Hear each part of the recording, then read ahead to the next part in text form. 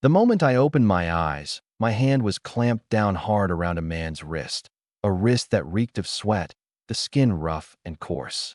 Before I could even figure out what was going on, that guy's bones were already crackling in my grip. My name is Lin Fei. Just a few seconds ago, I was sitting at my computer in my own bedroom, rewatching Armor Hero over and over, getting ready to binge Hero 108 next. In the span of a single distracted moment, the whole world in front of me had changed. By the time I snapped back to my senses, I found myself standing on a street drenched in neon lights of every color.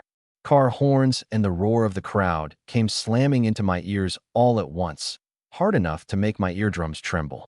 The air carried that familiar cumin smell drifting off the roadside food stalls, and every sign around me was written in Chinese. My first thought was, who dumped me in some strange city? But then I followed the sound of two girls chatting nearby, and my breath caught in my throat.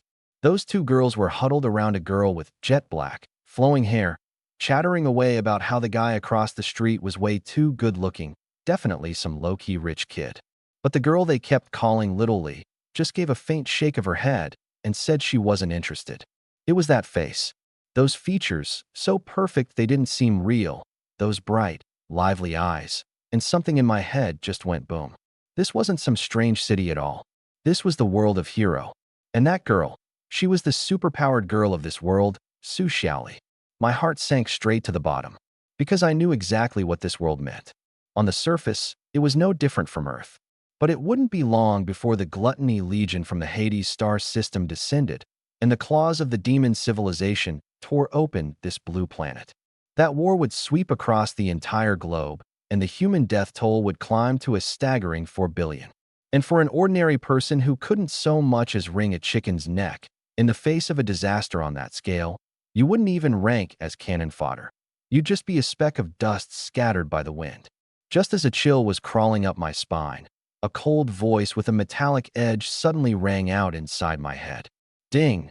Host detected crossing dimensions and descending into the Hero world.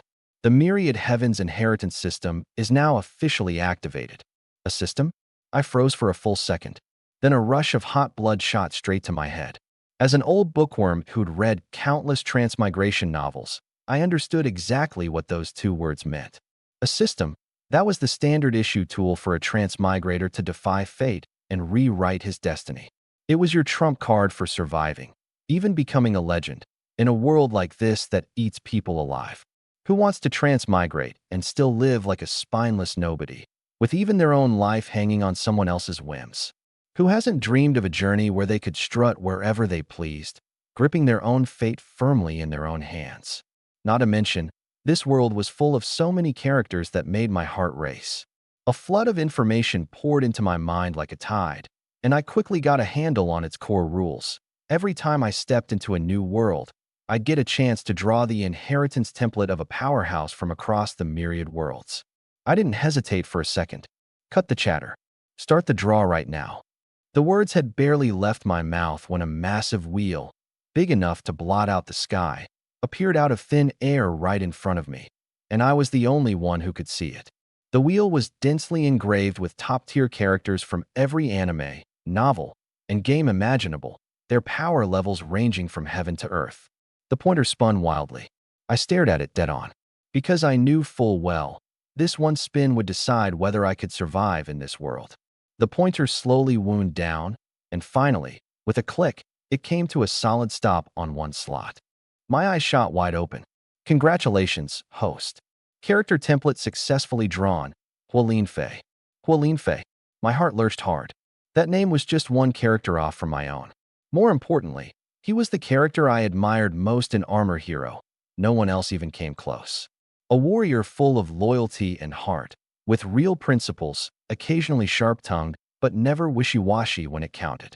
Once he'd locked onto a direction, even if there was a bottomless abyss ahead, he wouldn't take half a step back. To his friends, he was the kind of guy you could trust to watch your back without a second thought. That fearless, world-spanning heroic spirit ran all the way down to his bones. Honestly, I'd always felt he and I were the same kind of person. Before I transmigrated, I was the type who couldn't stand injustice either, couldn't let a single grain of sand sit in my eye, so to speak. Only, An ordinary human body held me back. The most I could ever do was step in when I saw something wrong and chase off a few punks. And sometimes, if I hit a little too hard, I'd end up getting hauled down to the police station for a chat. That frustration, all that fire in my chest with no way to let it out, had always been a thorn stuck in my heart. But now, what really had me trembling with excitement was Qilin Fei's near-monstrous growth potential. Back when I watched the show, plenty of people made fun of him, saying he got smacked around everywhere and couldn't beat anyone except low-level grunts. But if you actually went back and traced through the plot, you'd get a shock. From the first time he got his ability locked to the very end of the story, the whole thing spanned barely 14 days. In just 2 short weeks, everyone he faced was an ancient monster who'd lived 100,000 years, or the strongest beings from every corner of the universe. And he clawed his way from an ordinary high schooler all the way to becoming a cosmic overlord wielding the ability energy of 3.5 black holes. There was always a theory floating around the fan circles. The so-called 100,000-year cycle was essentially a lock that the universe's rules had slapped onto a terrifying talent like his.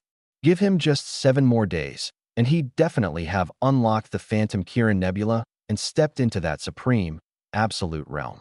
By then, the one sitting on the throne would have been him. And now, that inheritance was about to become mine. Fuse it. The instant the thought formed, my whole body felt like it plunged into a pool of warm spring water. A living, vital energy seeped in through my pores, spreading bit by bit through my limbs and bones. My originally frail body and my somewhat lost, uncertain will were both going through a complete reconstruction. Right after that, a wildly violent energy surged up from deep in my dantian. If you really had to measure its energy level, it was easily billions of times more powerful than ordinary nuclear energy. This was the ability energy that could rewrite the laws of space and time. Countless battle scenes from the eternal cycle flashed through my mind at lightning speed.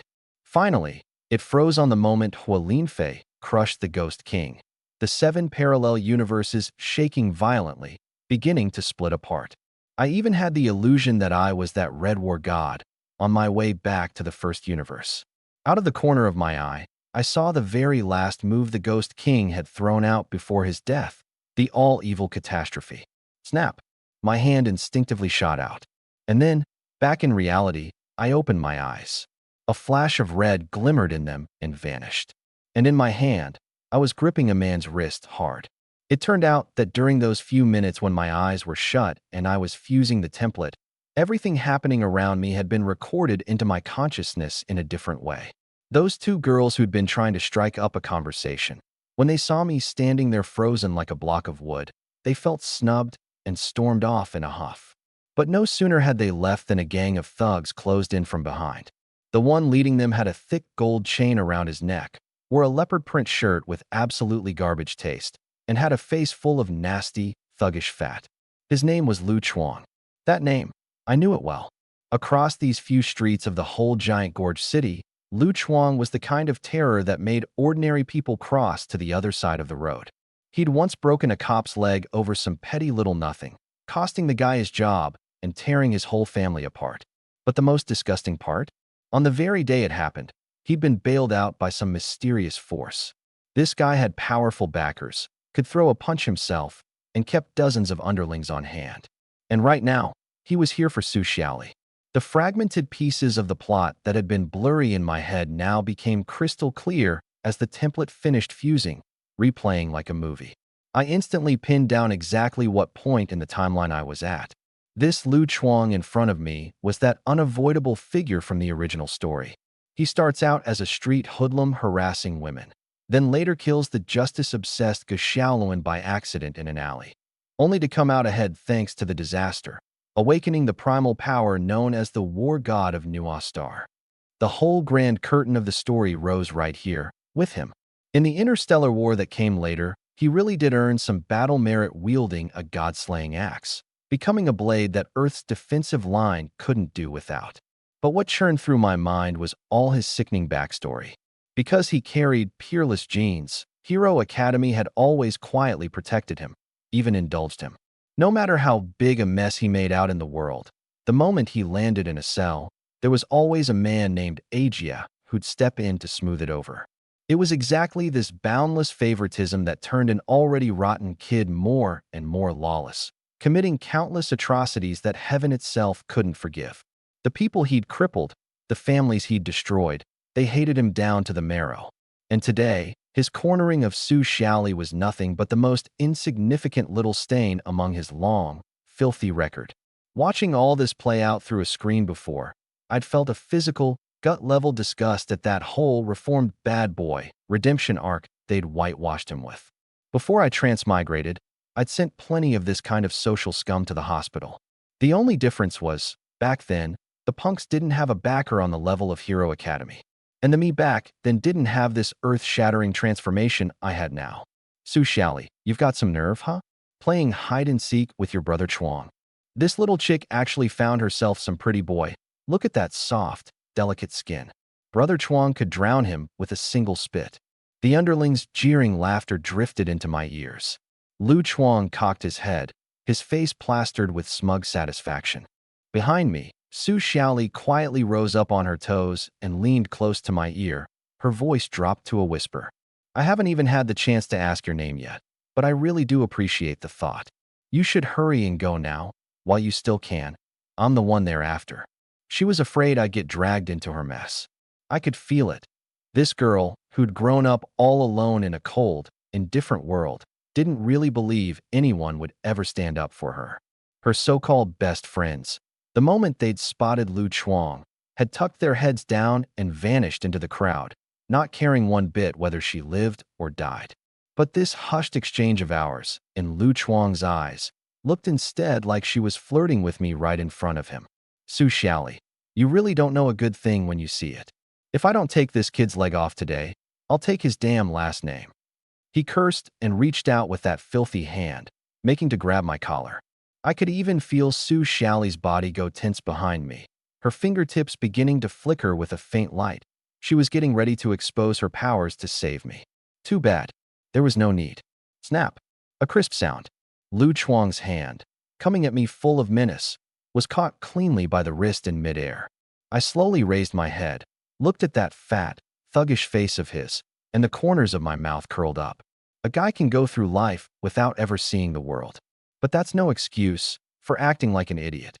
Lu Chuang stalled for a second, then flew into a rage. He'd never once in his life been mocked like this. What kind of stinking gas were you passing out of your mouth just now, kid? I looked him over with feigned surprise, one hand resting lazily on my hip. Oh wow, I really couldn't tell. Turns out on top of everything, you're seriously hard of hearing too. Fine, I'll put in the effort and repeat it for you one more time. I said, a guy can be uneducated and useless, but whatever you do, don't act like a moron. Oh, no, that's not quite right either. A piece of work like you. You're the perfect textbook definition of no brains, and a special love for coming out and embarrassing yourself in public. I'm killing you today, Lu Chuang roared, trying to yank his hand back while his other fist came flying at my face. But the instant he threw his weight into it, a chill shot up from his tailbone straight through the top of his skull. That hand of mine, resting so lightly and casually on his wrist, was now clamping down on his bones like a hydraulic vice, wringing them until they ached. No matter how hard he strained, he couldn't budge an inch. That's all the strength you've got? And here I thought someone who dares to strut around the streets like he owns them would actually have some real chops. His eyes went bloodshot, his breathing heavy, and he swung a fist the size of a sandbag, riding a gust of vicious wind straight at the bridge of my nose. Through my ability-enhanced vision, that punch crawled toward me as slow as a snail. I didn't even move my feet. I just tilted my head a little, and the fist grazed past, brushing the hair on my head. But not only did my mouth not stop, it got even nastier. Honestly, that move was so slow it looked like you were doing Tai Chi in the park. Are you malnourished or something? Who exactly gave you the guts to call me a pretty boy just now? If you ask me, you're the one who's all show, a fancy embroidered pillow stuffed with straw, a soft-legged little shrimp. You? I'm chopping you up and feeding you to the dogs today. Lu Chuang completely lost it and swung his arm again. And me? I was all out of patience for playing this turn-based game with him. The 5 fingers gripping his wrist gave a slight twist, and I pushed forward with the motion. A force he had absolutely no way to resist sent this big man flying straight out. Lu Chuang lost his balance completely, tumbling and scrabbling across the ground for several meters before finally landing hard on his rear, about as humiliating a sight as you could imagine. Be Brother Chuang? The few underlings nearby, who'd been waiting to watch the show, all froze on the spot. They knew better than anyone just how absurdly monstrous their boss's freakish strength was. He'd never lost a single fight. But who could have imagined that this skinny-looking, red-haired young man in front of them had just used one hand to fling Brother Chuang around like a sack of grain? And behind me, Su Xiaoli's jaw dropped so far she couldn't close it. She stood there in a daze, staring at my back. That back wasn't especially broad or hulking, yet it gave off an indescribable sharpness. You, her lips parted. You're afraid there are too many of them. You're trying to convince me to run. I turned my face slightly to the side and looked at her. Her little face went taut, and she gave an almost imperceptible nod. I'm grateful you stepped up, but you've humiliated Lu Chuang this badly. His crew will never let it go. Since this whole thing started because of me, I'm not going to just stand by and do nothing. She gritted her teeth, already prepared to reveal her powers. In this ice-cold world, I was probably the first person who'd ever given her a sense of safety. No matter what, she wasn't willing to watch me fall into the fire pit. But I just casually brushed the bangs off my forehead. Letting a girl take the front line, that kind of thing has never once been in my code of conduct. Besides, me getting involved in this mess isn't just to win points with you. That was the honest truth. I'd recognized her at first glance. This fox-type girl who was hugely popular in the original story. That face of hers, pure yet with a hint of allure. Honestly, it was 100 times more exquisite than anything on a screen. But I, Lin Fei, am absolutely not the kind of shallow guy who throws his principles out the window the moment he sees a pretty face. Even if the one being surrounded here today were a total stranger, an ordinary person, or even a plain, unremarkable old man, I'd step up all the same, without a moment's hesitation. This wasn't just my own inborn temperament. It was that sense of chivalry belonging to Lin Fei, now fused right into my blood. Su Xiaoli was completely stunned, gazing at the side of my face. Ripples she didn't even notice herself stirred in her eyes. And what she didn't know was that in this very moment, deep beneath the sea, in the command hall of the giant gorge, a storm was quietly rising, all because of me. General, the system just picked up a set of unknown fluctuations with an incredibly staggering energy level, all in an extremely short span of time. A woman named Lianfeng, her expression grave, stared at the screen as she reported to the man beside her. That man was named Du Kao, and his face was so dark it looked ready to drip. They'd long since discovered activity near the wormhole bridge by Pluto, that pack of gluttony creatures who worshipped the god of death and took pride in slaughter and the harvesting of souls, all of them eyeing this place hungrily. At a moment like this, any little disturbance could be the harbinger of destruction. Track the coordinates of that energy leak immediately. Soon, a set of satellite images was projected onto the big screen. This is the energy source. A young guy with dyed red hair. Du Kao hadn't seen this coming at all. In his mind, anything capable of producing fluctuations like these would have to be, at the very least, a beast-bodied life form clad in heavy alloy armor. But the target on the screen looked, from every angle, like a perfectly ordinary human. General, I can state with certainty that this is the person who triggered the alarm. Lianfeng confirmed with rigorous precision. And what's strangest of all, this energy isn't just staggering in sheer volume. Its very composition is deeply mysterious. It doesn't belong to any type of energy we know of, not nuclear fission, not dark energy, not antimatter, and it doesn't match ordinary light energy either. In Dino 3's database, which spans an entire civilizational cycle, we can't find a single module that overlaps with it. She paused, and a trace of chill crept into her voice. And what's even more baffling, we can't find any household registration or trace of this person anywhere on this planet. It's as if he descended out of thin air. What did you say? Du Kao shot to his feet. Dino 3 was the supercomputation terminal the Dino civilization had once built by pouring in the strength of their entire nation, its reconnaissance capabilities second only to a handful of celestial body computers. surveillance on that level, and it was helpless against a single living, breathing human. In that instant, he caught the scent of something even more dangerous than a gluttony invasion. Lianfeng, get word to Qiangwei at once. Have her go probe him immediately.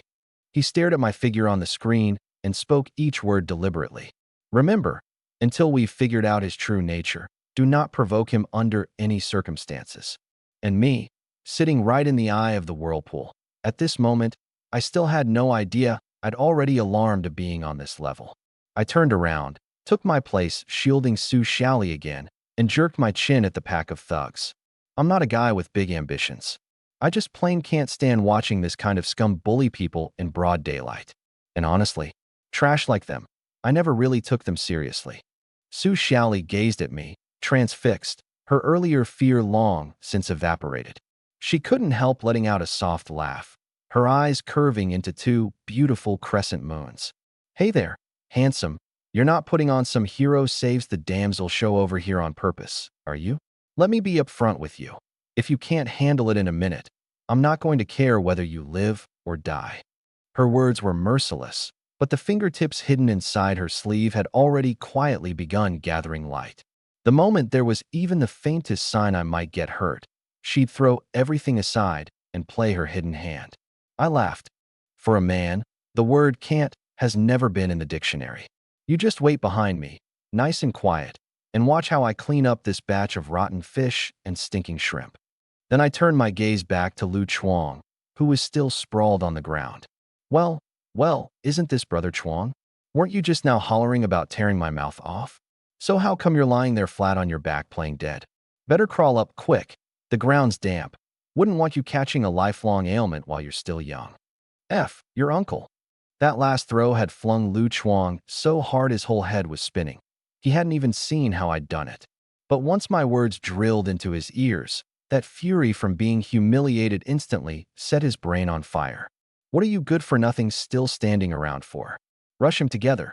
Whoever can rip this kid's tongue out today, I'll reward big. The gang of underlings exchanged a glance, then one after another whipped out telescoping batons from their pockets. Though they were wary of that eerie, explosive power of mine, their years of scraping by on the streets had taught them one truth. Numbers are the hard reality. No matter how good you are, a single pair of fists can't fend off four hands. And more crucially, the few thugs who'd originally been blocking Su Xiaoli's escape route now lunged at me from behind, moving in perfect, silent coordination. Watch your back. Su Xiaoli's heart skipped a beat, and she screamed. But before her cry even landed, a scene she'd remember for the rest of her life was reflected in her eyes. My movements were fast to the point of the unbelievable. Wearing a smile, I turned my body slightly, and my right fist, like a cannonball fired from the barrel, slammed viciously into the gut of the yellow-haired guy right in front of me. At the very instant I pulled the punch back, without even turning my head, I drove an elbow with pinpoint accuracy straight into the chest of the sneak attacker behind me, shattering his sternum. Right after that, a gorgeous backspinning kick sent another burly guy who'd been going for my legs flying several meters away. My right foot touched down, and riding the momentum, I completed a flawless rotation, my left hook dropping the last man still standing. Every single movement flowed seamlessly into the next, without a shred of hesitation or slack. This didn't look anything like handling a lowbrow street brawl. It looked more like a solo dance that pushed violence to its absolute artistic extreme. From start to finish, it took me less than 5 seconds. Those dozen-plus menacing thugs were all sprawled across the concrete, curled up in agony, their groans coming out broken and ragged. And I clapped my hands together, turned around, looked at the utterly dumbstruck Su Xiaoli, and smiled. In her stunned gaze, I knew the legend belonging to me, Lin Fei, had only just begun. So cool. Su Xiaoli clamped her little hands tightly over her mouth, her eyes brimming with an extraordinary light. I stood where I was, looking at the scene before me, and honestly, even I wanted to give myself a round of applause. The onlookers were all stunned rigid by the spectacle, mouths hanging open like someone had hit the pause button on them. And Lu Chuang, who'd just picked himself up off the ground and had been planning to deal with me personally, froze stiff right there, not moving an inch. No wonder he was dumbfounded. His crew might not count as any kind of proper army, but they were still fighters who'd earned their stripes on the streets, licking blood off the knife's edge, brawling their way up punch by punch, kick by kick. And the result? In the span of a single exchange, I'd taken every one of them down by myself, leaving them scattered across the ground in a heap. Lu Chuang's throat bobbed up and down, and he swallowed hard against a dry mouth. You, what circle are you even from? I brushed at the dust on my clothes, dust that didn't actually exist, and gave a helpless shrug at the puddle of human mush on the ground. Seriously, gentlemen, if you're going to choose the thug life, couldn't you at least put in some practice on the basics? At this level, you don't even make it satisfying for a guy to lay hands on you. I wasn't exaggerating either. In that last round, I dialed the energy in my body down to nearly the lowest possible setting. Why? Because I wanted to use the chance to personally experience that textbook perfect combat rhythm of Qilin face. To find that feeling, I'd even deliberately slowed my movements way down. Otherwise, one little tremor of the ability energy inside me, and forget about just those few, everyone on the whole street would have been blown away by the shockwave like kites with their strings cut. You're definitely not an ordinary person. What kind of monster are you? Lu Chuang was scared out of his wits. In that street hoodlum brain of his, there was simply no way to comprehend that superhuman, beyond the limit speed from a moment ago. I arched an eyebrow, thoroughly displeased with that label. Hey, you, not only are you deaf, did that big gold chain around your neck flash your eyes blind too? I crossed my arms over my chest. On my left wrist, the strangely shaped phantom Qilin ability lock glimmered with an eerie sheen under the streetlight. I don't change my name whether I'm standing or sitting. I'm a homegrown, born and raised blue star human of this planet. Monster? Not a monster? Give me a break. I looked the trembling tower of flesh in front of me up and down, and deliberately took my sweet time speaking. That energy you had just now, all fired up to chop me into dog food. Where'd it go? What? You don't even have the courage to lift your hand anymore. Don't tell me you're planning to give me a nice performance of dropping to your knees and begging for mercy in front of all these people. I tacked on one more line, my tone especially sincere. But don't put too much pressure on yourself about it. After all, running into an opponent like me, full marks on both looks and strength, it's totally normal to feel a little inferior. As I said it, I gave my head of flaming red hair a smug little sweep with my hand. The moment those words came out, I clearly saw Lu Chuang's expression change.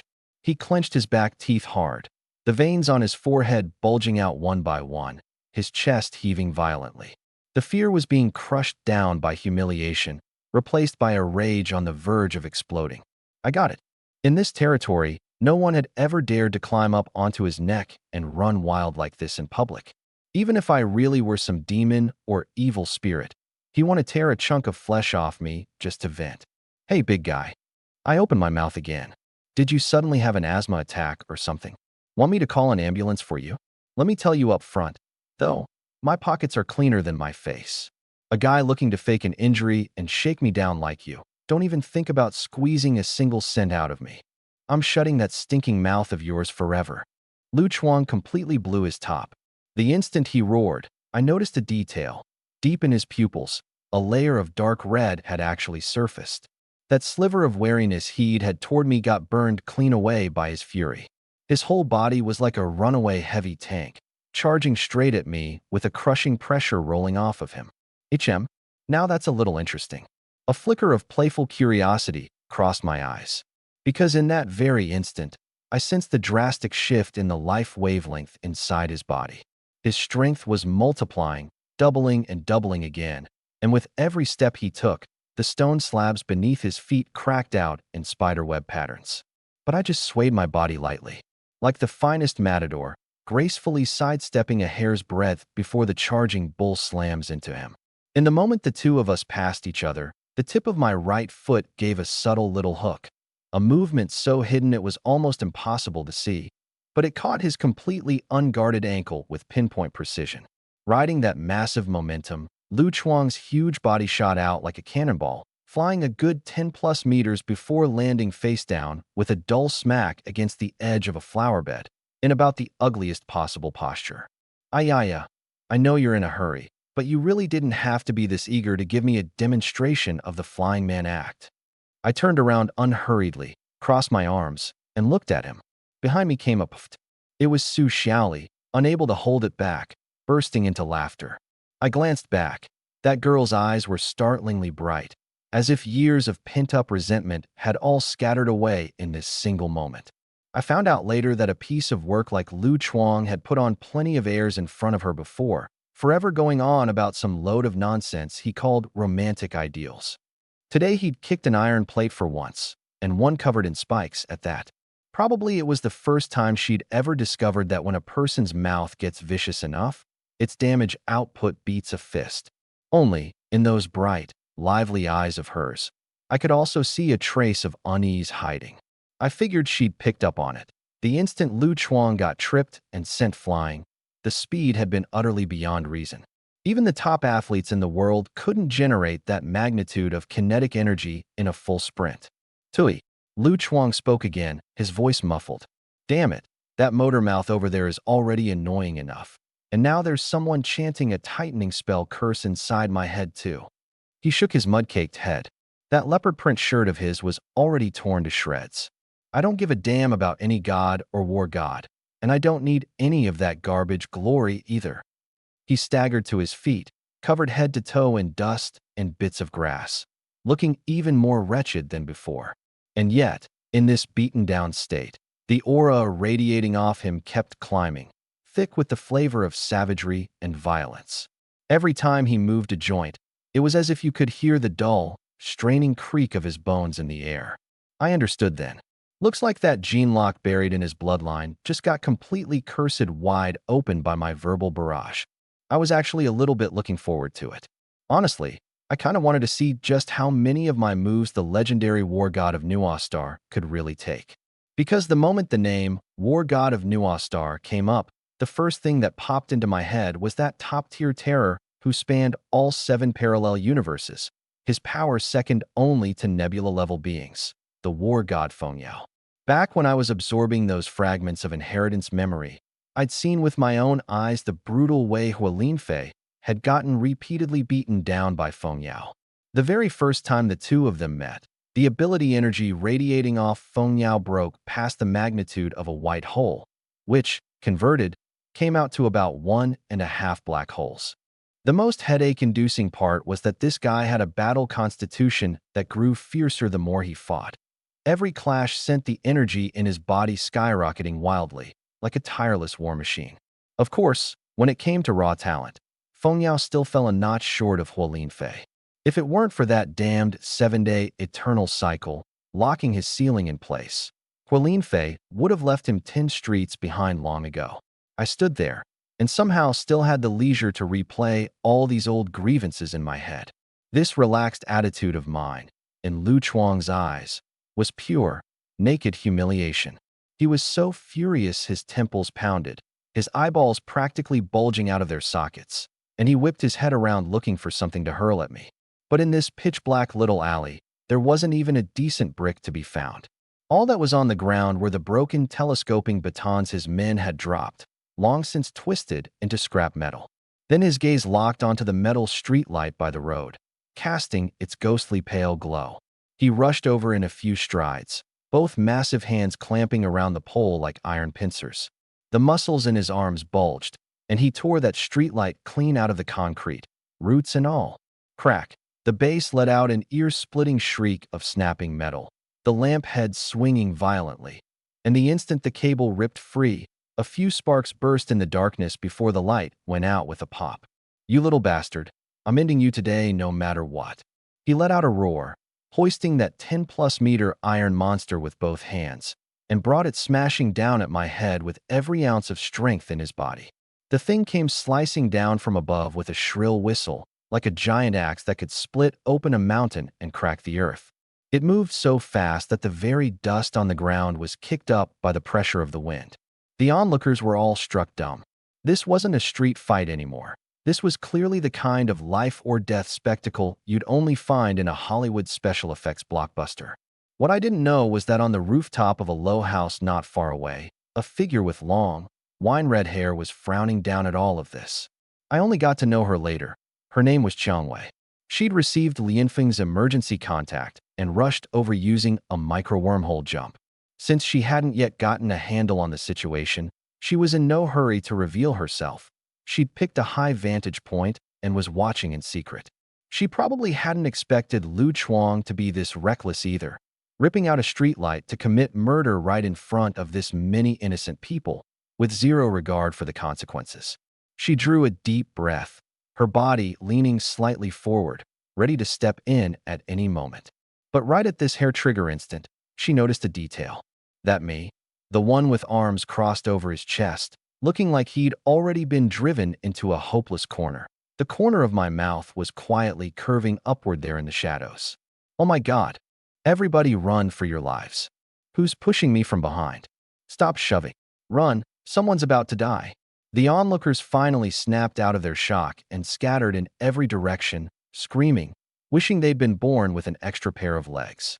They were terrified that 10-plus-meter metal monster would come crashing down and flatten them into meat pancakes along with everyone else. That's exactly why. Before you go crowding around to watch the drama, you'd better first weigh whether your life is tough enough to handle it. I still stood exactly where I was. The enormous shadow overhead had already blotted out the moonlight, swallowing my whole body inside it. The wild wind lifted my red hair, and the pressure plastered my tight-fitting shirt against my body. Seeing me stand there frozen like I'd been scared witless, and with that pole about to land dead on, Lu Chuang's eyes were full of a sick pleasure. As far as he was concerned, this was the fate that awaited anyone who dared mock him, the big boss of the underworld. But in the split second before that cold iron column was about to touch my scalp, by the faint glow at the far end of the street, he saw clearly the mocking smile on my face. You think a piece of scrap metal like this is going to hurt me? You really don't think much of your brother Fei, do you? My head snapped up, the power in my waist and core exploded in an instant, and my right leg swept up from below in a high roundhouse kick, slamming hard into the middle of the pole. Boom! A ring of transparent shockwave, visible to the naked eye, burst through the air. The force of that kick was terrifying. Lu Chuang felt nothing but a numb jolt in the web of his hands, and his grip flew open beyond his control. That 10-plus-meter heavy streetlight, light as a toothpick, went spinning high into the air at blistering speed, dozens of meters up. Before he could even react, an afterimage flashed before his eyes, and the next second, my smiling face was right in front of him, and then his entire field of vision was filled by a fist swelling larger and larger. Crack! A heavy left hook of mine landed square on that fat, thuggish face, twisting it instantly out of shape, his head snapping to one side. 2 bloody molars went spiraling out. But that was just the beginning. Before he could hit the ground, I immediately followed with a right hook that blasted into his left cheek. 2 more teeth went flying. His body, which had been toppling to the right, was wrenched back the other way by the reverse force, tilting toward the left instead. Smack! Smack! Smack! My fists came down on his face like a driving rainstorm. Every time gravity was about to drag him down, my next hook would slide precisely into place, forcibly keeping him upright to take the beating. From a distance, all the onlookers could see was his head snapping madly left and right like a rattledrum, keeping rhythm with my punches.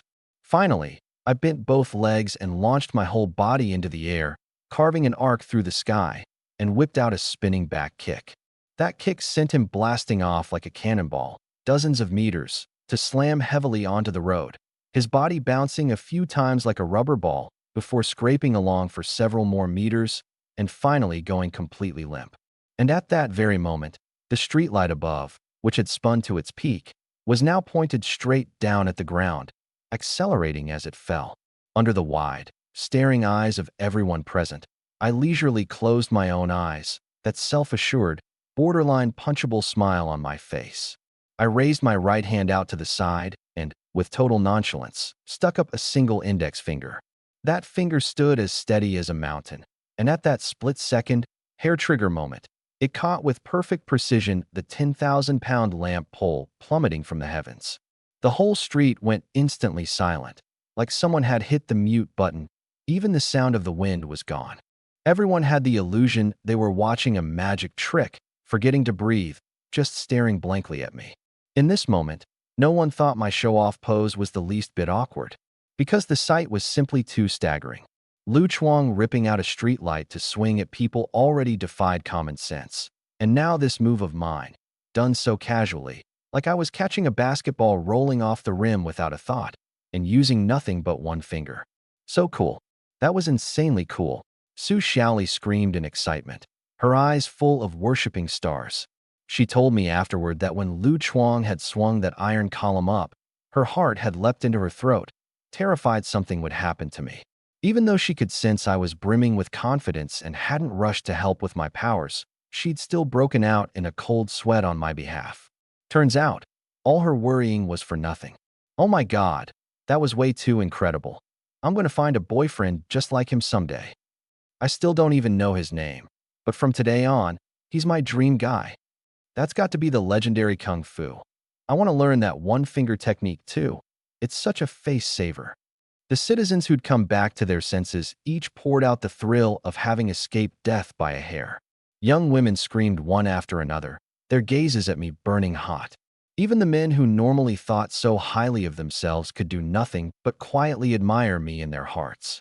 Amid all this cheering, nearly everyone had forgotten about the guy face down in the mud dozens of meters away.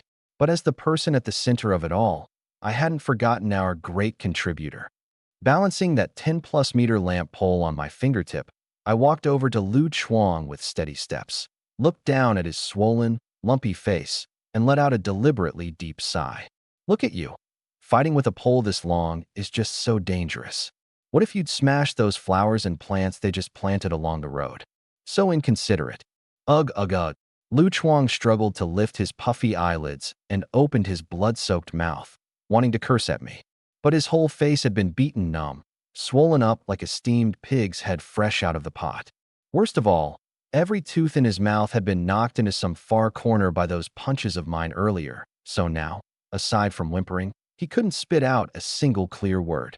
"HM, are you praising me for hitting so well?" I deliberately turned to the side and cupped my hand around my ear, putting on the look of someone listening extremely carefully. This obnoxious, punchable expression got his eyes so bloodshot he looked ready to tear me apart with his glare alone. Since you can't get the words out, don't bother straining. Saves me the trouble of listening forever like it's all gibberish anyway. I straightened back up, planted one hand on my hip, and looked down at him from above. Yoa. MMPH, MMPH, MMPH. Lu Chuang was so choked with rage the bloody veins in his eye sockets were about to burst. He writhed desperately on the ground, exactly like a fat maggot thrashing in its death throes on the road, but he just couldn't get up. In the end, this ultimate humiliation sent his heart racing too fast, his vision went black, and he passed out cold from sheer anger. Huh. I looked at the unmoving long lump with a bit of surprise. That's it, he's out already? His tolerance for pressure is pathetic. If he could suddenly have woken up right then and heard those words, he probably would have been so furious he'd have died all over again on the spot. Man, here I thought since you'd awakened some kind of super gene, you'd at least go into a clutch power-up like the protagonist in a hot-blooded anime. You've got the whole War God title hanging on you, and this is how little you can take? What a letdown. Honestly, I hadn't even used 30% of my strength just now. Otherwise, that gene seed that had just begun sprouting inside him, he'd have had to wait until his next life to start over. But when I thought about it, it made sense. After all, he was still just a small-time street punk scraping by. His genes had only just awakened. He'd never gone through any systematic training, never gotten his hands on any high-grade resources. At this stage, the most he could do was push around ordinary guys. Running into me, someone who'd inherited the freakish combat experience of Qilin Fei, meant that his brute strength didn't stand a chance. All right. His eyes are already rolling back in his head. No fun beating on him anymore. I clapped my hands together and briskly turned to leave. The crowd that had been packed together, as if they'd just seen a god, instinctively parted to open up a wide path for me. Countless pairs of eyes stared at me, practically glowing. "Master, please, sign an autograph for me. You can just write it on my shirt." Big bro, was that internal energy just now, or external technique? Teach me, please. I'll pay whatever it costs. I've got several villas I can turn into a martial arts school. Please, take me on as your first disciple. Faced with this overwhelming wave of pestering, I just shook my head and let a calm little smile cross my face. You know, the whole point of having power in the first place is to protect the weak, not to show off, and definitely not to bully people. No matter how big or small someone's abilities are, as long as their heart's in the right place, they're a good person. Having said that, I gave a casual flick upward to the street lamp still spinning like a frisbee on my fingertip. The hunk of metal traced a perfect arc across the night sky.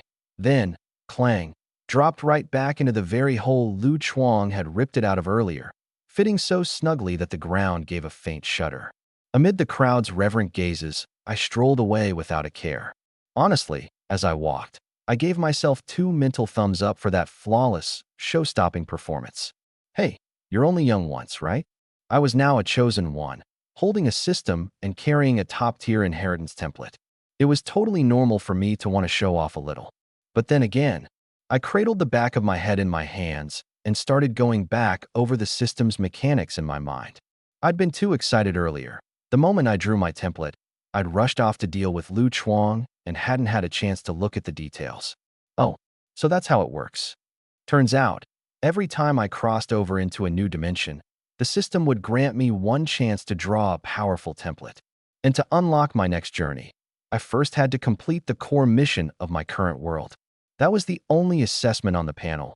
None of those tedious daily grind setups where you slowly farm experience. Honestly, I didn't think I needed that anyway. This body of mine possessed the absolute top-tier martial arts talent across all 7 parallel universes. My rate of breaking through by relying on actual combat might even be faster than the system's step-by-step approach. As for the world mission itself, ensure the eternal peace of cosmic order, personally create a pure starry sky, and nurture a serene and beautiful utopian world. Note, this mission has no time limit. Safeguarding the balance of the multiverse. That's a duty carved into the very bones of a super beast warrior anyway, I muttered to myself. Right now, the biggest troublemakers who could stir up chaos in this universe are basically Carl and Morgana and their gang of lunatics who can't stand a moment of peace. Hey, wait for me. A crisp shout cut right through my train of thought. I stopped and turned around. It was Su Xiaoli. She'd chased after me at a jog, stopping in front of me, panting hard. You walked too fast. I didn't even get to properly thank you for saving my life. Oh, that. It was nothing. No need to keep bringing it up. How can you say that? If you hadn't stepped in, those creeps Lu Chuang and his crew would have hounded me to death today. She looked at me with bright eyes. So, are you free right now? I'd like to treat you to a proper meal, just to show my appreciation. Sure, I just worked up an appetite, and my stomach really is a bit empty.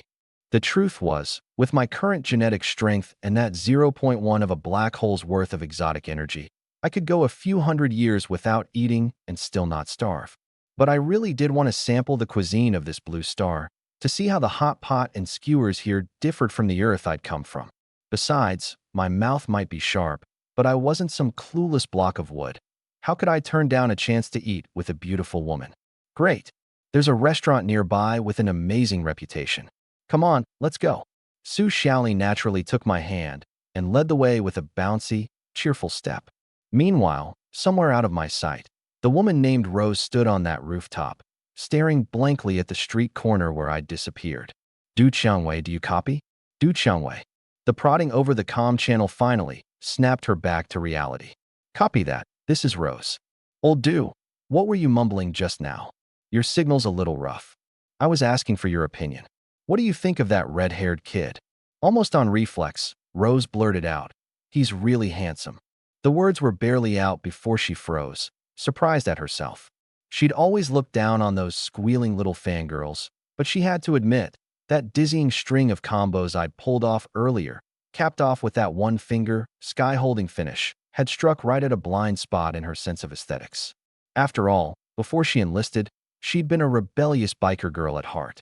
Later, at her father's arrangement, she joined the military and picked up a good deal of steely competence. But that fiery streak of hers had never faded. On the other end of the comm, back at headquarters, Du Cao was awkwardly wiping the cold sweat from his forehead. I sent you to back up Lu Chuang and observe the situation. I didn't send you to go and fall for the guy yourself. Watching his daughter act all girlish through the monitor, his heart skipped a beat. He couldn't shake the feeling that the little cabbage he'd painstakingly raised was about to get rooted up by some pig. And this pig wasn't even your ordinary blonde delinquent. It was a red-headed one. Ahem. So, Rose, you're not, you know? Not what? Spit it out. Rose furrowed her brow. Ahem, nothing. I wasn't asking about his looks. I meant the combat logic he displayed just now. Oh, right. Hurry and confirm Lu Chuan's condition. The retrieval team is almost there. His precious daughter had thrown him off so badly that he'd nearly forgotten the actual business at hand. Luckily, the life sign monitoring from the Dino 3 showed that Lu Chuang was still barely hanging on. Otherwise, he'd have ordered Rose to forcibly intervene long ago. All right, got it. Rose shoved her hands into the pockets of her trench coat and, with a smooth motion, leapt down from the rooftop, her long crimson hair streaming in the wind, striking and full of spirit. She landed steadily, cut through the crowd that still hadn't fully dispersed, and walked straight up to Lu Chuang. What met her eyes was his face, swollen up like a rotten watermelon into a pig's head, drooling as he lay unconscious, his mouth full of nothing but red, empty gum sockets where his teeth used to be. Up top, the usually serious Rose simply couldn't hold it in and burst out laughing. As for what I'd said before leaving, she, someone who'd been through the grind of the battlefield, felt it deeply. Power was meant to be a shield for the weak, not a weapon for bullies. According to his file, this Lu Chuang had been a total scumbag before. If she'd run into him on the street on any normal day, she'd have wanted to give him a couple of kicks herself. And yet Ajia and her old man treated this lump of dirt like a treasure. Every time he got into trouble, Ajia would go scurrying off to the police station to bail him out. Just thinking about having to stand in the same trench as scum like this to fend off aliens in the future made her feel like Earth's prospects were pitch dark. He's been beaten into a toothless tiger, but at least that kid held back and didn't damage his core. Her tone was full of laughter she couldn't quite hide. Back at headquarters, Du Cao said nothing. He'd watched the whole thing through the monitor and heard my little speech too. But as an old fox who'd commanded armies of thousands, he wasn't about to trust some stranger of unknown origin based on a few pretty words alone.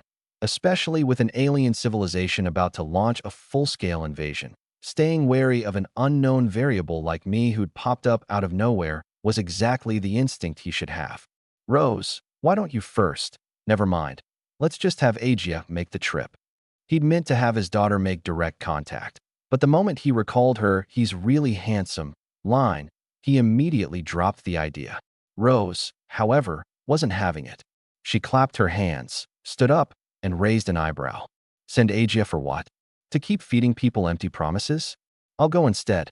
Ajia always talks with this bureaucratic tone. If he ends up ticking the guy off, it'll be hard to clean up the mess. Du Cao mulled it over and figured she had a point. My mouth was indeed something fierce. Before they had a good read on my temperament, if Ajia botched things and pushed a powerhouse of my caliber onto the opposing side, the loss would be too great. Fine, but mind your boundaries. Where is he right now? I'll head over. Rose was in great spirits. He's at a restaurant on the pedestrian street next door, about to have dinner with that Su Xiaoli. Perfect. I haven't had dinner myself yet either. I've been running around all day. I rushed over to put out this fire right after hanging up with Annie Lianfeng. Since Lu Chuang's not going to die, I'll go meet this redhead first. As for the cleanup work, you can send someone else for that. With that, Rose strode off toward the pedestrian street on those long legs, outlined tall and slender by her tight leather pants, not once looking back. Rose? You stop right there. Back at command, Du Cao wanted to add a few more words of caution, but on her end, the encrypted comm channel had already been cut off, unilaterally, by Rose. His temples throbbed. He just couldn't shake the feeling that his daughter going to make contact with me was going to cause trouble, no matter what. Left with no choice, he dialed up Ajia's channel again. Ajia, get to these coordinates right away and rendezvous with Rose. Keep a close eye on her. Don't let her do anything reckless. And I, of course, had absolutely no idea any of this was going on at the time. At that moment, I was following Su Xiaoli into a tastefully decorated Western restaurant. It was already past 8 in the evening. Through the brightly lit display windows, you could see the diners inside were few and far between. Su Xiaoli still had my arm hooked affectionately in hers, as she pushed through the revolving door. This is the place. I tried it a couple of days ago. The food is just out of this world. The pair of fox ears atop her head twitched happily because she was in such a good mood. Honestly, the whole way here, my gaze kept drifting up toward the base of those ears. Passers-by probably assumed they were some kind of high-quality costume accessory, but I knew perfectly well they were the real deal. I'd even been wondering the whole time what they'd actually feel like to touch. Still, out of politeness, I forced down the urge to reach out. The two of us picked a quiet booth by the window and sat down. Soon, a waitress with a fresh, innocent look and a plain style of dress came over cautiously, holding a menu. "Good evening, you two. What would you like to eat?" She kept her head lowered, her voice timid. I noticed her glance secretly flick toward the fluffy pair of ears on Su Xiaoli's head, then over to my flashy shock of red hair, a hint of confusion in her eyes. She was probably wondering if the two of us had just come back from some comic convention. This girl's name was Rui Mengmeng. Actually, I'd known that name for a long time. Back when I watched this story on the screen, I'd felt pretty sorry for her character. A simple, kind-hearted girl who dropped out of school in junior high and scraped by at the very bottom of society, working odd jobs around the clock, day and night, saving up tuition penny by penny, all just to earn herself a shot at going to college. The word leisure was as far away from her as a star at the edge of the sky. And yet a kind-hearted girl like that ended up getting lured into the Justice League to risk her life by a guy like Agia, who was all bureaucratic talk and empty promises. Worse still, her genetic talent wasn't top-notch, so by the time the big battles rolled around later, she'd become little more than a dispensable piece of background scenery. Now that I'd personally come to this world, well, whatever else happened, at the very least I couldn't let her fall into one of Agia's traps again. As long as it was within my power, I wanted to bring a little warmth to this down-to-earth girl. "Hey, Faye, take a look and see if there's anything here you'd like." Su Xiaoli had already gotten my name out of me on the way over. She pushed the menu in front of me, and I smiled and pushed it right back. "I don't know the first thing about the signature dishes here. Better if you decide. A woman with taste like yours, Xiaoli, whatever you order is bound to be a hit." Su Xiaoli's smile crinkled the corners of her eyes into little crescents, and the fox ears on her head gave another happy twitch. "Well, who knew? You're not just good in a fight. Your mouth's smooth as honey, too." "All right then, I won't hold back. Naturally, when in Rome, do as the host says." I made an elegant after-you gesture. "One order of salt-baked prawns, one white-cut chicken platter. Let's start with those." Rui Mengmeng jotted it all down nimbly and was about to turn to place the order.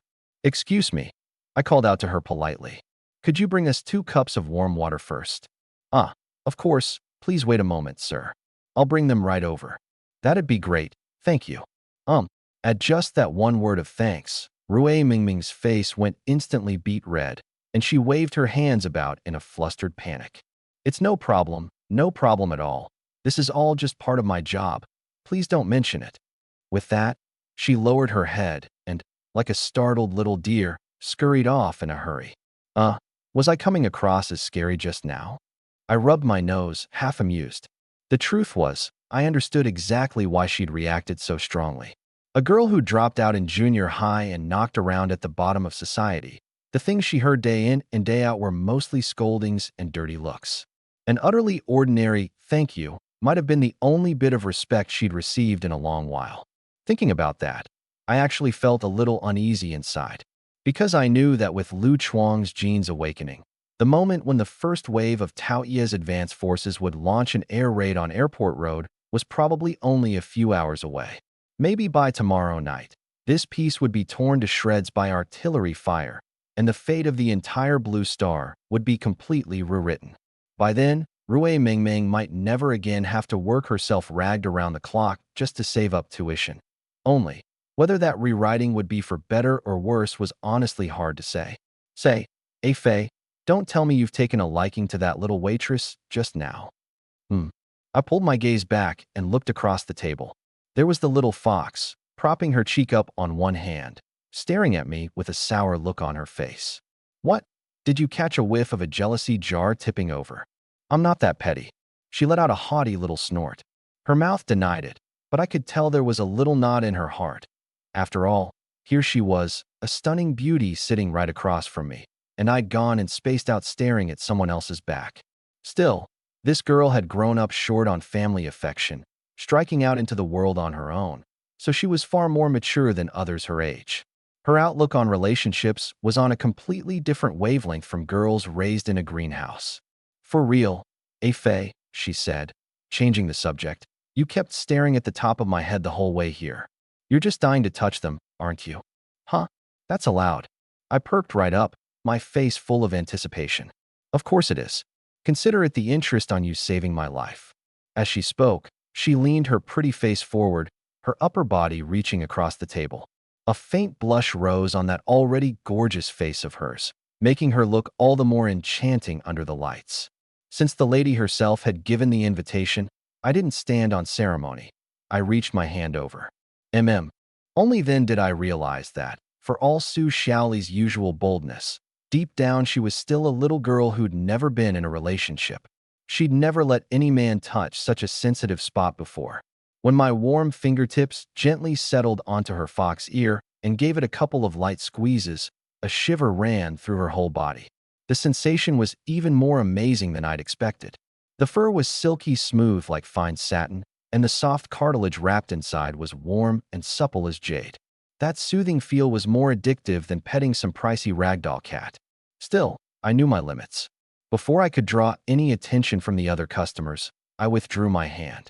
Even though I hadn't had my fill, now that I'd broken the ice, there'd be plenty of chances later. As for Su Xiaoli, once she'd gotten over that initial shyness, she found that the caress had strangely relaxed her. When she felt the emptiness on top of her head, she was surprised to feel a faint pang of loss. So how was it? Her eyes glimmered. A little more lifelike than you imagined? Impressive, honestly, just like they're really growing out of your head. Where'd you buy those props? I want to get myself a pair too. Humph. These are one of a kind in the entire world. You couldn't buy them no matter how much money you had. Huh? Don't tell me. These things are real. I deliberately put on a startled look. Of course they're real. That blush crept quietly back onto her face. And I'll have you know, in all my life, you're the first person to ever touch them. So it was your first time? Then I'm truly honored. It'd be wonderful if I could get to experience it again later. Faced with my shameless request, Su Xiaoli giggled. That depends on whether this lady's in the mood or not. Just as the two of us were trading playful banter back and forth, a figure came in through the restaurant's entrance and instantly grabbed my attention. It was a tall woman in a sharp trench coat and form-fitting leather pants. Her long, wine-red hair cascaded down like a waterfall, and her finely sculpted features were done up with a cool, sultry, smoky eye. I recognized her. She was the one who'd been watching me from the rooftop earlier. In fact, back when I was working Lu Chuang over, I'd already spotted her, and I could even feel a pair of eyes staring at me from somewhere up above and off to the side. At the time, I'd figured she'd jump out to stop me from beating up that Dino war god. After all, in the eyes of the League of Heroes, Lu Chuang was a precious little treasure. But she just crouched in the shadows and watched the whole show, then let me swagger off in the end. That part I found rather interesting. She walked over on those long legs, heading straight for our table. Eep! A little yelp slipped out of Su Xiaoli's mouth. Like a startled kitten, she instinctively shrank behind me, and the fox ears on her head shot straight up from the tension. Only then did it hit me. The whole way here, her head had been filled with the fact that I hadn't turned down her dinner invitation, that I'd even let her hold my hand. That pink, flirty atmosphere had made this love-struck little fox completely forget that there'd be consequences from the big street lamp-ripping showdown earlier that day. The moment she thought about how huge a scene we'd caused back then, her heartbeat went into a panic. Fei, about the fight you had with Lu Chuang today. Her fingers fidgeted nervously with the hem of her clothes. Aren't you the least bit scared of the fallout? What's there to be scared of? Are you worried that scumbag Lu Chuang will bring people back to settle the score? The corner of my mouth curled up. Set your mind at ease. Even if that guy really has some super gene now, in my eyes he's still a total pushover. Honestly, if he dares to come stir up trouble again, I'd actually be looking forward to it. I only threw a couple of moves at him today, and he was already flat on the ground. I hadn't even loosened up my joints yet. But next time we meet, that gap-toothed mouth of his is probably going to leak like crazy, talking like a leaky water pipe. Who knows if anyone will even be able to make out whatever hot air he's spouting by then. Up top, Su Xiaoli couldn't hold it back and burst out laughing. The tense mood was instantly shattered. An image immediately popped into her head, Lu Chuang scrambling all over the ground for his teeth, along with that infuriating look I'd worn back then, the one that said, "What did you say? I can't quite hear you." "That's not what I meant." She shot me a coquettish glare. "Of course I know you're the strongest, Fei. I'm afraid that those people in white lab coats will haul you off to a lab and slice you into pieces." "Oh, so that's what you're worried about." "Yes, that's exactly what I'm worried about." She nodded like a chick pecking at rice, her little face going pale with anxiety. I could more or less understand her fear. Ever since she discovered she had that alluring witchcraft about her, on top of the real pair of ears on her head, she hadn't had a single peaceful day. Back then she lived in constant dread, always wearing a hat whenever she went out, terrified of being discovered by some mysterious organization and dragged off to a secret base for tea, then scanned all over by machines, and maybe in the end cut open for genetic research. It wasn't until later, when she realized everyone just assumed she was cosplaying, that she gradually worked up the nerve to take off the hat. "Fei, you and Lu Chuang caused such a huge scene right in the busy part of town. The higher-ups have definitely got their eyes on you now. It probably won't be long before they send people to grab you. What if they really do take you away for experiments and slice you up for research? What then? Slice up? Who's slicing whom?" Just as she was fretting away with a knitted brow, a cool, clear female voice suddenly cut in. "You know, the kind where you're strapped to an operating table and cut open like a lab rat, made into a specimen." "Hey, who are you?" Su Xiaoli kept explaining along her train of thought, only halfway through catching on that something was off. The one answering her wasn't me at all, but an unfamiliar woman's voice. It was that wine red-haired woman. She'd already reached the edge of the table and casually propped a hand on her waist, her aura at full blast. "Me? I'm exactly the one you were just talking about, the official representative who's going to take you two away to be sliced up." "Huh? Wah." Su Xiaoli petrified on the spot. Then, like a spooked rabbit, shrank behind me with a shriek, the fox ears on her head standing straight up. Hey, I've got to say," I shot her a sidelong glance, a note of reproach in my voice. "Eavesdropping on people's conversation is one thing, but jumping out to scare a little girl, that's just not cool." "I've got no time to waste eavesdropping," she said, expression unruffled. "My ears are just too sharp. I happened to hear it as I was passing by, that's all." I knew in my heart that as a second-generation warrior with time-space genes, her physical abilities far surpassed those of an ordinary person. Even without deliberately listening, the sounds around her would automatically pour into her ears. But anyway, she pulled out a chair and sat down without the slightest hesitation. "Even though I really am with the officials, we're not so twisted over there as to snatch living people and slice them up." "Then what do you want with us?" Su Xiaoli, still hiding behind me, was all wariness in her eyes. "I'm not here for you. I'm here for him." She pointed at me. I knew it. She's here to give Fei trouble. Su Xiaoli muttered under her breath, all protective. "Mind if I join your table? I just wrapped up work and haven't had a chance to eat dinner yet." Ignoring Su Xiaoli's guardedness, she looked straight at me and issued the invitation. "You're welcome to sit and eat here, but this meal is one Xiaoli specifically treating me to, so tonight's bill is on me." Her answer was short and firm, all military bluntness. "Well, since the boss is being so generous and picking up the tab, Xiaoli, scoot on over next to me." I patted the seat beside me. "Then, all right." Su Xiaoli hesitated a moment, but still slid over to the inner seat by the window, though her eyes stayed fixed on the other woman, not daring to let up for a second. "Let's just be straight about it." I got right to the point. "Du Cao sent you to talk me around and get me to join up, didn't he?" As for the fact that it was that old man's idea, I could have figured that out with my toes. "You actually know the inside details on us." Her pupils contracted slightly, but on second thought, she probably found it reasonable enough. After all, I could toy with the super gene-wielding Lu Chuang like he was some plaything. Combat power like that was absolutely not something an ordinary gene warrior could match. What was even stranger was that not even a computer on the level of the Dino 3 could dig up the details of my genes. The renowned League of Heroes, Naturally, I've heard of it. I picked up the lemon water and took a sip, as casual as if I were chatting with an old friend. All right, since you've laid your cards on the table, I'll be straight too. What old Do wants to figure out today is exactly what you're after by coming to Blue Star. As for recruiting you, that's the specialty of that big, smooth talker Agia. I don't have the silver tongue for it. She gave a shrug. The purpose of coming to Blue Star? Su Xiaoli, listening beside us, was thoroughly bewildered.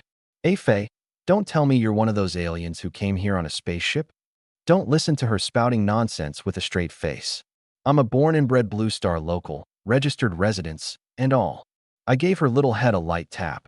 Sure, I'd come from a Blue Star in another world, but as far as this identity went, it wasn't wrong.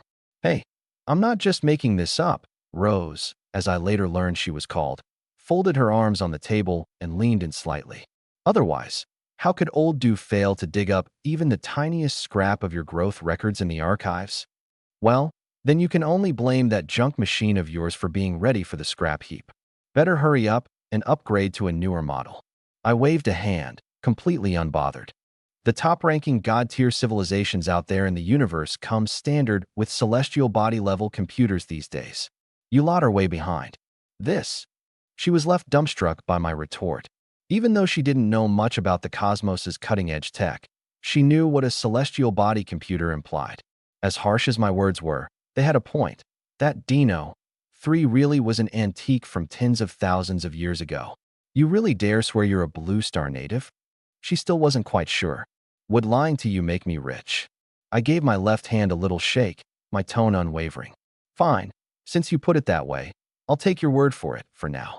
She let out a long breath and relaxed back against her chair. We've been chatting all this time and haven't even properly introduced ourselves. I'm Rose. Lin Fei. I'm Su Xiaoli. Watching the two of us exchange names, Su Xiaoli was taken aback for a moment, but in the end she still politely chimed in.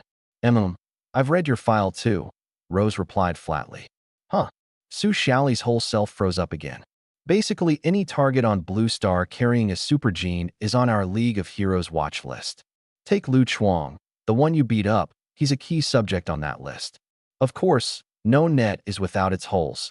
Some genes that don't belong to the Dino star system, we might not catch in time. But you, buddy, she shot me a sidelong glance. You're a complete anomaly. We can't even determine which category your gene sequence belongs to. It was only today that we discovered Blue Star was actually hiding an unknown super warrior like you. Su Xiaoli, listening beside us, was thoroughly dizzy. She recognized every one of those words on their own, but strung together they sounded like lines from a sci-fi movie.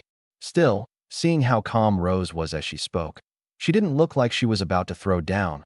The atmosphere gradually eased. She finally managed to grab the key point out of all that talk. Turns out the officials had known about her own special nature all along. And to think she'd spent her days living in constant fear, always sure she'd be sliced up, when all along she'd just been battling her own imagination. Wait, so you're telling me you've got your eyes on my Fei after all? Su Xiaoli had just breathed a sigh of relief when her mind spun, and she tensed right back up. I wouldn't call it surveillance. We just wanted to confirm whether Lin Fei posed any threat to Blue Star. Since he's personally admitted he's a Blue Star native, there's no need to dwell on that question anymore. As Rose said this, her eyes lit up. Oh hey, here come the dishes you ordered. There was Rue Meng Meng, carefully making her way over with an enormous tray. Plate after plate of steaming hot food was set on the table, the aroma drilling straight into everyone's noses, and the gluttony bug in Rose's belly was instantly stirred awake. These dishes really do look great. Since you two have already ordered, I won't be shy. I'll add a couple of hearty ones too. She waved a hand. Hey, little miss, let me take a peek at that menu. Of course, right away. Rue Meng Meng nodded shyly, sizing her up with curiosity. Rose expertly added a few more dishes, but her gaze, as if it had a hook on it, stayed fixed on Rue Meng Meng's retreating back. That look made Su Xiaoli feel a twinge of sourness. Could it be that this little waitress came with her own charm halo built in? Fei had been staring at her the moment he walked in, and now even this cool, sultry Rose was staring too. So what? Did that make her, the genuine little fox spirit, into some invisible nobody? What are you looking at? Did flowers bloom on my face? Rose, Sensing that resentful stare, asked with amusement. Nothing. Then why do you look like you want to eat me alive? Still afraid I'll drag you off to be sliced up? That's not it. I'm just curious. Afei was staring at that girl earlier, and now even you're doing it. Oh, you mean that? Rose got it. That girl's name is Rui Mengmeng. She's got a super gene lying dormant in her body too. Just like you. She's someone with a special talent. But she hasn't awakened yet. So right now, she looks no different from an ordinary person. She knew Rui Mengming's background inside and out. She was another Dino elite trooper, flagged for close attention on the list. It was just that actually running into her in real life was a first.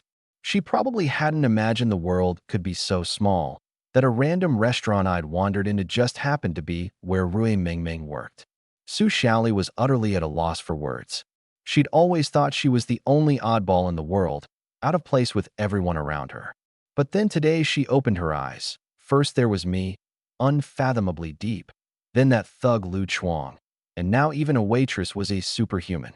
Were special powers so common these days that they were practically dime a dozen? So then, Afei's paying attention to her is for that reason too? She still wouldn't give up, pressing the question.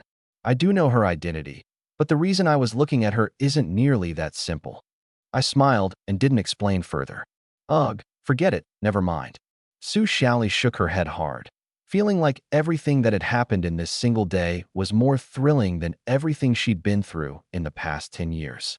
Her brain's capacity was already maxed out, so she just gave up on trying to think. It's Sister Rose, right? Let's just dig in first. That doesn't seem quite right, does it? After all, you two ordered first. It's fine. The dishes you ordered are probably still being fussed over in the kitchen for a while. Weren't you starving? Get something in your stomach first. I've got no objections either. I picked up the thread. You're footing the bill in the end anyway, so you'd better pull your weight. All right then, I won't stand on ceremony. Rose figured she had a point. The money was already spent, so there was no sense in just watching other people eat. On top of that, she had that brisk, fiery military temperament and didn't fuss over such things. And so, 3 people who'd been complete strangers officially kicked off their freeloading feast. This tastes incredible. Rose picked up a bite with her chopsticks and popped it into her mouth, her face full of bliss. Unfortunately, that contentment didn't last long. Xiaoli, try this salt-baked prawn. It's their signature dish. Here, I've already peeled it for you. Thank you, Afei. Su Xiaoli was so happy her eyes narrowed into little crescents. She never would have imagined that a handsome guy like me would actually peel prawn shells for her by hand. Originally, she brought me here to show off her domestic side a little, but with an official personnel, like Rose present, she'd been feeling a bit reserved the whole time. Now, seeing me feeding her of my own accord, that little shyness of hers flew straight off to the ends of the earth. Afei, have some of this fried chicken too. Crispy outside, tender inside, so delicious. And this green vegetable, it's especially refreshing. Here, have another sip of this soup. Rose. Hold on. Guys, am I just air to you too? Her whole face went stiff, and the hand holding her chopsticks trembled slightly. She'd admit that I was genuinely good-looking and that her impression of me wasn't bad. But that didn't mean she wanted to sit here at close range watching a live, in-person episode of Everyday Romance. She hadn't sunk so low as to have to sit through other people's public displays of affection, had she? Ahem. Cough, cough, cough. Rose covered her mouth and let out a few awkward, dry coughs. What's the matter? Did something go down the wrong pipe? Want a bit of water to help it down? Su Xiaoli looked up, her eyes utterly innocent. Rose felt a pressure in her chest and was, for a moment, at a loss for words. Don't tell me. You want some of this peeled prawn too? Watching her stew there, I couldn't resist teasing. If you want some, just say so. Who knew? Underneath that bold, brisk personality of yours, you've actually got a tsundere streak hiding. All right, that's enough. Her face darkened. In the end, amid that awkward atmosphere, Rose did get to eat the prawn I'd deliberately deveined and handed over. And, well, when that fresh, sweet flavor burst across her tongue, it felt oddly nice. After all, in her 20-some years of life, apart from her old man, this was the first time a man had ever peeled a prawn for her. Thinking about how this pair of little lovebirds had been carrying on without a care for anyone else, and adding in the fact that this meal really was coming out of her own pocket, she dug in with a clear conscience, even brazenly asking for 2 more prawns, all of which she left for me to handle. After they'd eaten and drunk their fill. Phew, that was a seriously satisfying meal. Su Xiaoli slumped in her chair without a shred of poise, patting her round little belly with a sigh. Probably because what flowed in her veins was the fox spirit gene of the likes of Su Daji, her appetite was far smaller than those big eaters of the Dino star system. All told, she'd eaten herself only about 30% full, and the rest of the plates had all been swept clean by us 2 non-humans, Rose and me. But thanks to this meal, the 3 formerly strangers had grown a good deal closer. Rose, why don't I cover the bill instead? The money I make from streaming is enough to pay for this. Su Xiaoli spoke up, a little embarrassed. She usually didn't show her face, relying on her lovely voice to do song covers online, and she had a devoted fan base, so she was actually quite well off. It's fine, no need to stand on ceremony with me. 1 meal is nothing to me. Rose waved her off, standing up to settle the bill. The 3 of them, 1 in front, 2 behind, ambled leisurely toward the restaurant's entrance. Thank you, honored guests. Please come again. Rui Mingming stood at the door and gave a polite little bow. Hold on. I suddenly stopped in my tracks. How about we add each other on WeChat? Rui Mingming froze up entirely, her face flushing red all the way to her ears. Su Xiaoli stared at me suspiciously, and the look on Rose's face was even more peculiar. Though she still hadn't quite figured out how far things had developed between me and Su Xiaoli, their relationship was clearly no simple matter. Wow, asking another girl for her contact info right in front of your current flame. That took some serious guts. Oh, don't get the wrong idea, you two. I gave a smile. I just think that an innocent little girl like her is way too easy for shady creeps of unknown background to deceive. See, like that one crouching over there, for instance. I casually pointed toward the side of the road. There sat an unremarkable black sedan, and beside it stood a man in a black suit and black sunglasses, looking every bit like a bodyguard. Rui Mingming followed my finger and looked over, catching sight of that oddly dressed fellow right away. And he, seemingly aware that he'd been exposed, gave a visible jolt, then, feigning composure, pulled out his phone, pressed it to his ear, and muttered to himself, even making a show of adjusting his sunglasses. Hey, don't tell me the mob has its eyes on me.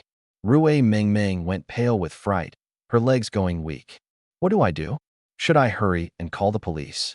That's way too suspicious. He's practically a stalker. Su Xiaoli couldn't help chiming in too. Wearing sunglasses in the middle of the night. Does he think he's playing a secret agent in the Matrix? Rose, this kind of guy disturbing the peace. Don't you officials arrest them? She turned to look at Rose, only to find that the expression on the other woman's face was really something to behold. It's fine, just ignore him. Rose looked exasperated and let out a deep sigh. No need to even ask. Old Duke definitely sent him. Didn't I already say I could handle this on my own? What a waste of effort. With that, she stepped out of the shop, her face dark. Jack, enough already. Quit putting on that act. These folks already think you're some kind of suspect. After all, we were comrades from the same trench. We'd be running into each other constantly. If he kept up this performance and I lost my temper enough to sock him one, that'd turn into the biggest joke of all. Jack, standing by the sedan, kept up his answering a phone call pose, but inside he was groaning miserably. He'd been thrown into this stakeout at the last minute. DeKo's orders were, play it by ear, and if Rose and I got too cozy with each other, find an excuse to go in and break it up. But he'd been crouching out here on the front lines for an hour or two, and hadn't gotten a single word from old Duke telling him to pull back. All he could do was stare helplessly while the 3 of us feasted on all that good food inside, drooling until he practically slobbered. Just as we were about to come out, he was thinking that surely old Duke would give him the signal to retreat. But before his foot could even hit the gas pedal, I called him out on the spot. Getting caught red-handed like that was so embarrassing he wanted to crawl into a hole in the ground. The worst part was that an old coworker was standing right there watching. Still, Jack was an old hand who'd been running with DeKo all the way back from the Denois civilization era. His skin was as thick as a city wall. He quickly swallowed his guilt, put on the face of a very busy man, pretended he'd only just noticed Rose, and strode over. Hey, Rose, what a coincidence. What are you doing here? Cut the act. What did old Duke station you here for? General? What general? I was just passing by, that's all. Never expected to run into you having dinner with friends. Enough. Quit writing and directing your own little drama. You think just because you're wearing sunglasses I can't see the guilt in your eyes. Before Jack could finish, I cut him off and shut him down. I'd already walked right up to him, arms folded across my chest, with a curious Sisi Su and Rue Meng Meng trailing behind me. Jack looked like a duck getting choked, instantly speechless. But clearly I had no intention of letting him off that easy. Honestly, with tailing skills like yours, you're an amateur among amateurs. You've been squatting out here watching me all this time, and you actually thought you were hidden as well as a chameleon? Also, look, I know I'm ridiculously good-looking, but my orientation is perfectly normal. I don't accept male fans, especially not some wrinkly-faced old weirdo like you. This whole barrage of insults, launched right at his face, left Jack completely stunned. Jack was a top-tier expert at diplomacy and recruitment. What kind of people hadn't he dealt with? But a player like me, who threw out the rulebook and had a tongue sharp enough to cut to the bone, was something he was experiencing for the very first time. Looking at his face, I could practically see the image of his brain crashing on the spot. Terrible acting. Hides like garbage. Wrinkly-faced. Old weirdo. He stood there rooted to the spot, soul drained out of him, muttering these words over and over, completely shutting down. Lin Fei, that was way too brutal. Even Rose couldn't quite bear to watch, the muscles in her face twitching slightly. I only found out later that this guy Jack had been following her old man since the Denois civilization era. In terms of actual age, calling him a 10,000-year-old geezer wouldn't even be an exaggeration. He really was up there in years. But who would ever dare rag on him to his face like that? I could tell Rose had gained a new layer of understanding about me. A moment ago, watching me beat down Lu Chuang, she'd just felt a rush of satisfaction. Now, watching me break a thick-skinned guy like Jack with nothing but my mouth, the shock she felt probably rose up from the depths of her soul. Don't worry, Rose, I'm a broad-minded guy. I'm not going to get physical over some petty little stunt from a stalker. I waved my hand magnanimously, looking like I'd already forgiven him. That's not really what I'm worried about. Never mind. Do whatever you want. Rose rubbed her throbbing temples. Either way, Jack was in the wrong to begin with. I'd only jabbed at him with a few words. I hadn't actually laid a hand on his car, so I'd been pretty classy about it. As for Jack, he'd probably heal on his own. What I didn't know was that at that very moment, inside the command center of the great vessel Grand Canyon sailing across the sea, Dikao and Lin Feng exchanged a glance, both of their expressions unusually tense. Looks like he spotted us. Dikao's face was as dark as the bottom of a pot. Lin Feng, sitting beside him, gave a solemn nod of agreement, her slender fingers dancing rapidly across the virtual keyboard. Soon the screen replayed a close-up of the surveillance footage from earlier. Right when Lin Fei was roasting Jack, Dena 3 clearly caught a detail. His gaze, whether intentionally or not, flicked up toward the sky. The truth was, I noticed a while ago that the satellite Dena 3 was spying on me from overhead. I'd been meaning to find a chance to go pay Dikao a visit anyway, and tell him to stop glassing me with his telescope all day. I'm not some monkey at the zoo. Looks like I'll need to find an opportunity to talk to him face to face, Dikao said in a low voice. If before, his interest in me had come from the fact that I could easily deal with the awakening Lu Chuang, that was just a commander's caution toward overwhelming force and an unknown power. But now, that interest had risen to genuine wariness of me as a person. He pressed Jack's private comm line directly. Jack, respond if you can hear me. Old weirdo, wrinkly face, terrible acting.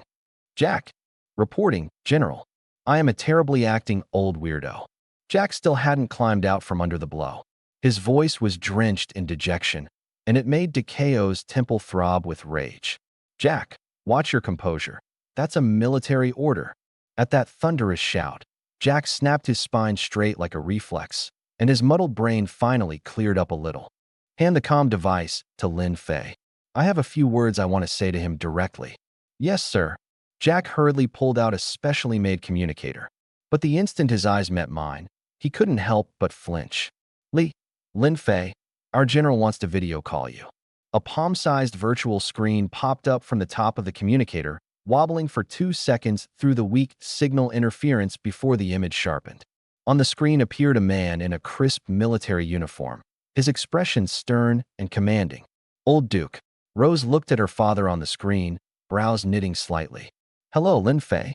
I'm Dikeo, currently holding the rank of Grand General of Huaxia. He gazed at me gravely. I offer my sincere apologies for the surveillance just now. But the Earth is riddled with dangers these days, and I hope you can understand our difficult position. What do you say? Would you do me the honor of meeting up so we can talk this over? I chuckled inwardly. This old man was pretty direct. Meet up? Sure. I happen to be free right now. He visibly froze, clearly not expecting me to agree so readily. In that case, you name the place? No need to make it complicated.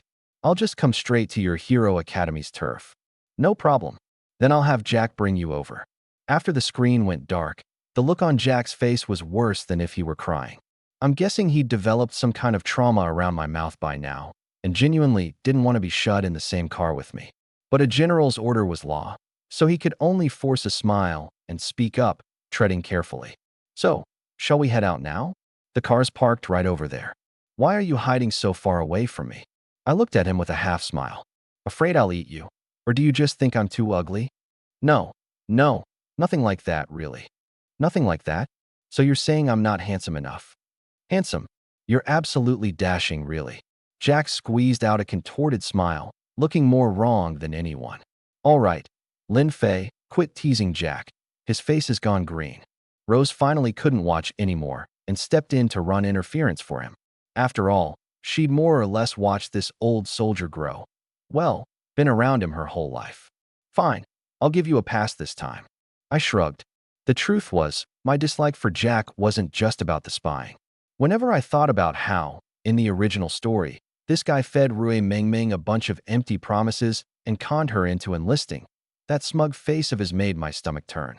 Sure, none of that had happened yet, but the way he'd repeatedly bailed Lu Chuang out of jail back then, that kind of coddling, how many innocent bystanders had it gotten hurt?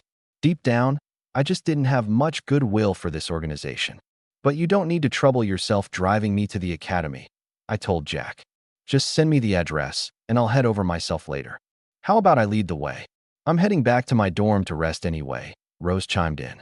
These days, she spent most of her time living at the academy, where a large number of dormitories had been built, all in preparation for recruiting future members of the squad of heroes. Works for me, but I've got to take Cece home first. Huh. Cece Sue jerked her head up, barely able to believe her own ears. Faye, you're taking me home? Of course. It's pitch black out here. It wouldn't be right to let a girl walk home alone. And since I'm a guy, I've obviously got to see you safely to your door. Cece Sue was instantly frozen in place. She looked at my face, so close to hers, and a thin mist gradually gathered in those alluring eyes of hers. I only learned later that she'd never known her father since childhood, didn't even know what he looked like. The woman who'd given birth to her had abandoned her early on, left to fend for herself in the world. In her whole life, apart from the hollow, fake concern from fans on the other side of a screen, this was the first time she'd ever felt this kind of genuine warmth. She pressed her lips together hard, then broke into an incredibly radiant smile at me. Okay. Rose, standing off to the side with her hands on her hips, was probably muttering to herself. This guy's actually pretty thoughtful. Sure, her combat stats were off the charts, but at the end of the day she was still a girl in the bloom of youth, with a soft spot somewhere inside her. That feeling of being protected as though it were the most natural thing in the world really could tug at a girl's heart, even if such protection meant next to nothing to her personally. Meanwhile, Rui Mengmeng stood to the side, her eyes full of envy.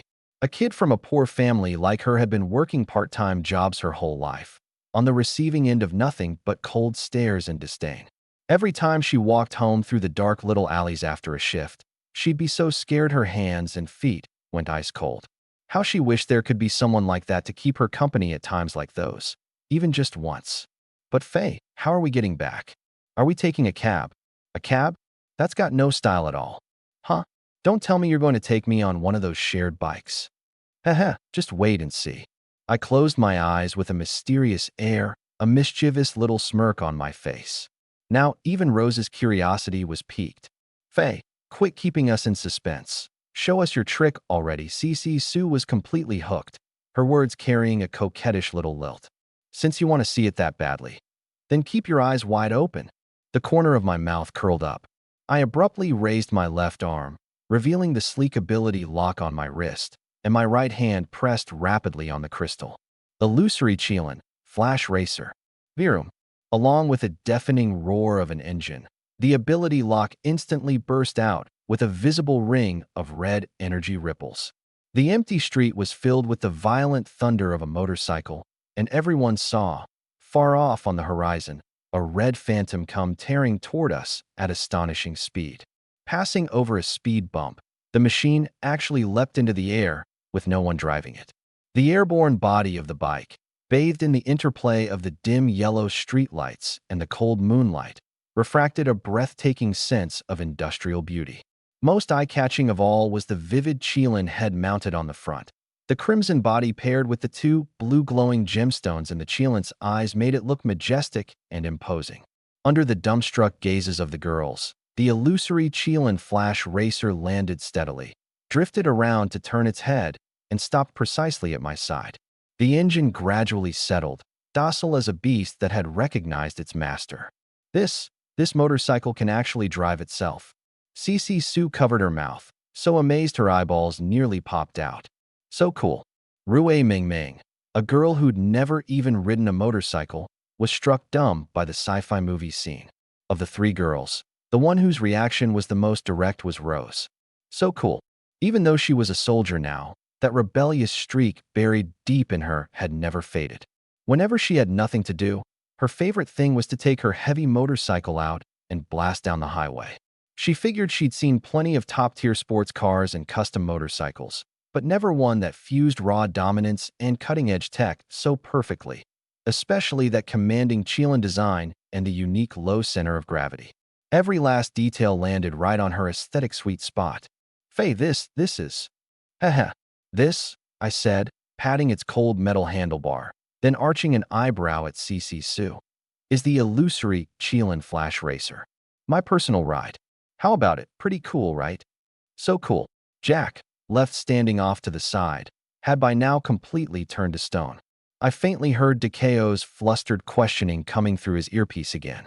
It turned out that the very instant the illusory Qilin Flash Racer appeared, Dana 3 had detected an extremely terrifying energy fluctuation at these coordinates, one the system couldn't even identify.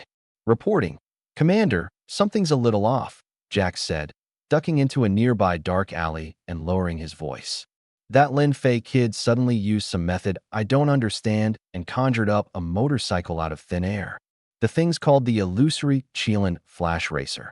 Before he could finish, my sharp ears caught the sound, and I turned my head to shoot him a glance. He flinched in fright, and his voice cut off abruptly. Meanwhile, DeKo at the command station was left with his head in a total muddle. 1 second it was a motorcycle, the next some illusory Qilin Flash Racer, popping out of nowhere. It was completely beyond his comprehension. Earlier he'd been secretly grumbling to himself that, aside from lacking a motorcycle, my whole look wasn't much different from some punk kid on the street. And now, sure enough, this punk kid had whipped out a ride this flashy and cool. This battle-hardened old general's heart suddenly lurched with unease. Was his precious daughter really about to get swept off her feet and stolen away by me? This red-haired wild boy. Rose, can you hear me? Old Duke, what's the sudden order? At that moment Rose was circling the illusory Qilin Flash Racer, examining it closely. Rose, you're at the age of a grown young woman now. There are certain things you need to be clear about in your own mind. When dealing with the opposite sex, you should know to maintain some ladylike propriety. Old Duke, what on earth are you rambling on about? What I mean is, when you're dealing with that Lin Fei, be a little more cautious and mind your boundaries. You went to all this trouble just for some trivial little thing like that? Here I thought some earth-shattering catastrophe had happened. Fine. I've noted everything you said. That's it then. Rose cut the calm cleanly. DeKo, who'd just been about to board and rush to the academy, was so mad the corner of his eye twitched wildly. All he could do was console himself. Rose had always had a mind of her own. She should be able to handle things with proper judgment, probably. Meanwhile, on the other side of the city, I was already ready to hit the road. Come on, Cece, give me your hand and climb on. The illusory Qilin Flash Racer's center of gravity was designed low, but I still considerately steadied Cece Sue and helped her settle firmly onto the back seat before swinging over the saddle myself with a flourish. One hand gripping the handlebar, one foot on the foot peg, the other foot planted casually on the ground. The whole machine sat at a slightly tilted, commanding angle beneath me. I turned my head toward Rose. I've got to take Cece home first. You want to head off ahead, or find somewhere to wait for me? I've got nothing urgent right now, so I might as well just go with you too. Her long legs and leather pants strode forward alternately, and with one hand on her hip, she walked up to me. A ring of nearly invisible transparent ripples spread through the air, and a deep wine-red heavy motorcycle, dripping with aggressive custom aesthetics, abruptly appeared at her feet. She flipped onto it with practiced ease, the whole motion smooth as silk. Then let's roll. I nodded with a smile, then called out to the still-dazed Rui Mingming. Mingming, we're heading out first. See you around. Hey, everyone take it slow on the road, bye. Rui Mingming lifted her little hand awkwardly and gave a wave. Cece, hold on to my waist tight. We're about to speed up. The illusory Qilin Flash Racer let out a low, powerful growl, and a burst of blue flame spat from the tip of the exhaust. Feeling the soft touch and warmth against my back, I abruptly twisted the throttle, and the machine shot off toward the distance like a bolt of red lightning. Not to be outdone, Rose revved her engine and stuck close behind us. Rui Mingming was still standing there in a daze when she suddenly remembered there seemed to be someone else left stranded in the alley. She turned her head and locked eyes with Jack, who had been staring at her the whole time. Eek! Even though she'd already understood that this mysterious, sunglasses-wearing man in black wasn't a bad guy and seemed to work for some government agency, no less. That first impression had been way too strong. Add to that the fact that Jack's whole getup looked nothing like someone with a respectable job, and instinctively, she still kept her distance. On top of that, it belatedly dawned on her that she was still on the clock. She'd been sneaking away for way too long. So without even a goodbye, she spun around and darted straight back into the restaurant. That left only Jack, who'd just raised his hand and was about to try to look warm and friendly, awkwardly frozen with his arms stuck up in midair. He stood there in the cold wind, silent for a good long while, even beginning to seriously doubt his personal charisma as a secret agent. Finally, glumly, he climbed into his car, planning to head back to the academy and check on how Lu Chuang was doing over at the hospital. As for me, the illusory Qilin Flash Racer flew down the road, harvesting countless awestruck looks from passers-by the whole way. Afraid of being thrown off, Cece Sue clung to my waist with both arms for dear life. Her whole body practically fused into my back. The greenbelts and buildings on either side of the street flashed by like a slideshow. She narrowed her fox-like eyes slightly, contentedly savoring this feeling of being swept along for the ride. Come to think of it, whether it was this illusory Qilin Flash Racer or my whole dashing set of gear, at their core they were both physical manifestations of ability energy. Even though this was the first time I'd properly driven it, that blood-deep sense of connection meant I handled it without a trace of awkwardness. Not far behind us, Rose followed like a shadow on her red heavy bike, her long wine-red hair whipping wildly in the fierce wind, radiating an unstoppable, dashing spirit. But her attention was completely stolen by the illusory Qilin Flash Racer up ahead. She'd always been proud of the precious ride she'd painstakingly customized, but after getting a look at my machine, she suddenly found her own handlebars a lot less appealing. Before long, following Cece Sue's directions, I turned into an aging old residential district that had clearly been around for a while. How come this place doesn't even have a proper security gate? Well, it's an old neighborhood. The main draw is the cheap rent, so I'm crashing here for now. I could more or less understand. She definitely pulled in a decent amount from tips during her live streams. But Grand Canyon City was one of the top-tier metropolises in the country. Even that famous aircraft carrier had been named after this city, so you can imagine the cost of living. On top of that, this spot was right up against the core downtown area, where rent was absurdly expensive. To build up her savings, she'd just had to make do and rough it for the time being. But I've saved up a decent nest egg now, and my lease is almost up. I'm actually thinking of moving to an apartment in a nicer area. She hopped off the bike, her eyes filled with reluctance to part. Faye, I'm going to head upstairs now. Luckily, we'd already exchanged WeChat, so we could reach each other anytime we wanted to meet. She also knew I had business to attend to next, so she politely said goodbye to Rose, then turned and headed up the stairs. I watched her go inside before Rose and I rode off out of the little alley together. Say, Rose. If you've got something to say, just say it. Neither of our bikes was going fast at the moment. The roads in this old district were narrow enough to warrant it. I noticed your eyeballs were pretty much glued to my bike this whole way. You're super envious inside, aren't you? I teased her, wearing a playful little grin. Her expression visibly stiffened for a moment. Then she put on an unruffled face. You must be hallucinating. I'm purely curious from an academic standpoint. What kind of aerospace-grade materials your bike uses, since it can pull off intelligent assisted driving, and what level its peak performance actually reaches. Oh, is that so? I saw right through this girl suffering for the sake of her pride, but I had no intention of calling her out. Instead, I raised an eyebrow provocatively. From the sound of it, you want a chance to test your riding skills against mine? Why not?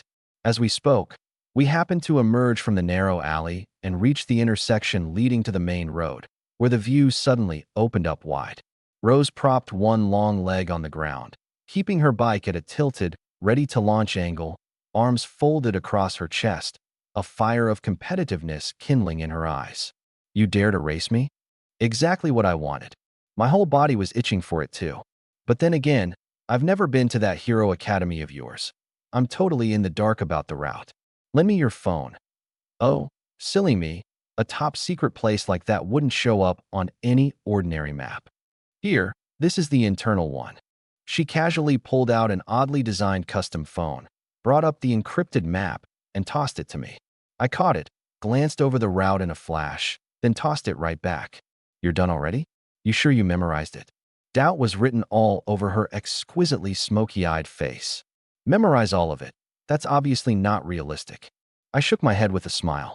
After all, Grand Canyon City's street network was tangled and complex, and this stretch of road to the academy was updated dynamically in real time. Even though fusing with a template had made me a lot sharper, I hadn't evolved to the point of being able to copy an entire map at a single glance. If you didn't memorize it, then at least stick it in your pocket, so you don't lose me later on. I've got the general direction down, and that's enough. Besides, life is always full of surprises. Plans never keep up with changes. I spread my hands with a devil-may-care shrug. Fine. Anyway, later on you'll definitely just be staring at my taillights, so just be a good boy and follow me. That's hard to say. Maybe you'll be the one eating dust behind my rear end. Looks like you've got a lot of confidence in this toy of yours. She arched an eyebrow playfully.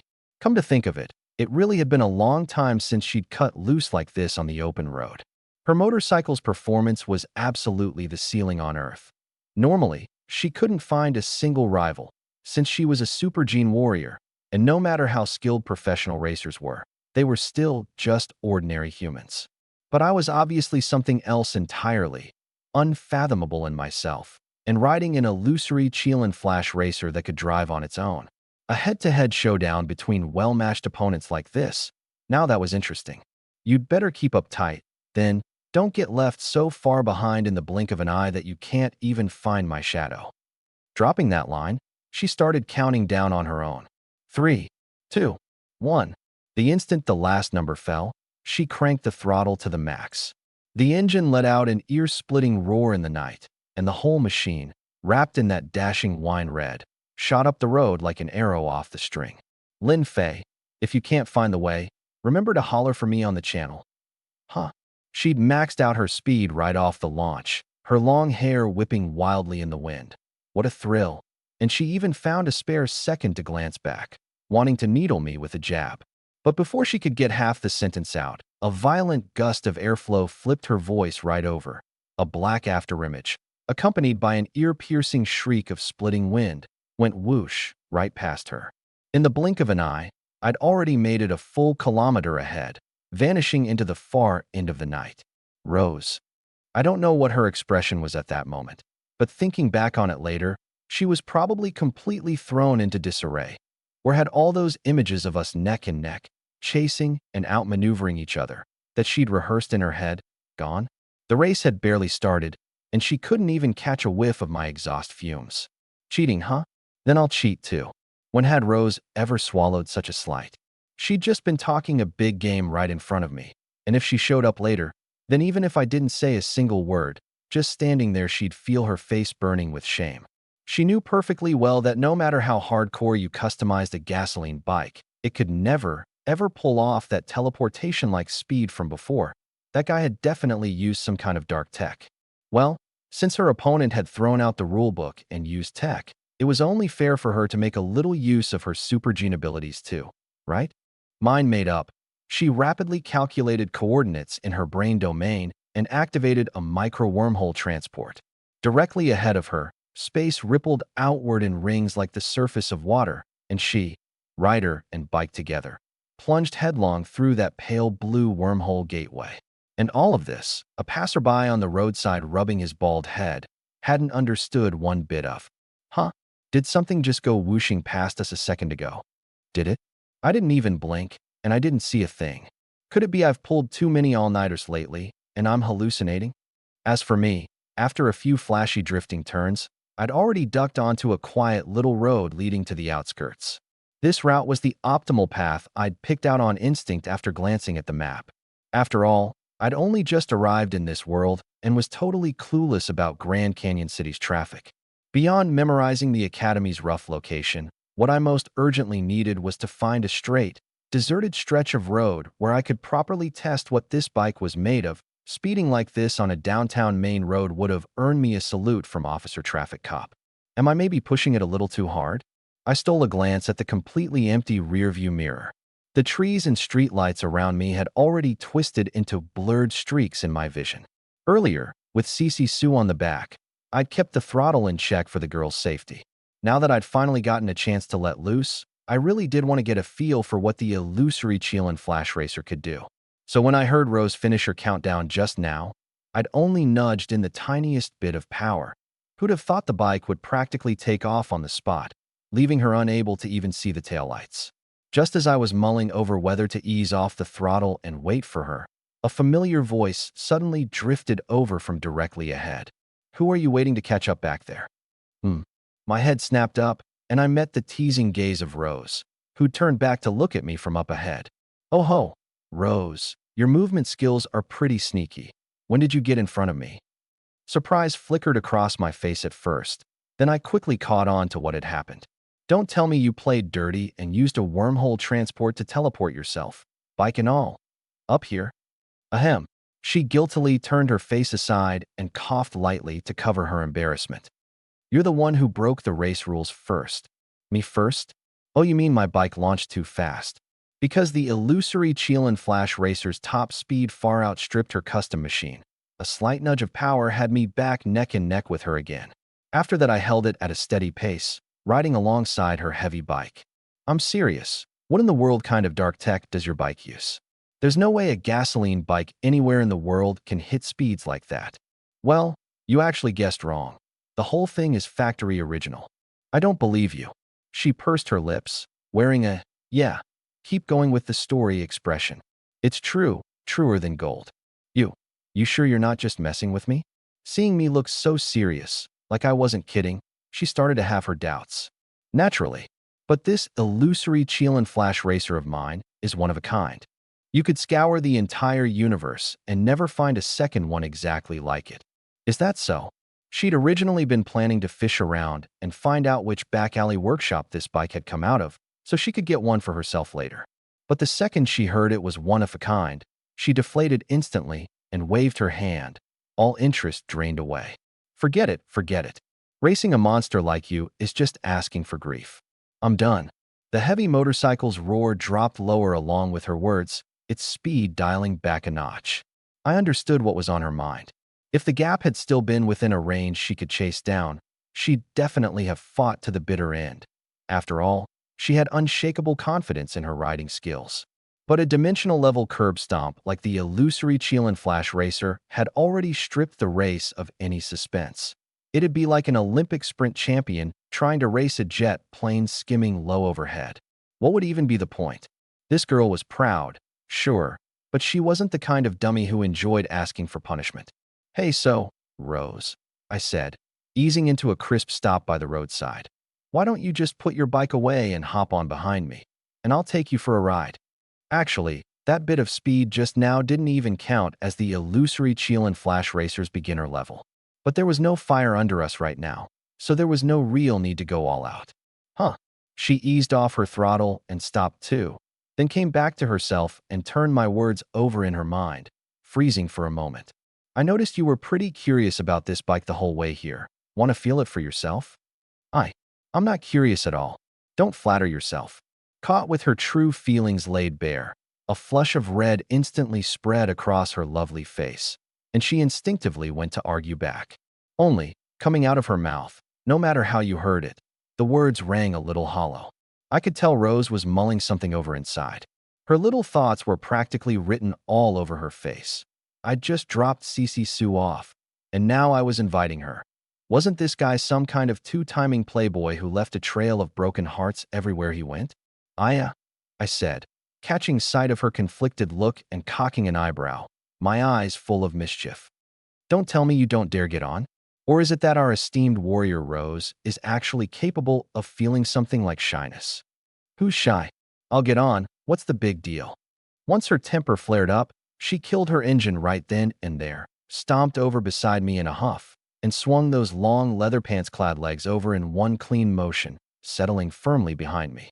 The bike seat was designed to be compact, so the two of us were pressed together in a somewhat intimate way in an instant.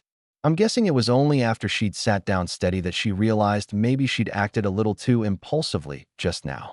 But I could also sense that her impression of me really wasn't bad. Plus, she genuinely wanted to experience this legendary bike's power. Besides, there was nothing improper going on between us, so what was there to be afraid of? At the dinner table, she'd probably picked up that Cece Sue and I had only just met tonight. Thinking it through that way, her fluttering heart settled down, and she leaned frankly and openly against my back. She gave a casual wave, and amid a ripple of blue spatial energy, stowed her red motorcycle away into the shadow dimension. This time I'm not holding back. You'd better hold on tight. If you get thrown off, I'm not responsible. This speed can go even higher?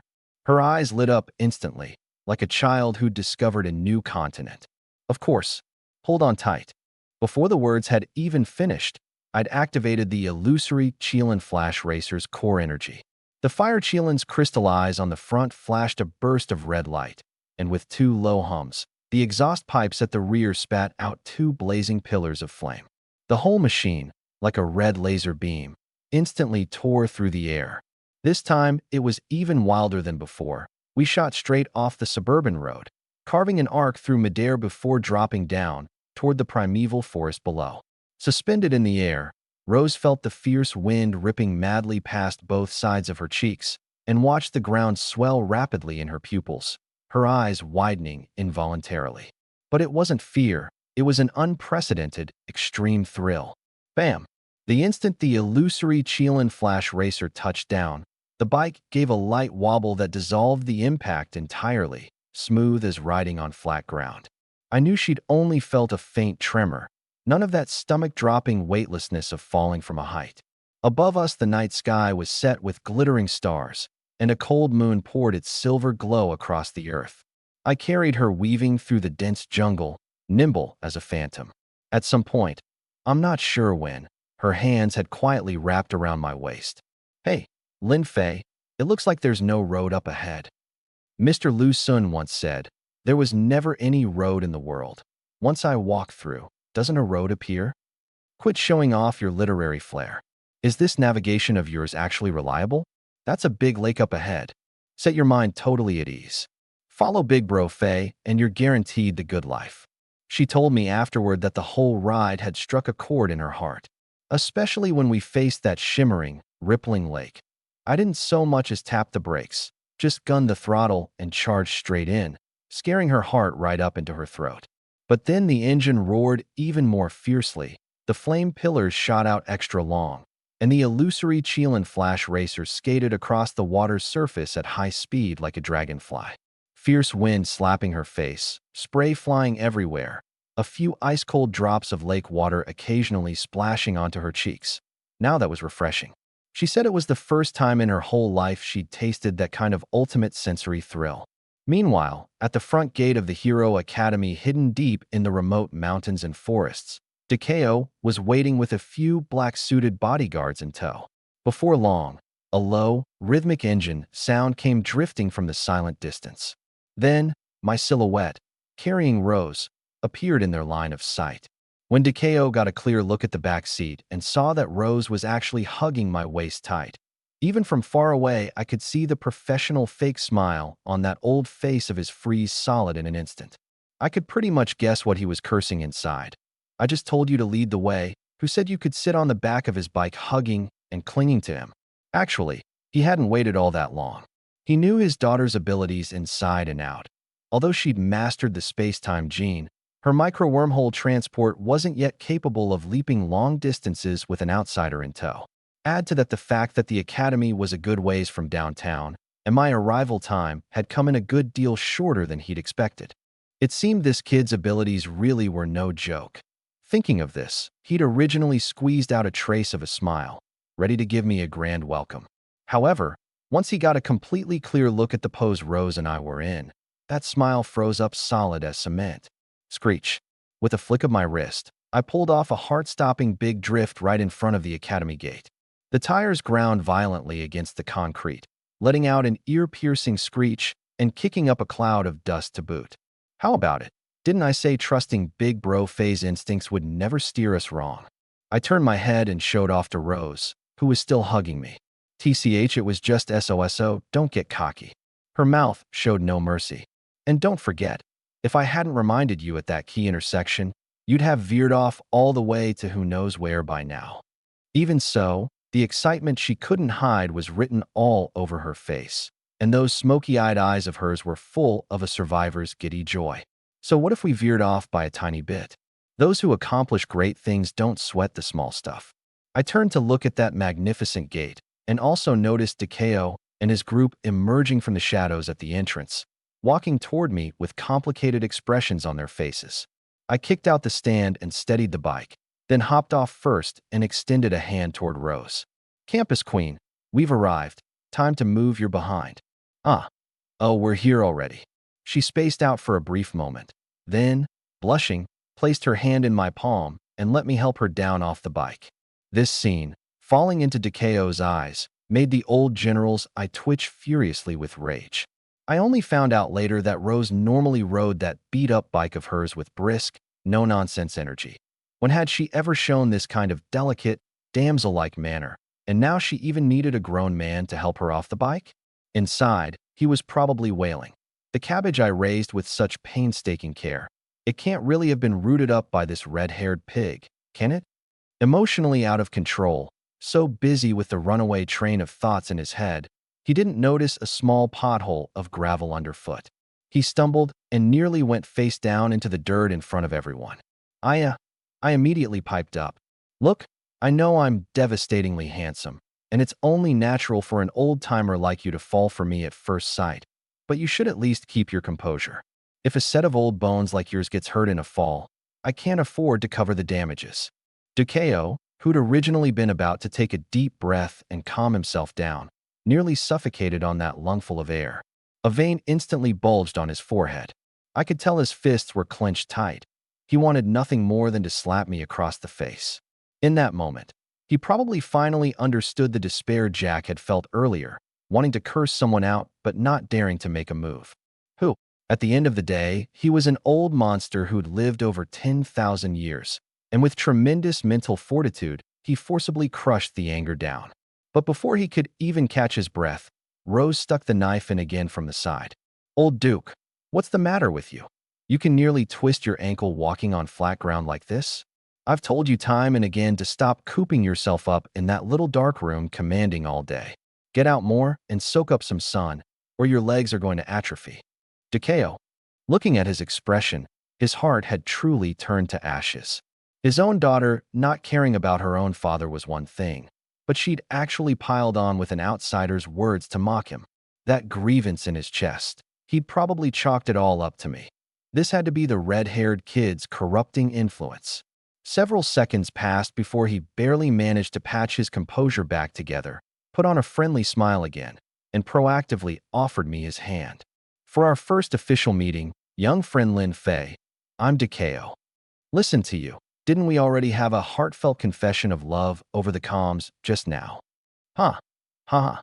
You really are a young man who loves to joke around. I could feel the hand gripping mine instinctively wanting to tighten, to teach me a little lesson.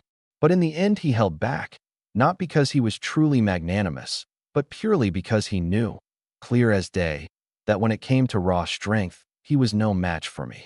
After all, the image of me catching a falling streetlight, dozens of meters long, with a single finger was probably something he'd never forget for the rest of his life. Let's not stand out here in this wind. How about we go inside and talk this over properly? Sure, lead the way. Truth be told, I'm pretty curious about this legendary academy that's supposed to train superhumans. That part wasn't an act. Before, I could only be a spectator on the other side of a screen. Now that I could actually walk in myself, it felt completely different. Perfect. It's a bit of a walk from here to the teaching area, and there's plenty worth seeing along the way, he said, his eyes drifting toward the flashy phantom Qilin flash parked by the road. Mr. Lin Fei, would you like me to have some professional staff store this vehicle away for you?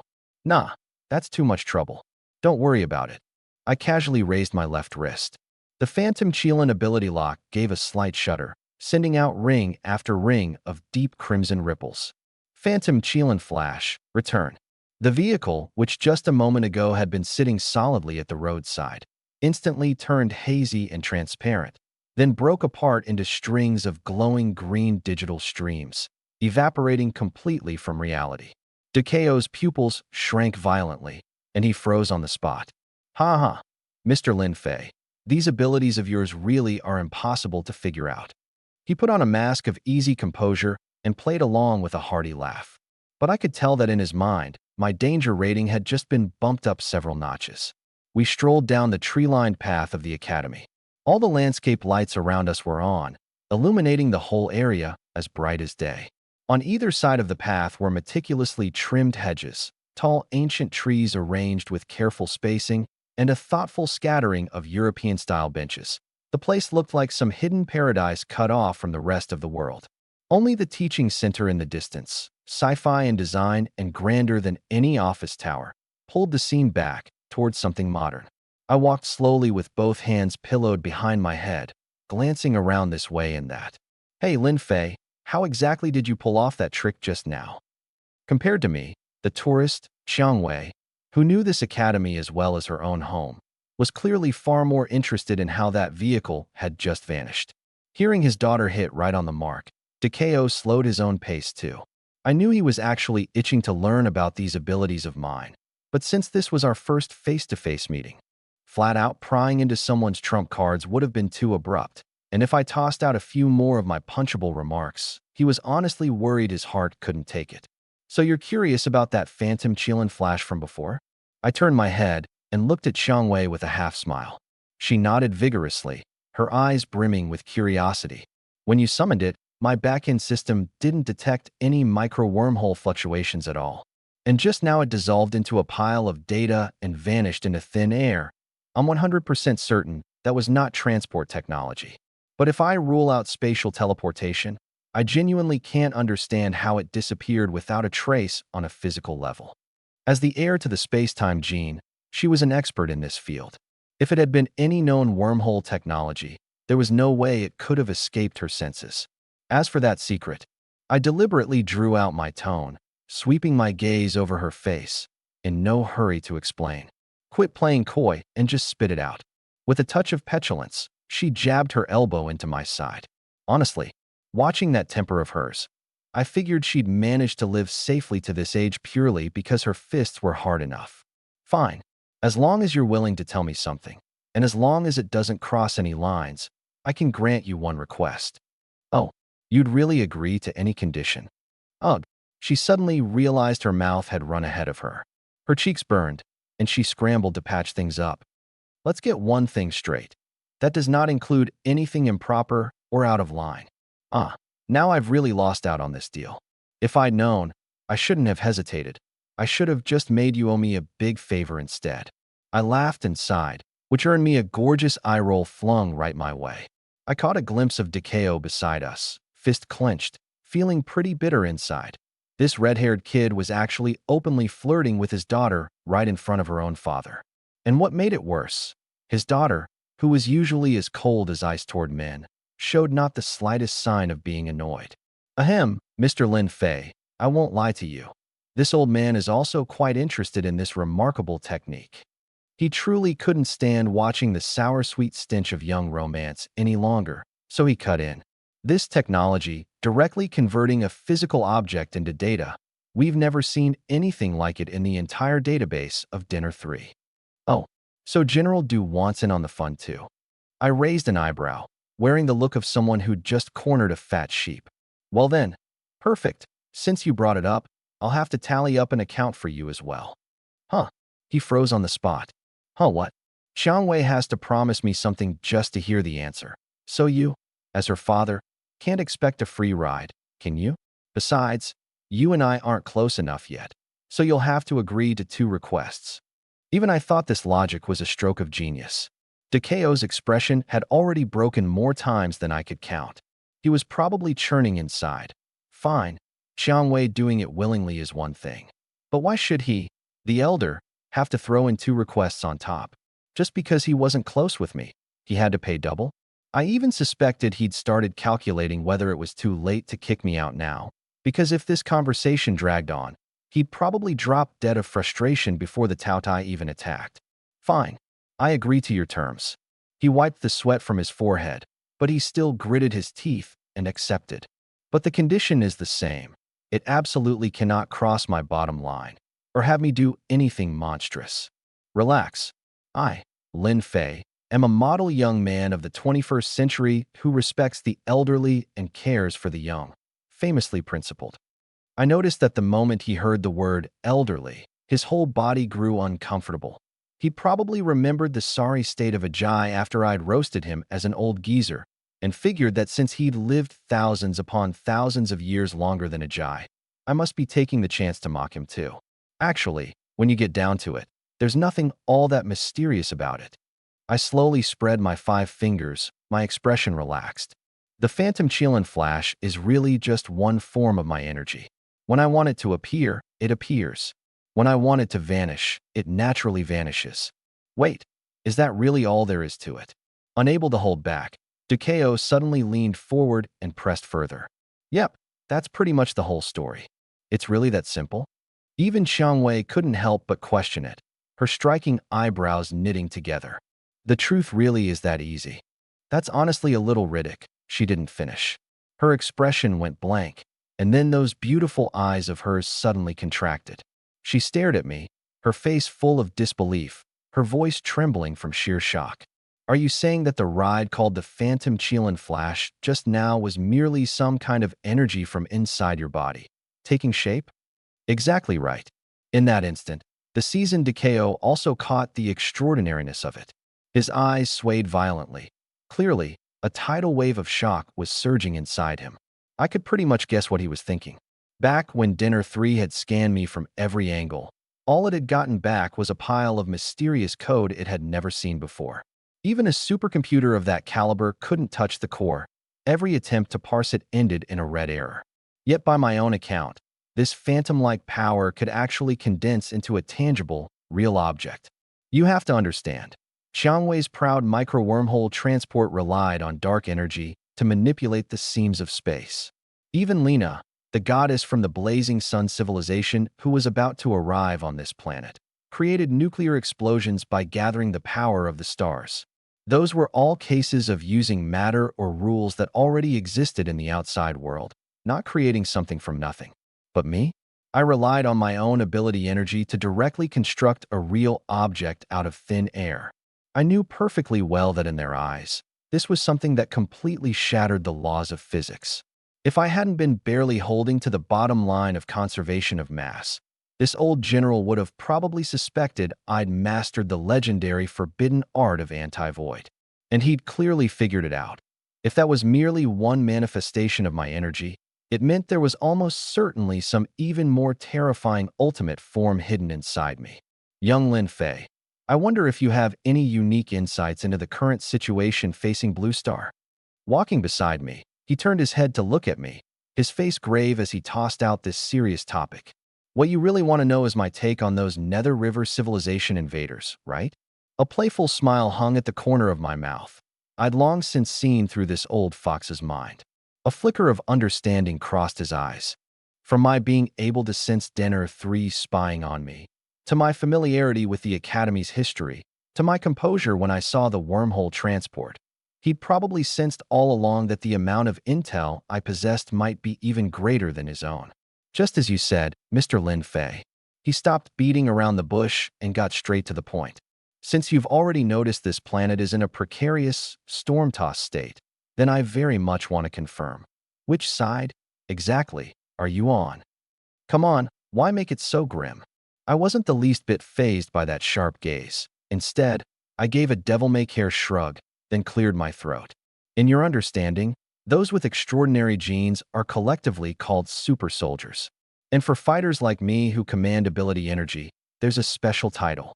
I lifted one corner of my lips. Super Beast Warrior. This alien energy and these so-called Super Beast Warriors? Dekao's mind raced, trying to find some clue.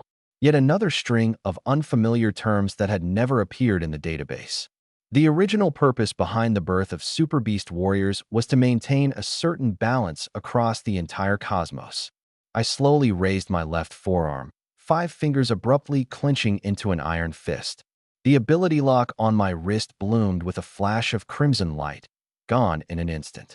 Whenever the weak face the bullying of the powerful, our figures appear at the very front. That wasn't just something I said offhand. That plain sense of justice buried in my bones would never allow me to stand idly by while the weak were trampled.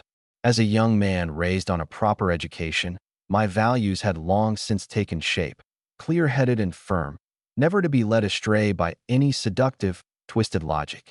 I wasn't entirely the same as the original warrior from that Super Beast world. I had a keener instinct for good and evil, and I would never be fooled by the kind of high-sounding excuses that types like the Nether King used.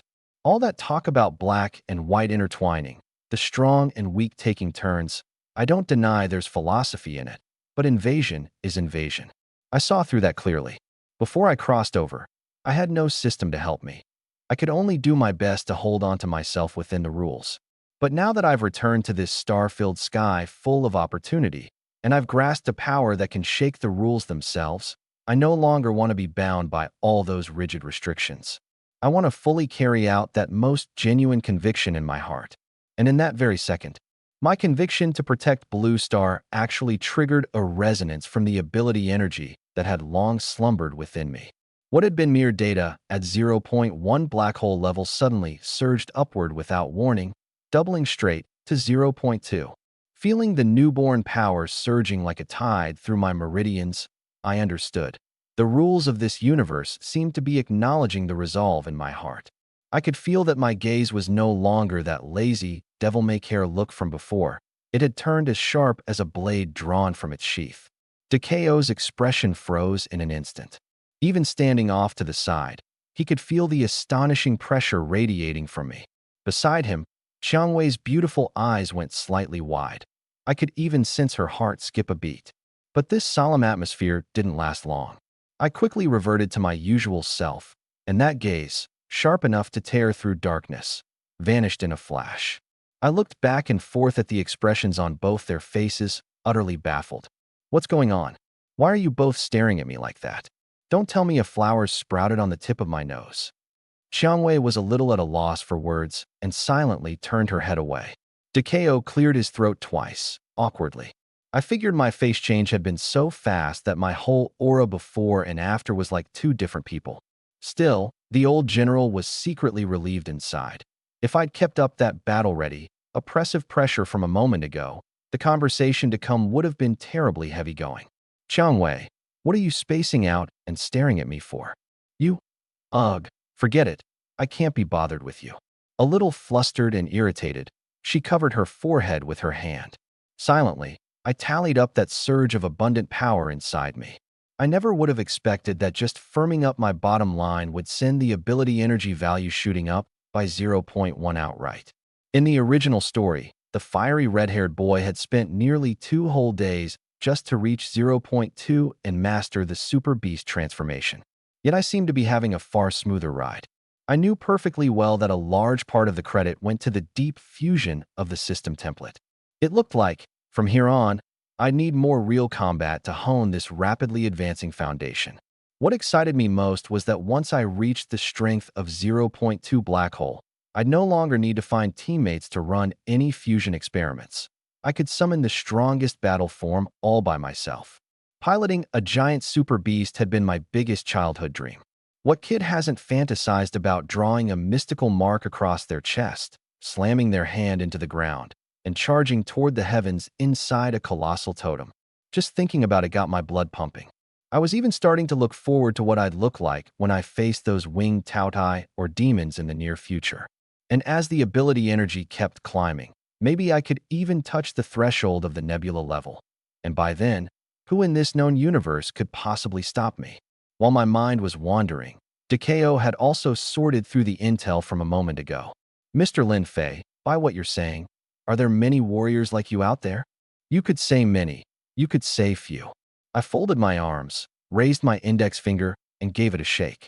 Strictly speaking, each independent universe gives birth to only one super beast warrior. That explanation once again hit a blind spot in his knowledge. I could tell he was mulling it over. Could there really be a multiverse beyond the known planes of existence?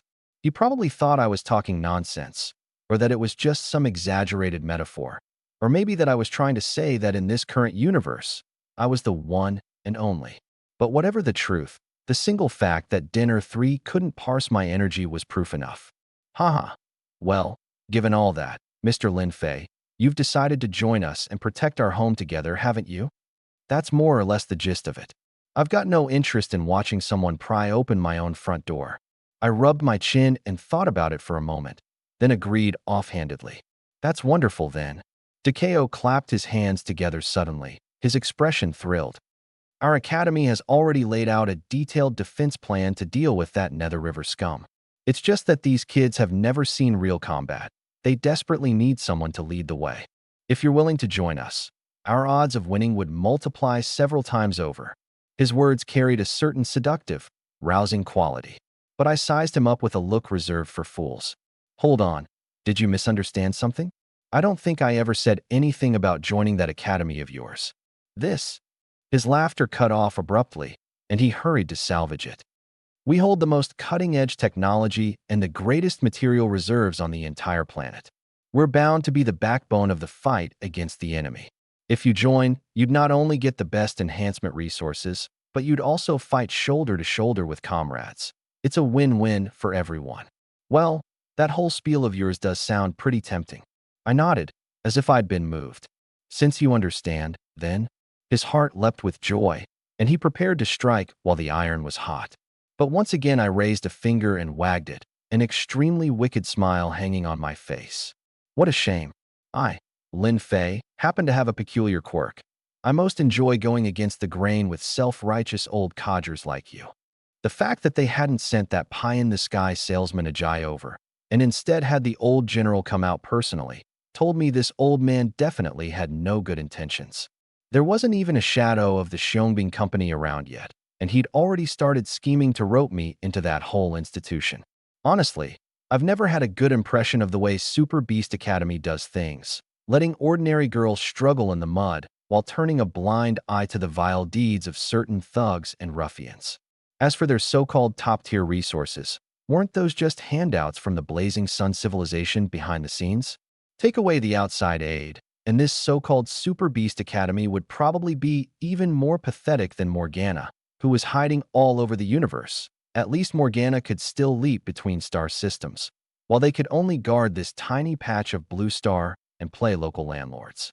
Besides, who told you the only way to get stronger is to join that system of yours? Mr. Lin Fei, why don't we discuss it a bit more? The conditions here are. Dekeo was momentarily tongue-tied, still wanting to display his silver tongue. Back in his campaigning days, this knack for winning people over had been his signature skill. Unfortunately, before he could organize a fresh round of persuasive talk, I flatly threw up a stop gesture. In short, this joining business is non-negotiable, so you'd best strangle that idea in its crib. Of course, when those Taotai really do attack, I'll naturally let them find out the hard way just how tough the pot is made. The old general opened his mouth, then in the end could only let out a long sigh. He'd probably figured out that with my attitude this firm, pushing any harder would only backfire, so he tactfully dropped the subject. Since Mr. Lin Fei has plans of his own, then I won't force a sale on you. I hope we can cooperate happily on the battlefield in the future. He paused. The layout of this campus is actually quite thoughtfully done. Since you've already come all this way, I might as well show you around a bit more. After that, true to his word, he stopped bringing up recruitment. He led me weaving through the tech-laden school buildings, offering a casual commentary here and there, his hearty, if slightly awkward, laughter drifting through the air now and then. Mr. Lin Fei, up ahead is the combat training area we specially built. Rounding a few magnificent teaching buildings, we arrived at a wide-open space, ringed all around by tall, sturdy guardrails. There were even a few basketball hoops standing forlornly in the corners. I glanced around and couldn't help but crack a joke. Isn't this just an ordinary outdoor court? Don't tell me you plan to have your super soldiers work up a sweat and then practice some singing and dancing and debut as idols. Haha. Well, at the end of the day, this place is still technically a school. Ducao gave a dry laugh and pointed toward the center of the grounds, lit up bright by the floodlights. It may look ordinary, but the material in this floor is extremely special. We mixed an ultra-high density, or, never mind playing ball. Even if two ability users drove tanks on it, they might not be able to crack it. It's perfect for sparring. Just then, Xiang Wei, who had been silent this whole time, suddenly took a step forward. Lin Fei, interested in trading a few blows with me on this court? She planted one hand on her slender waist. Her long shadow stretched far under the lights, looking especially bold and striking. Oh, feeling that scorching gaze, the corner of my mouth curved up slightly. The last time this girl lost the race, she'd had this same unwilling-to-lose attitude, I recalled. A flicker of amusement crossed my eyes. As I recall, before we even stepped through the school gates, you said some similar big talk to me. And how did that turn out in the end? That time doesn't count at all. She reacted like I'd stepped on her tail, two barely noticeable blushes flying to her cheeks. I figured she was still holding on to that grudge. Last time she'd lost to the phantom Qilin Flash purely because she hadn't expected that thing to be totally unbound by Newton's laws. That gap in understanding probably still left her feeling wrong to this day. Of course, the thrill of riding on the back of my seat, wind rushing by, was probably something she'd secretly enjoyed too. Could it be that because you lost so badly on the road just now, you're in a rush to win back some face? I just simply want to see for myself exactly how deep this so-called ability energy of yours really is. Caught right on the mark, she shifted her gaze away a little guiltily, then forced her neck up again, glaring at me defiantly. Or is it that you, Lin Fei, are really just a coward who's all talk? The word coward might exist in my dictionary, but I've never once flipped to that page. I smiled and unhurriedly walked to the center of the grounds. I just ate that big meal, so stretching out my muscles a bit sounds pretty good too. Then you'd better bring your A game. Fair warning, I'm not some street punk like Lu Chuang, all brute force and nothing else. I knew she carried an incredibly strong pride in her bones. She'd grown up scrapping in the military.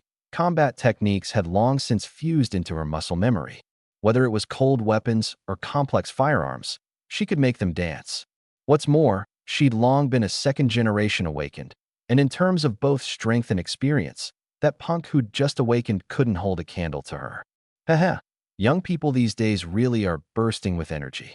Ducao clasped his hands behind his back and retreated to the edge, a hint of satisfaction in his tone. Since both parties are game, then go all out. Whatever gets broken, the academy will cover it. I could tell this old man had actually been dying to see my combat level with his own eyes. He'd just lacked an excuse to throw down himself. Now that Xiang Wei had delivered herself as the perfect touchstone, it suited him just fine. Still, as a father, he habitually added a word of caution. This is just a friendly bout between colleagues. Whatever you do, don't get carried away and hurt the goodwill between you. Rest easy. I'm the type who's always gentle with the fairer sex. I won't make the pretty lady too embarrassed. I replied offhandedly. Oomph, just don't come crying and begging for mercy later. Xiang Wei gave a cold snort, clearly provoked by my careless attitude. She spread her legs slightly and lowered her upper body, settling into a standard military combat stance. Come on, let the show begin. I gave my wrist a token little stretch. That kind of showy posturing meant nothing to me, but a bit of ceremony was in order. Huh. With a delicate shout, Xiang Wei's figure instantly turned into a swift dark blur. Riding her momentum, she swung out a powerful side kick. I didn't move my feet at all. I just lightly leaned back, and that gust of force swept past, brushing my collar. She reacted lightning fast. The moment her first strike missed, she twisted her center of gravity to borrow the force and came in with another kick. I dodged again, then shot out my hand like lightning, precisely locking around the ankle that had just grazed past me, and with the momentum, flung it outward, hurling that tall, slender figure of hers clean away. Xiang Wei flipped nimbly through the air, landing and skidding several meters before barely steadying herself. At last, a trace of gravity showed in her eyes. I could tell she'd originally assumed I'd beaten Lu Chuang on skill, never imagining I was this strong. In that whole exchange just now, she hadn't even touched the hem of my clothes. In truth, those few moves were, at most, an appetizer to me. And her real trump cards, wormhole transport and the shadow armory, she still hadn't brought out yet. Warm-up's over, Lin Fei. Let's see how you dodge this next move. An invisible ripple suddenly rose in the void, and a pitch-black alloy dagger quietly appeared in her palm. She gripped the handle in a reverse hold, her gaze turning as sharp as the blade. Do you need me to conjure you a decent weapon too? Skip the scrap metal. Bring it on. I spread my hands. Honestly, even if you gave me a weapon, I'd probably only use it to peel apples. The essence of Super Beast combat had always been to steamroll everything with the physical body. Since you're so cocky, then I won't hold back either. She didn't hesitate any longer. The dagger flew from her hand, transforming into a streak of black light shooting toward me, and at the same moment, her whole body vanished from where she'd stood. A confident arc rose at the corner of my mouth. Extending just 2 fingers, I steadily caught that blade, one sharp enough to cleave through steel. Then, without even turning my head, I abruptly swept my right hand out diagonally behind me. Bam! My palm caught, right on cue, the fist that had bored out of the void. Just as I was about to counterattack with the momentum, my palm suddenly grasped nothing but air, and another dark shadow bore down in front of me. Using the instant teleport of the micro-wormhole, she'd forcibly broken free of my hold and reappeared once more in my visual blind spot. I once again threw myself into a near-limit iron plank bridge, my back going flat and straight to the ground, dodging that fatal kick by a hair's breadth. What terrifying reflexes! I could feel her heart give a jolt, a powerful sense of crisis instantly enveloping her entire body. There was no time to teleport again. She could only instinctively raise both arms to block. The next second, an overwhelming, mountain-toppling force poured out of me, sending numbness shooting through her arms and blasting her whole body flying backward. She half-crouched on the ground and slammed her palm down against it. In that instant, dozens of assorted cold weapons shot out from the void on all sides. I was like a flood dragon weaving through a raging current, always slipping past by the narrowest of margins. Now and then I'd casually swat, and those sturdy alloy weapons would shatter straight into powder. I strolled through the rain of weapons as though on an idle garden walk, my breathing not even disturbed. Off to the side, Takeo watched, dumbstruck. I figured he'd originally thought he'd overestimated me, only to realize he'd still been too conservative. Xiang Wei had thrown almost everything she had, and even with the power of spatial teleportation, she couldn't take so much as a single hair off my body. Her figure kept flickering under the lights, like a stuttering, choppy videotape. The once-level training ground was now bristling with a dense forest of iron implements. Anyway, doesn't this count as cheating on your part? Standing amid a heap of scrap metal, I still had the leisure to open my mouth and tease her. What the hell? Xiang Wei had just squeezed out of a rift when she found I wasn't even looking at her. Instead, I was staring in the opposite direction, muttering to myself. She probably thought her disruption tactics had worked and was about to ambush me from behind, only for that remark to make her stumble. Her pretty face, done up in exquisite makeup, flushed red with anger. She clenched her fists hard and shouted, "This is not some five-finger discount. I'm legitimately requisitioning resources from the Academy's armory." "Oh, so you're that mobile mover, huh?" I nodded in profound agreement. "You're doing this on purpose to rile me up, aren't you? Take this." She rolled her eyes with irritation and launched another assault. As the heir to the space-time gene, she had a natural advantage in spatial calculation. She spread her palm toward me, and those discarded blades and swords lying on the ground actually floated back up, drawn by some kind of force, a metal storm that once again swept me up inside it. I charged straight into the storm, smashing a giant sword apart with one punch, my figure flickering rapidly through the narrow gaps. With a sudden leaping spin, shooting up like a scallion from dry ground, my legs swept around like a whirlwind, kicking two war hammers into scrap.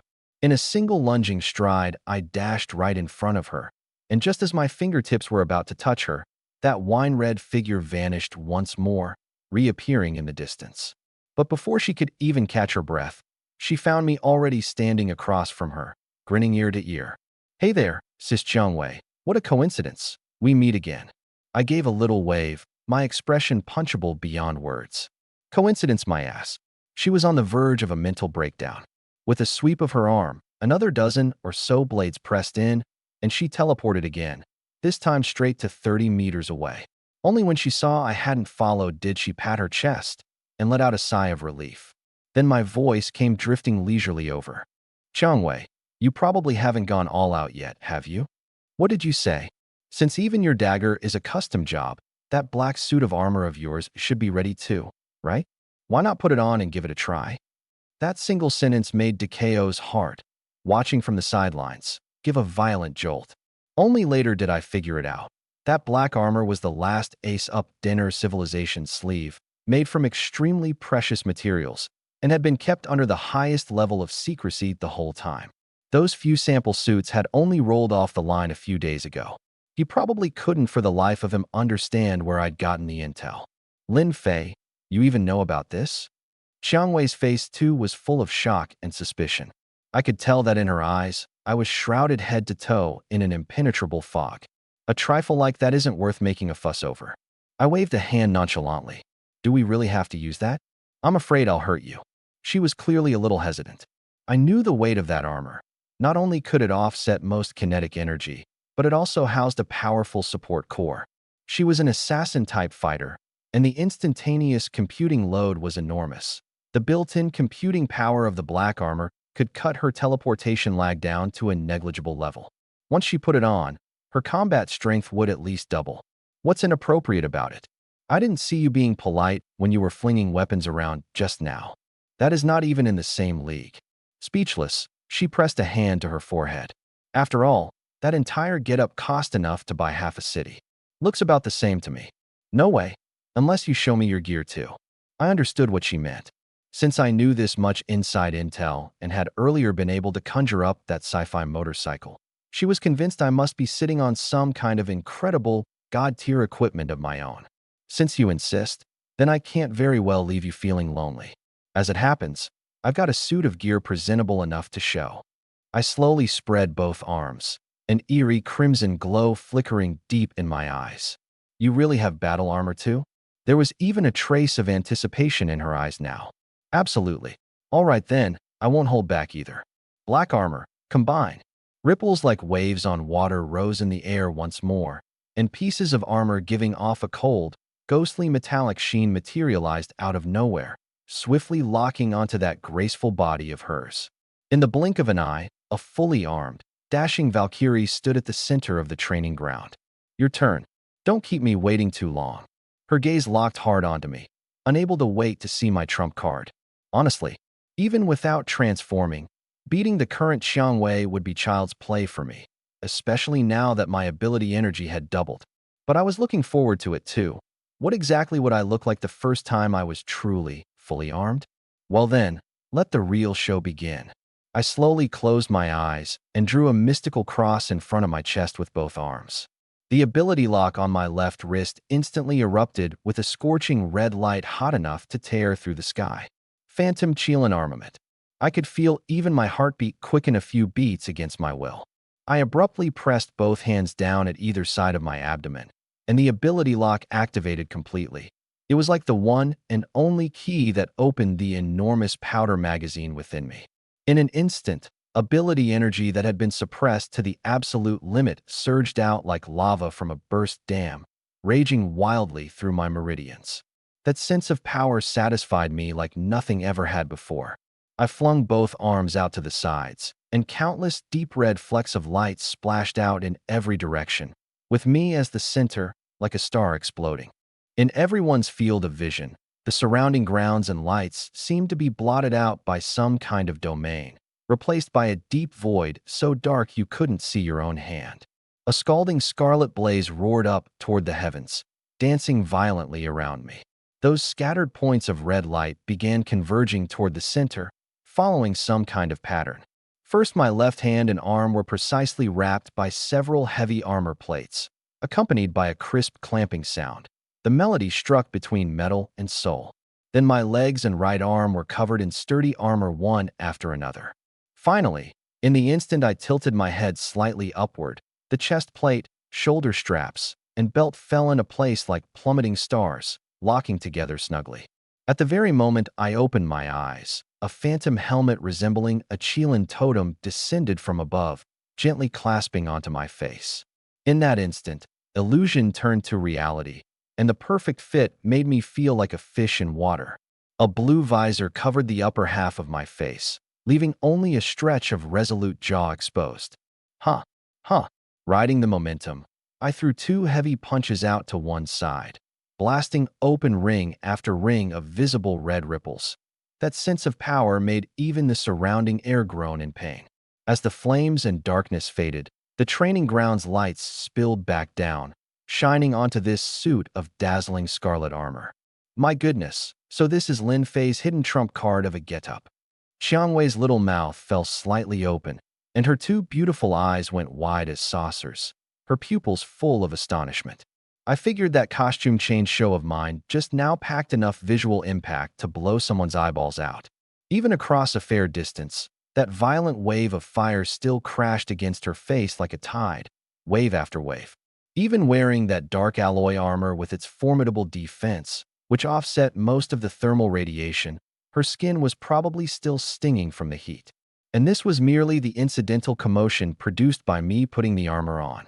Standing off in the distance, Dekao's eyelid twitched hard too. I could pretty much guess what he was thinking. He'd repeatedly muttered before that I definitely wasn't as simple as I appeared on the surface. Yet even so, he now realized his earlier estimate of my strength had been like a frog looking at the sky from the bottom of a well. If he hadn't reacted quickly enough and dodged far enough away, these old bones of his might have been shaken into coughing up blood by the energy backwash. He looked down and could clearly see that the ground beneath my feet had been trampled in, forming a deep, shallow crater, densely covered inside with spiderweb-like cracks, its edges still carrying the acrid, burnt stench of scorched high heat. And this was merely that little bit of leftover energy that had leaked out during my transformation. Just then, an encrypted message from Lien Feng, sent from the Grand Canyon, sounded in Dekao's mind. General, Dinner 3 just caught a burst of extremely high-frequency energy fluctuation. The coordinates are actually inside our Super Beast Academy? Could it be that the head steward from Blazing Sun Star has arrived early? Her tone was urgent, and it wasn't until she'd repeatedly confirmed the location that a hint of puzzlement crept into her voice. It's not the sun goddess. The one who caused this commotion is Lin Fei. It's actually Lin Fei? A clatter of keyboard sounds came from the other end of the line, followed by Lin Fei's shocked exclamation. The system can't fully parse the essence of this energy, but comparing it against the database, it's a perfect match for Lin Fei's earlier energy signature. This energy, powerful enough to max out our monitoring instruments, really did erupt from inside his body. What on earth is happening at the academy? Don't tell me some blind idiot went and pissed Lin Fei off. No wonder she was in such a panic. What decent person sets off such terrifying fireworks in their own academy in the dead of night? Her first assumption was that I'd gotten into a fight with someone and was in the middle of a killing spree. Takeo chuckled and reassured her in a relaxed tone. All right, quit scaring yourself. This is actually just Xiangwei sparring with Lin Fei for practice. Just an ordinary spar? That's right. So don't go worrying yourself over nothing. In that case, I'll go put together the energy level analysis report first. We can discuss the details once you're back on the Grand Canyon, General. After all, Takeo had once been the commander of the Dinner Star system. The nickname, War Maniac, hadn't been earned for nothing. Since her old superior had nodded and said it was fine, Lianfeng stopped pressing the matter and set about organizing this precious data as quickly as she could, so everyone could get a clearer, more intuitive look at just how much ability I'd been hiding. After cutting the transmission, Takeo's expression turned serious, and he once again locked his gaze onto me. As for me right then, I was lowering my head, examining my palm through the deep blue visor, before abruptly clenching it into a fist. So this is the destructive power after transforming. It really does feel different.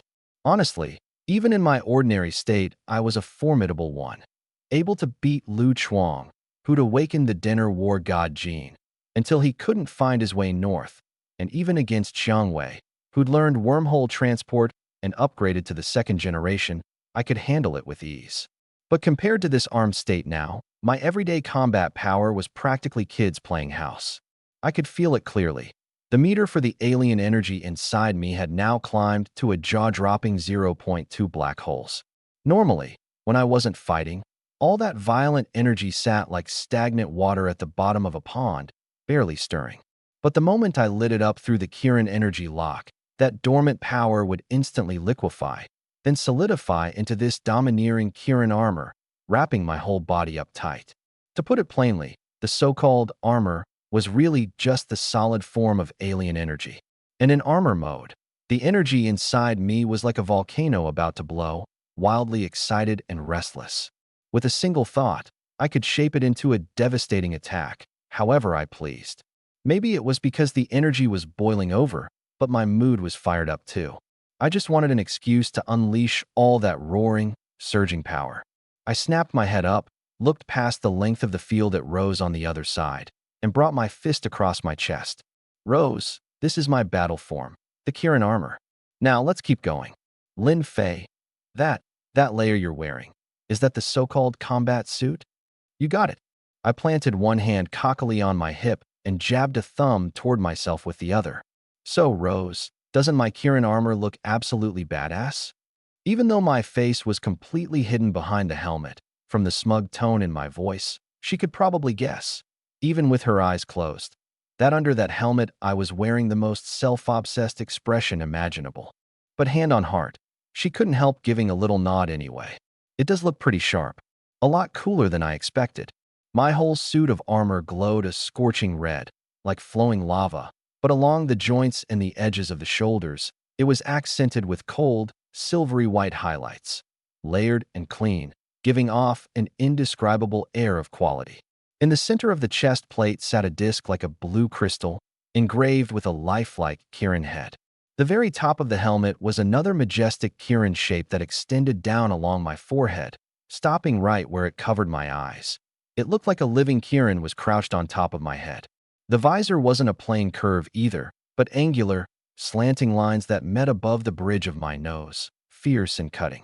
I could feel that this getup toned down my usual devil-may-care vibe quite a bit, replacing it with a razor-sharp edge that made people almost afraid to look straight at me. Of course, all that menacing aura only lasted until I opened my mouth. Rose, since I'm all set now, let's stop dragging our feet and keep sparring, yeah? Rose. Hearing my eager voice, she didn't answer right away. Instead, a flash of barely noticeable awkwardness crossed her pale face.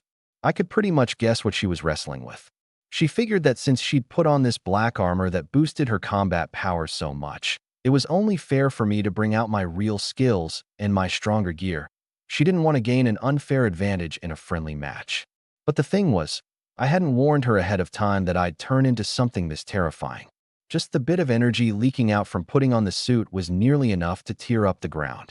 If we actually went at it for real, wouldn't we level the whole school of heroes? Right then, Du Cao, who'd been hiding a safe distance away this whole time, strode back over, all smiles, trying to smooth things over. Haha, we've certainly seen what Mr. Lin Fei is capable of. Truly, the younger generation is not to be underestimated. That combat armor really suits your spirit. But it's getting late. Why don't we call tonight's spar here and get some rest? I understood his worry. As a soldier who'd been through the fires of war, minor injuries and training were nothing new to him. But this was clearly just a casual, friendly match, and the power I was showing was so terrifying that who knew whether I could control it. He was probably comparing me to that Rana, the inheritor of the sun's light, who could casually whip up nuke-level attacks but couldn't control the intensity, which was why Pan Jin had sealed all her big moves before bringing her down to the surface. Du Cao likely thought I was in the same boat as Rana. Otherwise, how else could you explain the energy fluctuations before and after my transformation differing by several times over? If I misjudged my strength and crippled Rose with one punch, who would he cry to? Naturally, he'd never say any of that out loud. He only picked the flattering words he knew I'd like to hear. But wouldn't you know it, Rose picked exactly this moment to get stubborn. No, old Du, I haven't had enough of this fight yet. We're continuing. Huh. The smile on Du Cao's face froze instantly. He'd clearly seen the shock in his daughter's eyes just moments ago, even a hint of wanting to back out, and never dreamed his precious girl would dig her heels in now. Rose pursed her lips. I've got my black armor all suited up, and Lin Fei's activated his armor too. If we suddenly stop now, wasn't putting on all this gear a total waste? Besides, she turned her gaze toward me, her eyes holding both tension and a hidden, fervent anticipation. I really do want to see with my own eyes what Lin Fei's so-called true power actually looks like. I could tell that when she'd felt that overwhelming alien energy earlier, part of her had actually wanted to run. She knew that herself. But now that she'd already said all that, was she going to just chicken out simply because I'd gotten cooler and stronger? That would be too humiliating. Just like how she'd insisted I put on the armor, the pride bone deep in her wouldn't let her flee without even trading a blow. It was only a friendly match anyway. I wasn't about to go for the kill. And on top of that, her burning curiosity had genuinely been fully awakened. After all, that energy from before was just the aftershock of transforming, not my actual attack. Rose, has anyone ever told you something? Huh? Told me what? She looked at me, completely lost. That little never say die look you've got right now. It's really attractive. She froze completely, blinking her big eyes, and her cheeks flushed red at a visible speed. What nonsense are you spouting now? Don't say weird stuff like that at a time like this, okay? Du Cao stood off to the side saying nothing, but the polite smile that had still been on his old face was now frozen stiff as stone. His eyelid twitched, and the veins on his forehead throbbed. I figured he was choking down his anger. Flirting with his daughter right in front of him was one thing, but now I was doing it non-stop, like he, a general, didn't even exist. He probably held back only because he couldn't beat me. He took a few deep breaths and finally managed to suppress the urge to curse, then turned to try and talk his daughter out of it again. Rose, why don't we think this over a bit more? No need. Old Du, I've already made up my mind. Rose said it with total finality. Seeing this, I reached up and pressed both sides of my helmet. The thick armor immediately slid back, dissolving into a fading afterimage.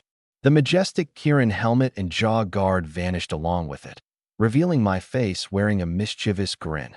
I waved a hand at Du Cao. Just relax, all right? I've got a really solid handle on my strength. Fine then. Seeing that both of us had made up our minds, he could only sigh helplessly. As he walked toward the edge of the field, clearing out the central space again, he didn't forget to turn back and remind us, you two take it easy. Whatever you do, remember to hold back. Watching him keep muttering worriedly even as he walked away, I understood. This was all a father's genuine concern for Rose. I knew that because of the whole business with Rose's mother, there had always been a thick wall between this father and daughter. A big part of Rose's rebelliousness came from that too. Du Cao always felt he'd wronged his daughter. He just wasn't good with words and didn't know how to express his care. That bond, thicker than water, was something I could see clearly. Of course, I didn't develop any real fondness for him over this bit of family drama. After all, the things he'd done in the past that rubbed me the wrong way couldn't be wiped away with a sentence or two. I stood at one end of the field. Even though my helmet was open, this fiery red armor still radiated an oppressive presence. I looked at the red-haired girl a dozen-odd meters away and generously extended one hand. Rose, ladies first. You make the first move. Fine, then I won't stand on ceremony. Since she'd already witnessed my monstrous defense, she couldn't be bothered with formalities anymore. Fussing over who went first would just be a waste of time. Before she'd even finished speaking, her figure plunged into a ripple in space and vanished in an instant.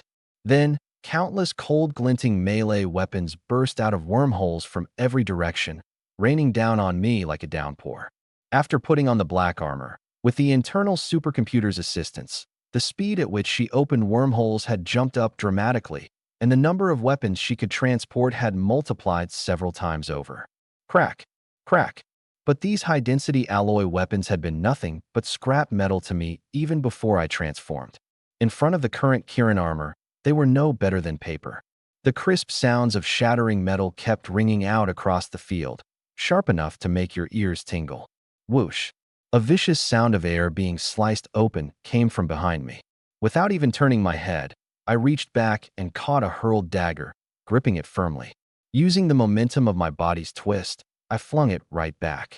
With a clang and a shower of sparks, the dagger precisely smashed apart another spear that had been thrust at the back of my head. Its momentum barely diminished, it kept flying out of the field.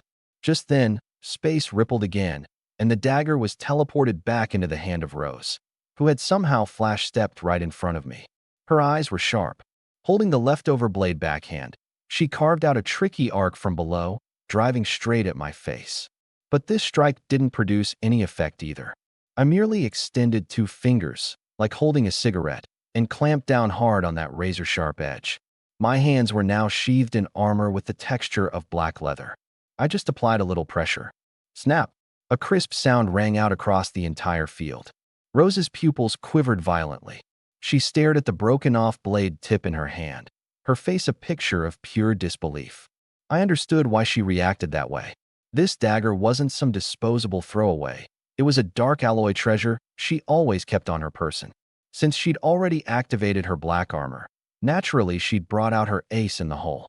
But she never could have imagined that this dark iron dagger, a rarity even across the entire known universe, with a hardness that was downright frightening, would be snapped in 2 by just 2 of my fingers.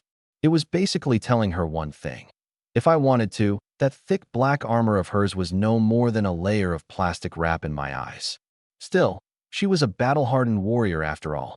Her days lasted only about a second before she decisively let go of the useless scrap and, with a flicker, retreated to a safe distance. Right now her head was full of fighting. She had no time to mourn her weapon. But that old General Du Cao, watching from afar, felt his heart shudder at the sight of that broken dagger. I learned later that the thing was absurdly precious. The whole school of heroes had barely any in stock, all of it relying on donations from Blazing Sunstar out of goodwill. After they'd custom-made black armor for people like Qilin and Lu Chuang, the dark iron in the warehouse was basically down to the dregs. Every bit used was 1 bit less, a permanent loss of cold, hard resources. And now this priceless treasure had been snapped like a biscuit by me. Old Du's heart was bleeding.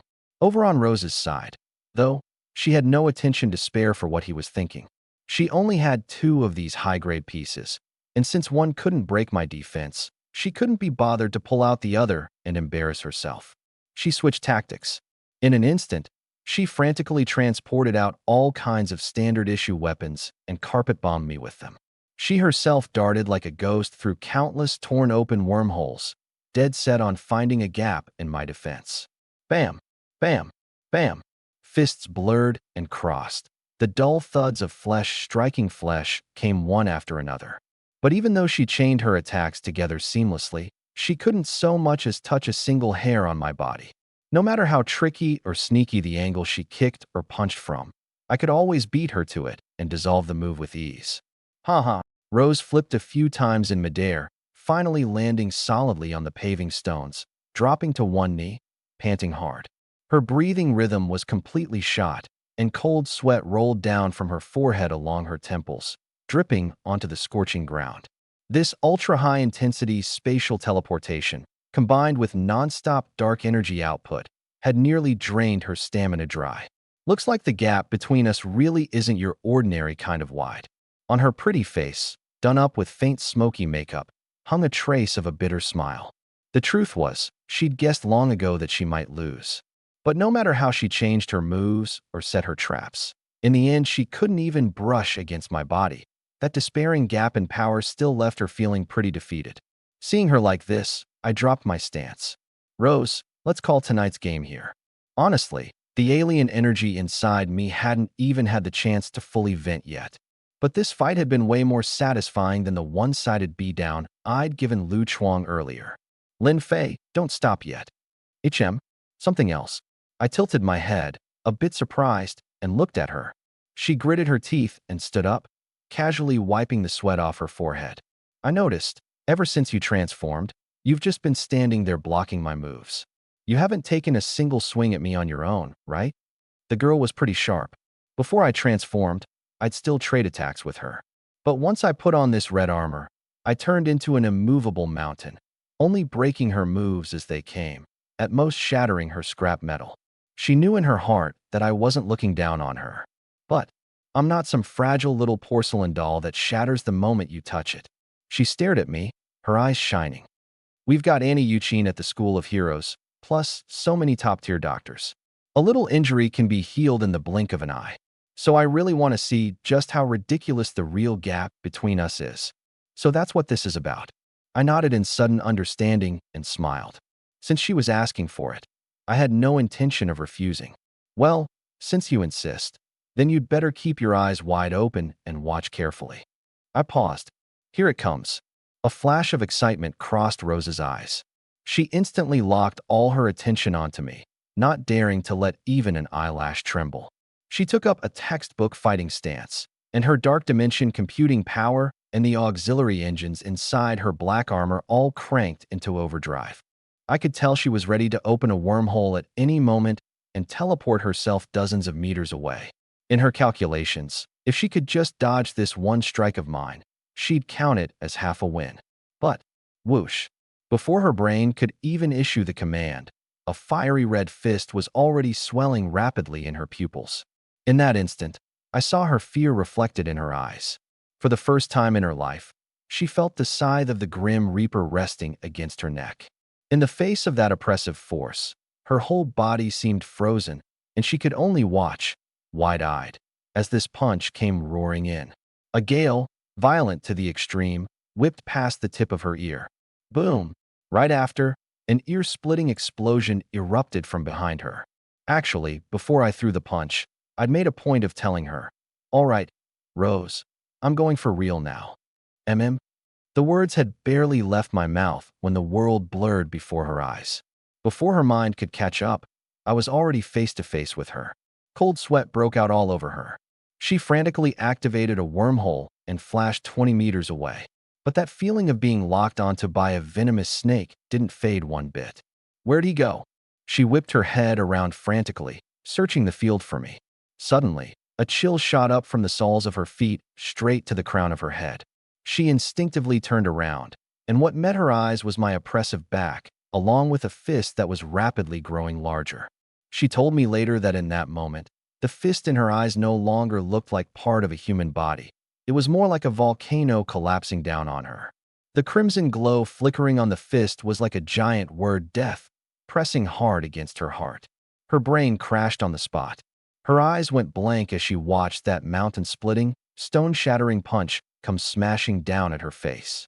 But the bone-crunching sound she expected never came. My fist stopped dead, less than 20 centimeters from the tip of her nose. Whoosh! A gale swept past, sending her signature wine-red hair flying wildly through the air. The force of the punch passed clean through her, exploding into a terrifying shockwave behind her, kicking up clouds of sand and dirt that swept off into the distance. Even the ground trembled 3 times over. Boom, boom, boom. That deafening blast rumbled on for a good few seconds before it slowly died down. Rolling smoke swallowed up everything behind her in an instant. So this is what it feels like to fight while channeling alien energy. Pretty exhilarating, I'll give it that. The faint red glow on my fist slowly faded. I leisurely pulled my hand back, looked at my fist, and smacked my lips in satisfaction. To put it plainly, I'd thrown that punch on purpose to test out the alien energy inside me. I just wanted to try what those hardcore fighters do, piling energy onto the fist at the moment of the strike. Even though I'd only used a tiny sliver of my power, the effect it unleashed already had me thrilled beyond words. Besides, the reason I'd kept defending earlier was that I really was afraid of hurting the girl. But since she wanted to witness this gap herself, and I wanted to indulge my urge to throw a punch, I went ahead and layered a coat of demonic energy over this purely physical attack. Right now, my mood was just plain fantastic. But I hadn't forgotten Rose, who was standing frozen and dumbstruck beside me. I reached out and waved a hand in front of her round-eyed, glassy-stared face. Hey Rose, you okay? You didn't scare yourself into wetting your pants, did you? Lin Fei? I'm still alive. Her gaze finally managed to focus on me, her voice still a little unsteady. Clearly, she hadn't fully crawled out from under that shadow of death. Of course you are. Nobody's got a better handle on holding back than me. I grinned and flashed her a peace sign, deliberately wiggling my 2 fingers, and dropped a joke so lame it practically dripped ice. If you'd actually kicked the bucket, then what you'd be looking at right now wouldn't be this handsome face of mine. It'd be that black-faced King Yama down in the underworld. Hearing my familiar, punchable voice and seeing my shameless grin, she finally snapped fully back to her senses. That was when it hit her. That punch of mine hadn't touched her at all. My control over my strength was inhumanly precise. I'd braked perfectly before ever making contact. I'd used an extremely advanced penetrating force, routing all the destructive power around her body and venting it entirely behind her. At that thought, some instinct made her turn her head and glance behind her. How is this even possible? The moment she saw what was behind her, her jaw nearly hit the ground, and she went completely blank. By now the dust and smoke had mostly cleared. What met her eyes? Was that still the campus she knew? It looked more like it had taken a direct hit from a battleship's pulse cannon, a colossal empty swath carved right down the middle.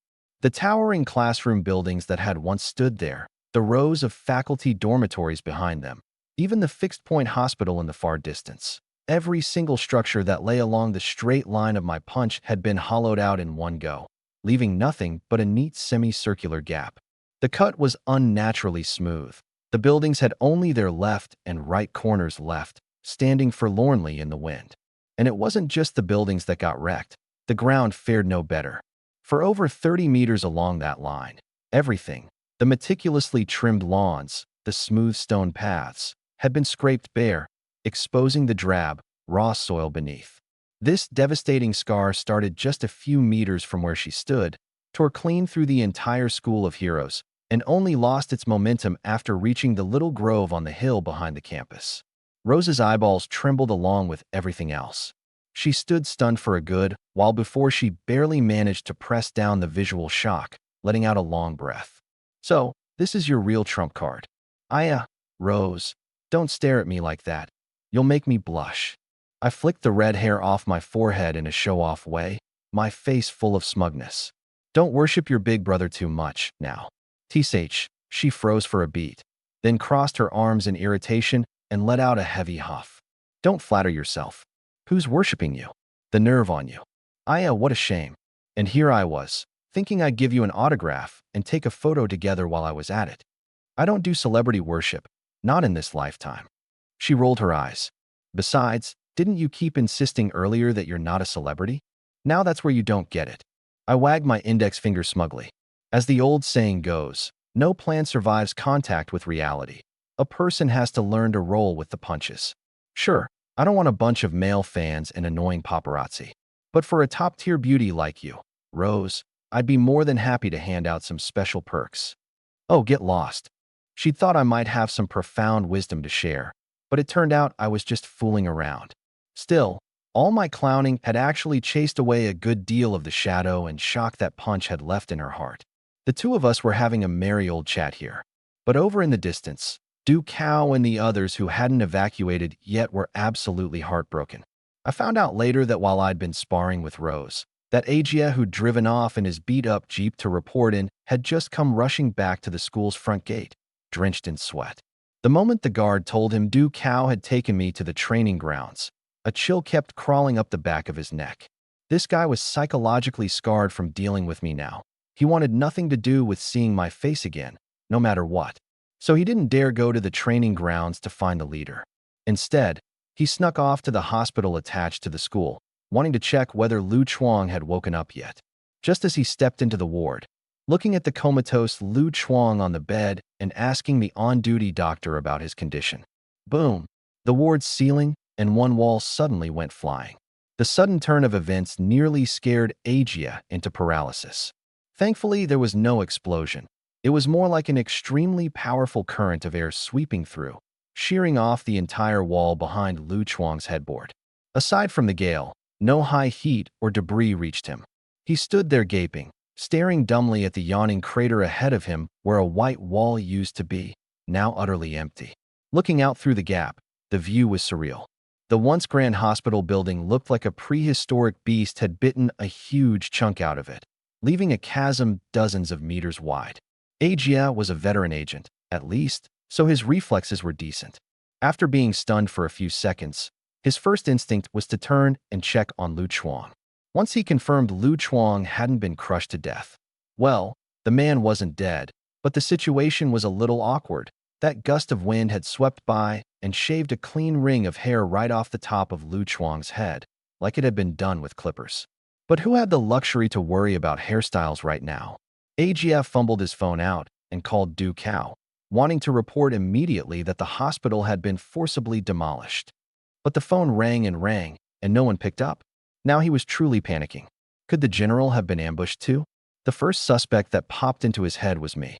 Well, who could blame him? I was right there in the school, and I glared at everyone like they'd wronged me. A stunt this rotten was probably something only I could pull off on the whole planet. Meanwhile, on the field, Du Cao was staring blankly at the pitifully center-parted campus buildings before him. The phone in his pocket was buzzing nonstop, like it was hounding him to his death. He sucked in a sharp breath, then trembled as he fished the phone out and answered without even looking at the screen. Hello, what on earth's gone wrong now? General, are you okay? Our hospital just got sheared right off. Was it that Lin Fei kid who did it? The instant Agia mentioned my name, Old Du felt his blood pressure shoot straight to the top of his skull. Agia, everything you're describing, I've already seen it firsthand. General, why's your voice shaking? Are you hurt? I'm perfectly fine.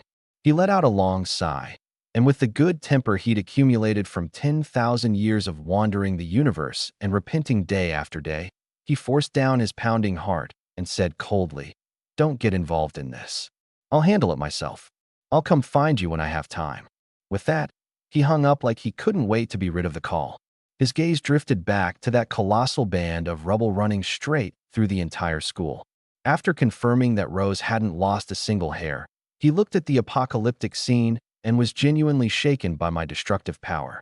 He never would have imagined that this devastating spectacle was the result of me casually throwing one punch. What struck him as even more absurd was that my control over that force could be precise enough to spare Rose, who'd been standing right next to it. But while I was chatting and laughing away with Rose, it finally sank in for him too. His school of heroes was completely done for. In that instant, he felt his blood pressure was about to blow through the roof. Old Du, what's the matter with you? You look like you just swallowed a fly. By now, Rose and I had finally ceased fire and strolled over. We'd both dismissed our combat armor and changed back into casual clothes. Seeing her old man's face flickering through every color of the rainbow, Rose found it novel and asked without thinking. Then, following her old man's stiff gaze, she glanced at that band of rubble stretching as far as the eye could see. Slow on the uptake, she finally realized what she was looking at and couldn't help slapping a hand over her forehead. Right? This place was the School of Heroes, the home base of their whole crew. Whether it was for training new recruits or just for eating, drinking, and living, everything depended on this plot of land. And now, before those so-called super soldiers had even shown up, the place had gotten center-parted by one punch from me. Lin Fei, look at what you've done. Old Du's voice was practically drifting. About that. My skin might be as thick as a city wall, but even I felt a little sheepish at the moment. I'd been so caught up in unleashing alien energy that I'd forgotten all about this. but I bounced back fast. In the blink of an eye, I reined in that aura and turned back into someone without a care in the world. I casually laid one broad, warm palm on Rose's rounded shoulder, leaned in close, and grinned. Say, little Rose, I really didn't mean to make this big a mess. But since I was going to show you what I've got, I couldn't exactly hold back like we were playing house, right? Feeling the warmth on her shoulder, and with me leaning in so close, Rose's delicate earlobes instantly turned a shade of crimson. Strangely, this normally aloof goddess didn't immediately slap my paw away. She actually mulled it over seriously, gave her neck a slight tilt, and then nodded in agreement. What's more, before we started, didn't your old man here promise it himself? I turned my head toward Ducal. He told the two of us to go all out, said even if we tore up the ground, he'd cover it.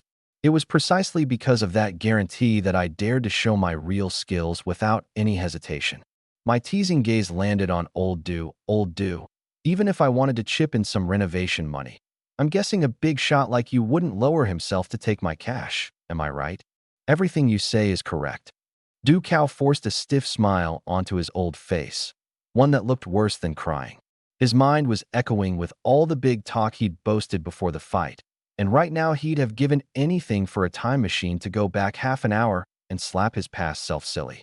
Why did he have to go and be so generous when he had nothing better to do?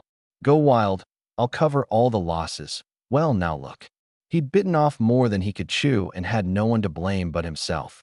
If he hadn't sealed his own fate with those words, he might have been able to squeeze some resources out of me right now.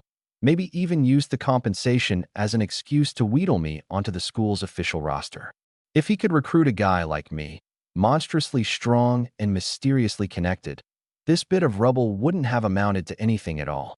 But as things stood, such sweet dreams could only stay dreams. And this pent-up frustration, there was nowhere for him to vent it except by swallowing it whole. All right, wipe that bitter melon face off. It's actually kind of pitiful to look at. I laughed, released Rose, and walked over to the old general who looked ready to explode on the spot. The agreement may have been sealed like that, but I, Lin Fei, have always been a reasonable man. I won't make things too hard for you. Those two conditions we agreed on earlier, I'll call the shots and give you 50% off, cut one of them. Hearing this, old Du's eyes nearly welled up, the reaction of someone pushed to the absolute limit of exasperation. What difference did saying that make from saying nothing? Those two conditions had been extorted out of him by force in the first place. Obviously, once Rose had that intel, he, as her father and commanding officer, would naturally know it too. Yet I'd deliberately gone and demanded a personal favor from him anyway. Now, on the surface, I was generously waiving one, but in reality, I was still getting one enormous promise from him for free. This shell game of moving things from my left hand to my right. At the end of the day, the one footing the bill was still him, the poor sucker. Still, he was an old hand who'd been through the grinder for 10,000 years in the universe, carrying the heavy shackles of a destroyed civilization. He'd long since honed the ability to stay unruffled in the face of anything. Even though his heart was churning like an erupting volcano right now, he still managed, in a very short time, to press the negative emotions back down. I'll gratefully accept Mr. Lin Fei's considerate gesture. His lips parted slightly, revealing a strictly businesslike smile. Since I gave my word and beat my chest over it, this whole mess is naturally mine to clean up. There's no reason to make a guest like you foot the bill. Today really has been an eye-opener. He paused. Mr. Lin Fei's combat power has left even an old soldier like me utterly stunned. With a powerful ally like you, I believe Blue Star will stand a much better chance when facing the demon and ghost invasions from the Styx galaxy. I sincerely look forward to deeper cooperation with you in the future. But it's getting late, and I've got a whole pile of messes waiting for me to sort out at the school. I won't keep you standing out here in the cold wind, Mr. Lin Fei. Let's gather again another day. Plainly put, this was a polite way of showing me the door. The only thought in old Du's head right now was to hurry up and pack this red-haired troublemaker off. His old bones truly couldn't survive a second round of my antics. For a brief moment, he even wondered if I was some kind of jinx sent specifically to plague their school of heroes. First, I made the smooth-talking Ajia question his whole existence. Then I came and shattered the composure of him. A general, and center-parted the classroom buildings on the side. Thankfully, he now had a clear red on my background. As long as he was certain my heart was on Blue Star's side, his strategic goal for the night could be considered accomplished. Rose, see Mr. Lin Fei off on my behalf. Mind your manners. He turned to instruct his daughter. The threat from beyond the stars is right on our doorstep. Integrating all the super combat forces can't wait a moment. I need to go find those old comrades in the officialdom right away and apply for special funds to repair this rubble. He added another line. The school dorms won't be livable for a while and will need a full renovation. For the next few days, go stay at your own apartment downtown. Got it, I'm on top of it. Rose agreed readily, her cool eyes betraying little emotion. Actually, I think the feng shui of this place is pretty decent. It's got character. I said with a smile. I'm not interested in officially joining your school for now, but I'll probably swing by often in the future to hang around and pay a visit. Ha ha ha. If you don't mind, Mr. Lin Fei, the doors of the School of Heroes will always be open to you. Hearing that I planned to come back, the muscles on old Du's face visibly twitched. His words were polite to the extreme, but a nameless sense of impending doom rose up in his heart. Yet as the commander, words spoken were like water poured out. There was no taking them back. All he could do was silently pray that the next time I came, I'd rein it in a little and not pull off another demolition-style visit. His heart and his blood pressure really were nearing their limit. Watching my and Rose's figures walk off side by side into the distance, old Du stood motionless, hands clasped behind his back, like an old father worried sick. Before long, a burst of hurried footsteps broke the quiet of the night. It was Agia, rushing over drenched in sweat. The sights he'd taken in along the way had utterly shattered his worldview. It turned out it wasn't just his little clinic that had suffered. The entire school looked as devastated as if it had been run through by a heavy laser weapon. That made him more worried about the general safety than he'd ever been.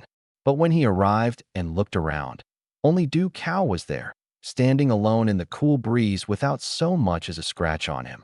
Only then did his hanging heart settle. General, did that Lin Fei see the writing on the wall and slip away? And where's Rose? I don't see her anywhere either. Du Cao shot his aide a look like he was staring at an idiot and sighed helplessly. This kid was usually sharp, but at a critical moment his brain just wouldn't turn. Which idea he used to conclude the man had fled. A monster who could run the school clean through with one casual swing. Did he need to dodge anyone on this planet? Still, he understood that Agia was just frazzled out of concern, so he didn't blow up. Today was purely an accident. Lin Fei and Rose were sparring and didn't hold back, which is how the school ended up in this state. He's already strolled off, bold as you please. Rose is a cold sort of kid. I was afraid it'd get awkward, so I had her go see the guest off. So all this commotion was from a spar. Standing in the center of the rubble, Agia looked out along the direction of my punch and broke out in cold sweat all over again. This Lin fellow didn't just have a tongue sharp enough to kill. His fists were terrifying beyond measure. Thank goodness I'd only used my mouth on him earlier and hadn't laid a hand on him, or with those puny little arms and legs of his, he'd probably have already become a speck of dust in this rubble. He silently swore to himself that from now on, whenever he saw this red-haired freak, he would take a detour around him. Suddenly, as if something occurred to him. General, you really let Rose go see that kid off?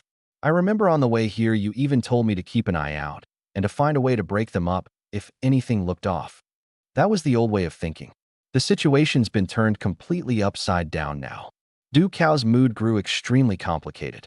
He truly, 1,000 times over, didn't want the daughter he'd raised with such painstaking effort to be swept off by that troublemaker.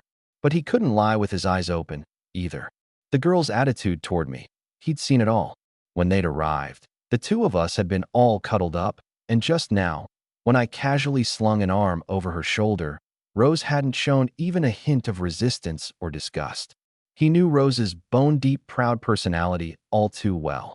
Normally, she didn't even have a close friend, and boys her age couldn't get anywhere near her eyes. He used to lie awake at night fretting, afraid the child would end up alone her whole life. He'd originally planned that once the Xiongbing company was established, he'd have that gang of hot-blooded young men train alongside her and slowly cultivate some comrade-in-arms bonds. Who could have guessed that I'd come charging in from out of nowhere and throw all his plans into disarray? Sure, I kept his blood pressure sky high, but since I could make his ice-cold daughter not just tolerate me, but actually get flustered, cheeks flushed, showing a rare bit of girlish shyness, he decided to let nature take its course and not play the role of the hated, villainous parent. Of course, the core reason he could make such a huge concession was my unfathomable strength. Strength enough to change Blue Star's fate. Had I been an ordinary man with nothing going for me but a handsome face, then even if Rose threatened to sever their father-daughter ties, he'd have snuffed out that spark without a moment's hesitation. After all, in the coming age of chaos, super soldiers and ordinary mortals were destined to exist in entirely different dimensions.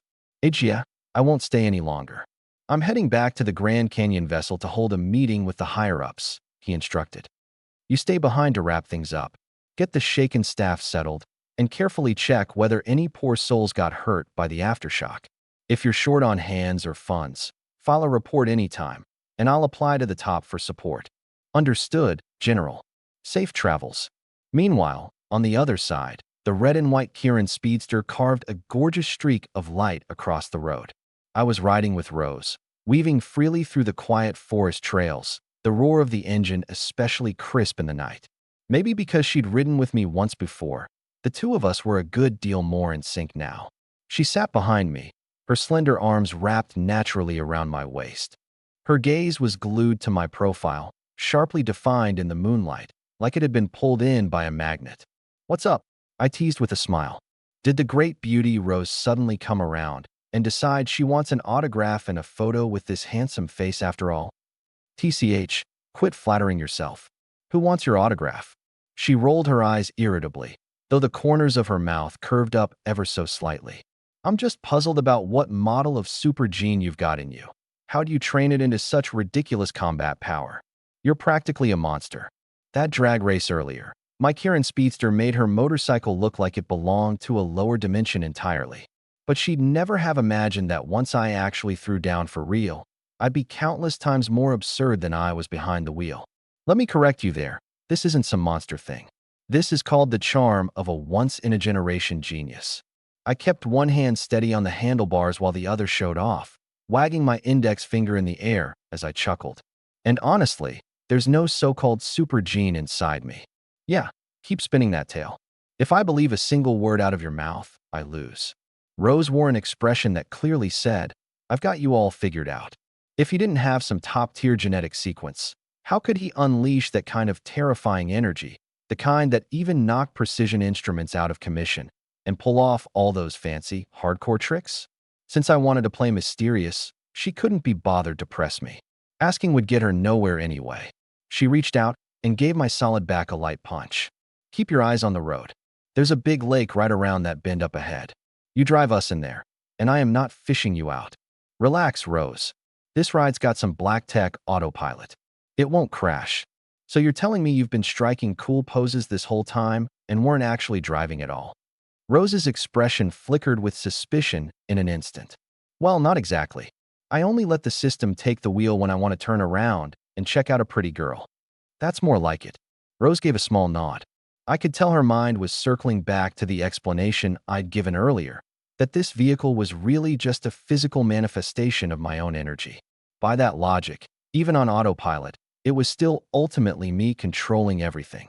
The only thing her clever head couldn't wrap itself around. If it was purely something conjured from energy, why did it come loaded with such advanced technology?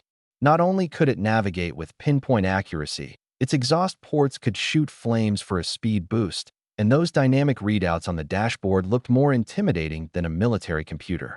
When something didn't make sense, she'd just stop banging her head against it. After all, there was way too much fog swirling around me.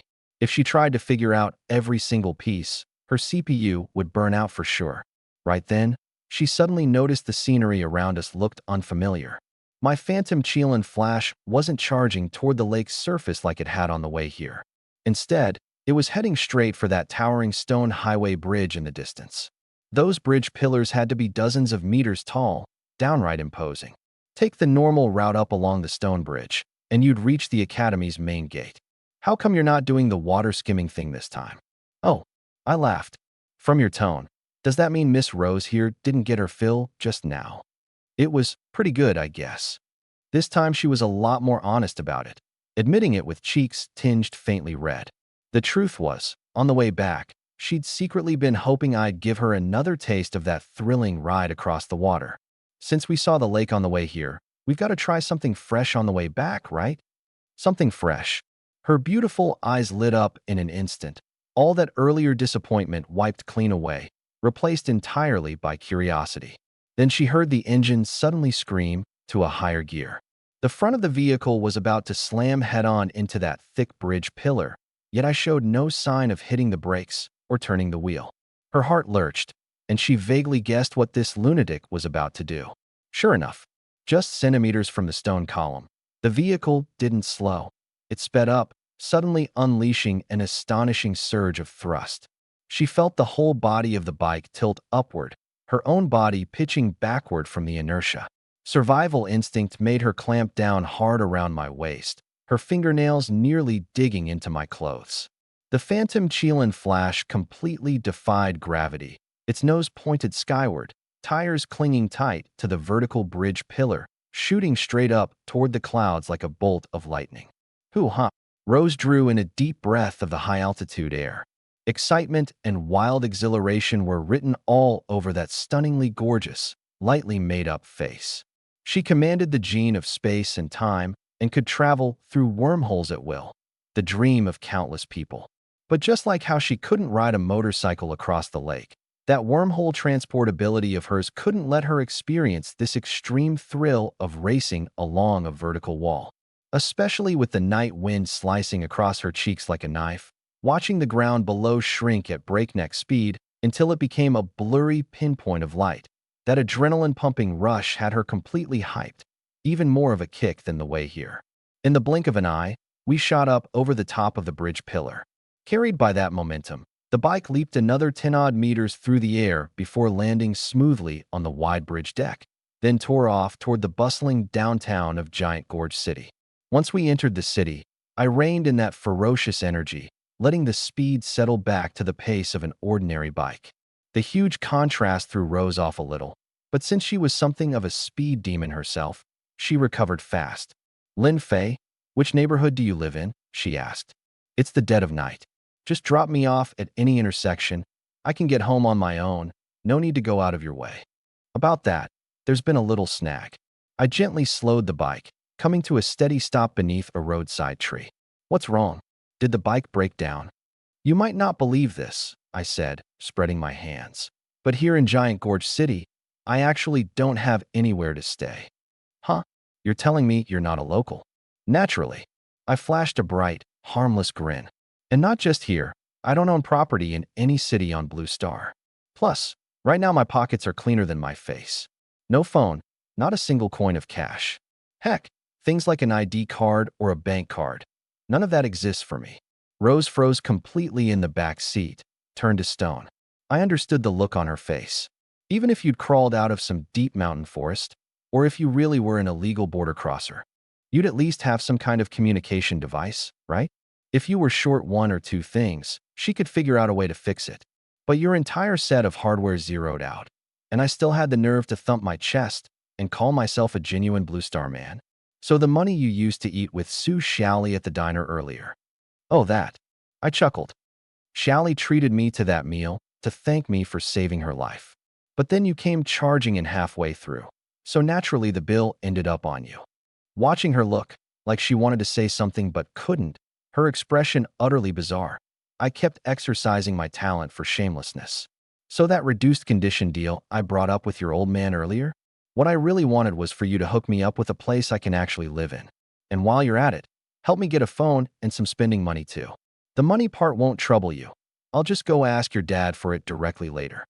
"Ugh, you really are something else." Rose pressed a hand to her forehead, a headache coming on, and let out a helpless, drawn-out sigh. Fine. Meeting you is just my rotten luck.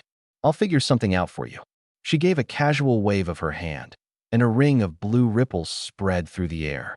A brand new, still-sealed high-end phone box dropped into her palm out of thin air. "The phone shops are all closed at this hour. This is a new model I bought a couple of days ago, still sealed. I'd meant to keep it at home as a backup, but it's yours now." She frowned. As for a SIM card, these days you need real name verification to activate one, and you don't have an ID, so that's genuinely a hassle. Which means you can't check into any proper hotel or in either. And at this hour, where am I supposed to find you a move-in ready rental? The more she thought about it, the worse her headache got, until she couldn't help but cover her face with her hand. She'd never run into this kind of ridiculous situation in her entire life. After racking her brain for a while with no answer, and with her mind already fried from being bombarded by one piece of shocking information after another all day, she finally gritted her teeth and blurted out, "If you really have nowhere to go, then why don't you just stay at my place for now?" Me. Wait, what? Meanwhile, on the other side of the city, aboard the aircraft carrier Giant Gorge, a different scene was unfolding. These are details I only pieced together later. The heavy alloy doors slid open to both sides, and Takeo, clad in a crisp, dignified military uniform, strode into the central command center. Lien Feng, stationed before the main screen, immediately rose to her feet. "General, you're back. How well do we have the situation in hand? Is the core data model finished running? It's all in this encrypted file. You can review it yourself." Takeo took the electronic tablet and began flipping through it carefully. "Can't parse the energy source, but we can estimate the approximate ceiling of its energy level." "Yes, General," Lien Feng explained meticulously. "Although our existing database is a complete mismatch for that unknown energy of Lin phase, by cross-modeling the energy intensity, we can still reach a conclusion. The data shows that when he enters that armored state he calls the Phantom Qilin armament, the instantaneous peak energy output can nearly go toe-to-toe with the micro-solar flares that Rena fires." Her fingertips slid rapidly across the console, switching the big screen to a dynamic replay of my battle. That's right. Even though she'd cut off the satellite surveillance the instant I noticed it, the energy readings unleashed at the scene had been too staggering to ignore, so she'd tapped into Dino 3's low-level authority and pulled up all the environmental monitoring around the academy. "You did the right thing there. It'd be a real shame to let intel like this slip away." Takeo showed not the slightest hint of blame. If he'd been the one in the command room, he'd have done everything in his power to strip my data bare too. Reading further down, he came across more details. Regarding that suit of armor on his body, its molecular composition falls entirely into unknown territory. But the energy circulating inside it is extremely pure, perfectly identical to the source energy within his body. Even though Dino 3 still can't calculate the composition, based on several sets of force feedback analysis, our preliminary conclusion is, this armor's physical defensive hardness may well exceed even our own dark alloy plating. Takeo's pupils contracted slightly, his expression graver than ever. The material hardness is really that high? I suspect it isn't a solid material at all, but a solidified form condensed from energy itself. What did you say? Energy made physical. Lien Feng hadn't heard my earlier explanation about the Phantom Qilin flash firsthand, and hearing this concept now, she was utterly astonished. But Takeo remembered it crystal clear, because this kind of genetic expression, one that completely overturned common sense, was the most unique thing he'd ever seen in his entire life. Converting the energy stored inside his body directly into physical, tangible material tools. Lien Feng's eyes were full of disbelief. This already brushed up against the blind spot of her scientific understanding. Exactly. That's the trickiest part. Takeo answered in a low voice and kept reviewing the report with a settled mind. The report was thorough, covering nearly every tiny reading. Yet on the most crucial questions, where my homeland was, what my genetic sequence was called, what my dark dimension code number was, it remained a blank sheet. When he flipped to the very last page, the sight there plunged him back into dead silence. The big screen displayed a high-resolution overhead image, clearly outlining the Academy's current devastation. From this angle, that penetrating swath of destruction was even more shocking. Takeo's insides quivered as he looked.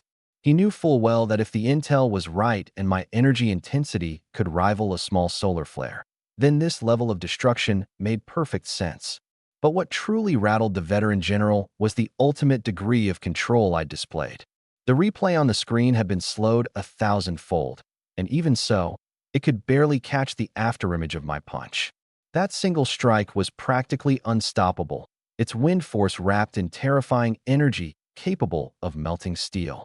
Yet as domineering as that blow was, it managed to stop dead less than a centimeter from the tip of Rose's nose, precisely skirting around her and channeling all its destructive force into the empty ground behind her.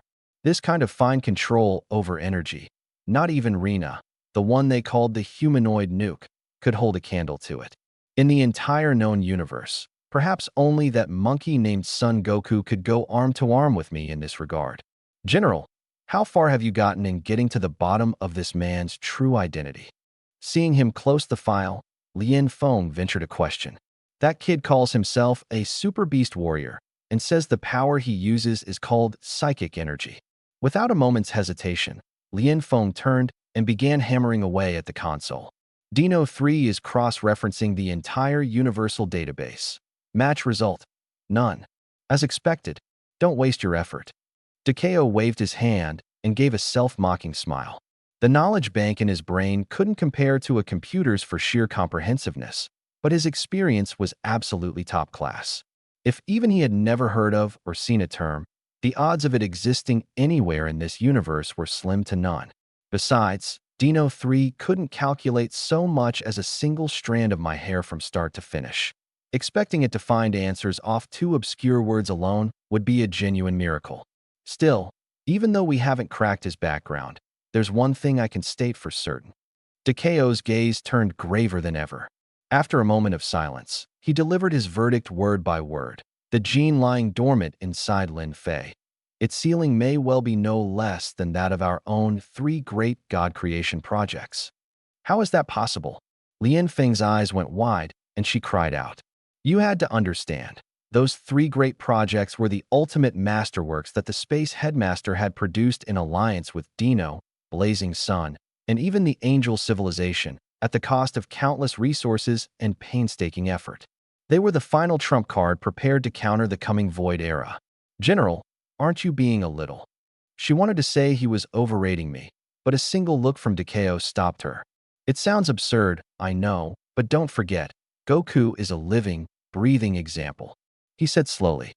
Goku's combat genes surpass the 3 great projects across many dimensions, and his combat burst power is downright staggering. And when it comes to Lin Fei, what we know doesn't even amount to the tip of the iceberg. I have a strong gut feeling. The strength this kid is hiding is far more terrifying than what we've observed. Lien Feng fell silent, and in the end, she chose to trust the veteran commander's instincts. After all, this was the man who had once dominated the battlefields of Nuwa Star as Supreme Commander. The fortunate thing is, at least for now, Lin Fei and us haven't come to a fight to the death. Takeo's tone softened somewhat. Since he's already promised to help Blue Star hold off the alien invasion, that's not too bad a deal. The harder his fists hit, the better Blue Star's chances of surviving this crisis. That's a good thing. Right then, the private phone in his pocket, the one whose number only a very select few knew, rang. The caller ID showed Ajay. Hello, Ajay. How are things settling down over at the academy? Reporting, General. The tally work is all finished. Although the buildings suffered severe damage, miraculously, there were 0 casualties. Takeo's hand gripping the phone trembled faintly, his heart churning. My single punch had carved such a wide swath of destruction that it had practically skewered the academy's buildings together like candied hawthorns on a stick, and yet not a single person got so much as a scrape. Was this a stroke of heaven-sent luck, or had I, in the very instant I threw that punch, already calculated the exact coordinates of every single person? All right, understood. Good work. Deal with the staff's lodging problem first. As for the rest, I'll go talk to the top brass about filing an application to start the reconstruction as soon as possible. Yes, General. After hanging up, as Takeo walked out of the command room, an image of me and Rose together inexplicably surfaced in his mind. He started to wonder whether that girl had gotten me settled in. Then he shook his head with a wry smile. Feeling he was fretting too much, Rose had always handled these little day-to-day matters reliably. Compared to that, what gave him a bigger headache right now was how to account for it all with the finance department. That reconstruction bill was steep enough to break those old-timers' hearts. At that very moment, Rose, still clinging to my waist, inexplicably felt a tickle at the tip of her nose. She rubbed her small, delicate nose and said to me softly, "We're here. This is my home." Following her directions, my phantom Qilin flash made a few turns and finally came to a smooth stop outside the entrance of an elegantly styled villa district. Compared to that shabby old alley where Su Xiaoli lived, this place was worlds apart, like heaven and earth. The lighting along both sides of the road was soft, easy on the eyes, and every house was separated by generously wide strips of greenery, ensuring privacy while still giving plenty of open sight lines. Just stepping in put you in a wonderful mood. Looking at the uniquely designed three-story detached house before me, I couldn't help but let out a whistle. Not bad, Rose. Never would have pegged you for a secret little rich lady. Rich lady, my foot, she said, hopping lightly down from the back seat, one hand planted on her hip. I just take on a lot of missions, and I bought this little base with the hazard pay I scraped together. Originally, I wanted somewhere quiet and comfortable to live. But now the aliens are practically knocking on our front door, so I probably won't have much time to come back for peaceful days anymore. As she spoke, she casually made a grabbing motion at the empty air, and a tiny wormhole materialized out of nowhere. The house key dropped magically into her palm, just like that.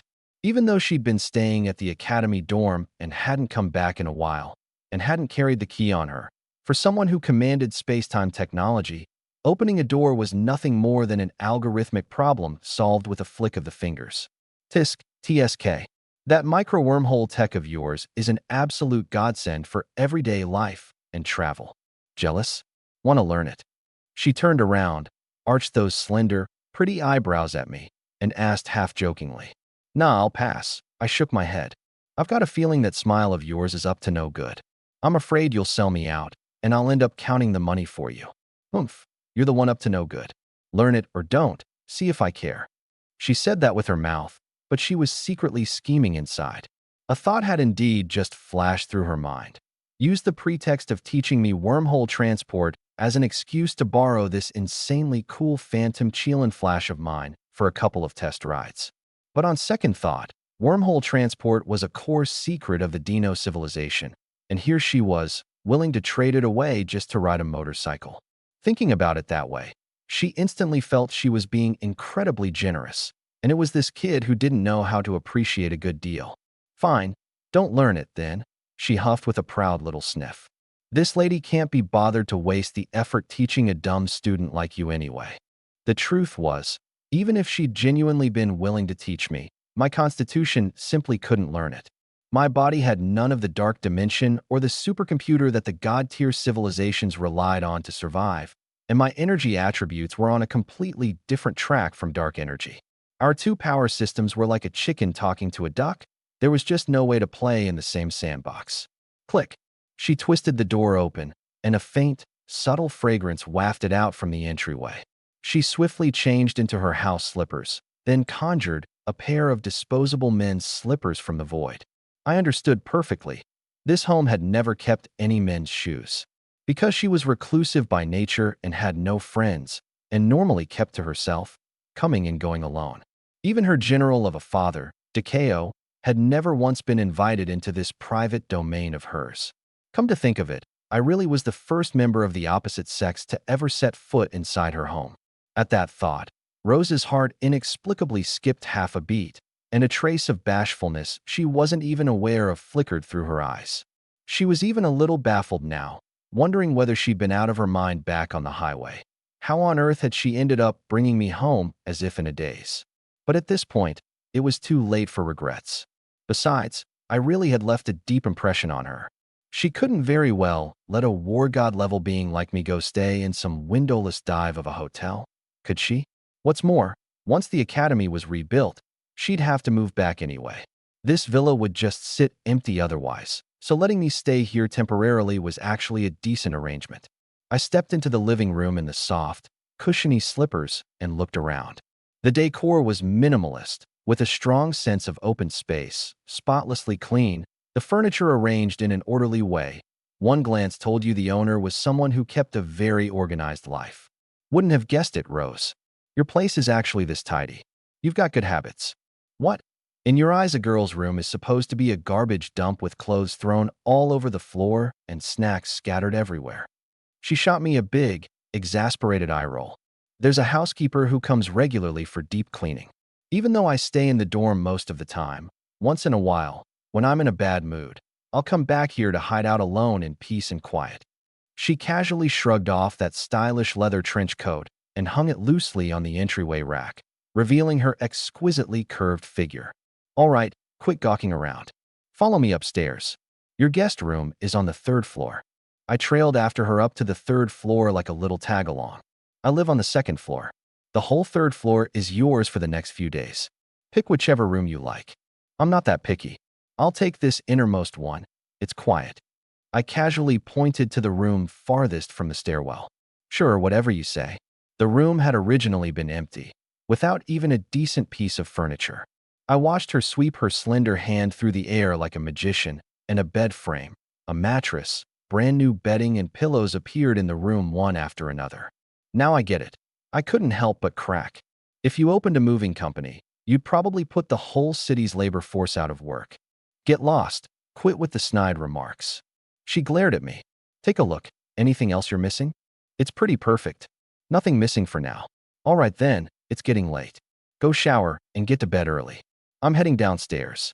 Tossing out that line, she scurried off back to her 2nd floor bedroom as if her backside were on fire. It was only later that I found out. That night, she tossed and turned and couldn't fall asleep no matter what. She kept telling herself it was no big deal, yet lying in bed, she just couldn't calm down. Her head was filled with that mischievous grin of mine, and it kept her awake the entire night. And on this night, she clearly wasn't the only one losing sleep. On the other side of the city, in the old district, Su Xiaoli, dressed in a pink pair of fox-eared pajamas, was rolling around on her bed. She couldn't care less about aliens coming to wreak havoc. All that grand talk of saving the world was simply too far removed from a girl like her, who had swallowed nothing but hardship since childhood. The moment she closed her eyes, her mind was full of me standing in front of her in that little alley like an unrivaled hero, beating that gang of thugs into a pulp. Especially that scene where I turned the one called Lu Chuang into a swollen pighead. It thrilled her right down to her bones. More importantly, today she'd finally discovered that she wasn't the only monster in this world. I was special too. That gave her a sense of security she'd never felt before, a feeling that she was no longer a lonely, wandering ghost. She had me now. Those so-called best friends of hers, the ones who'd only ever mooched off her popularity, now all looked like a pile of trash to her.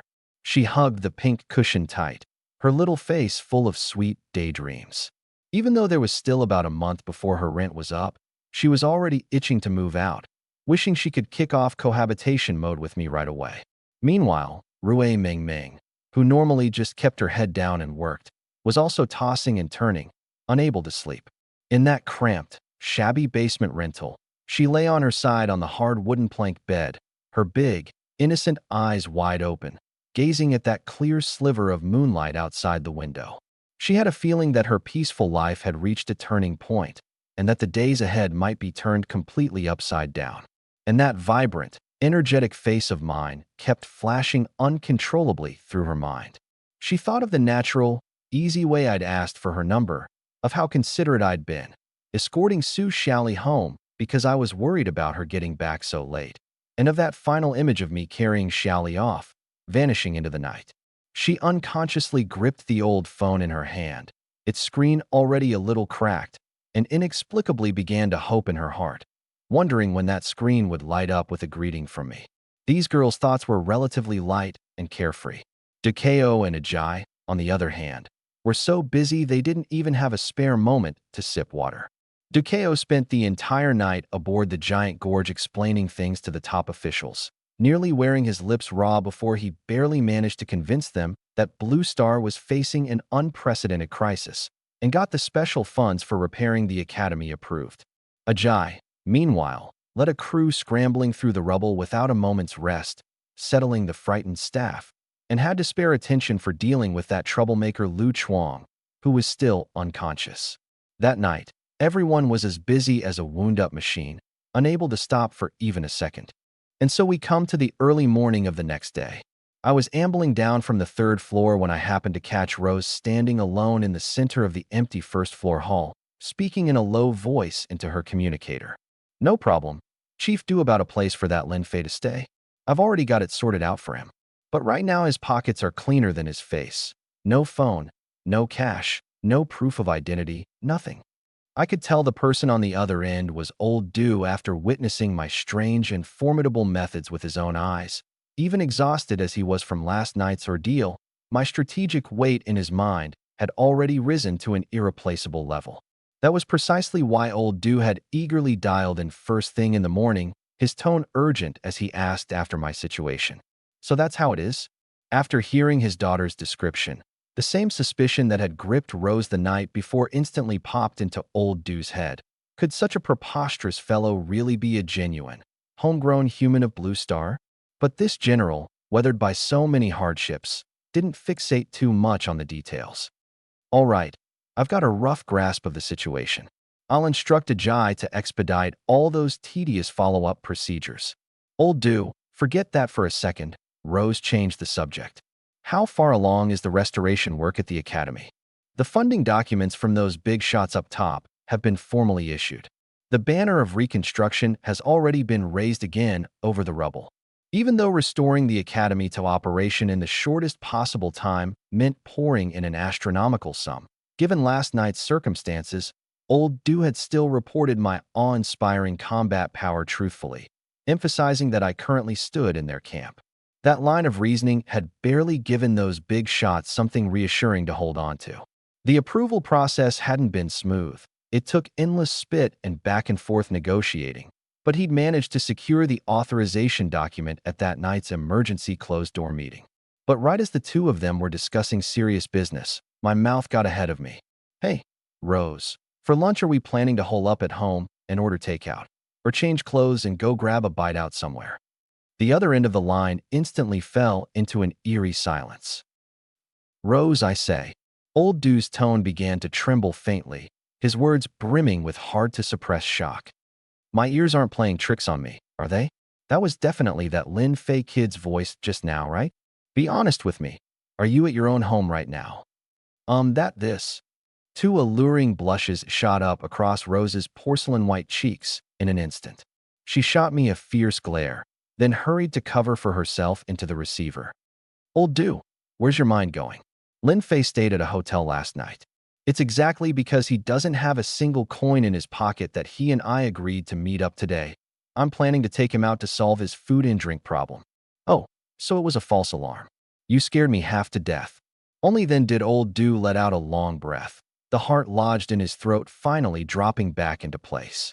For that one moment, he'd nearly become convinced that his cold, proud daughter had already kicked off cohabitation mode with me, the mysterious man.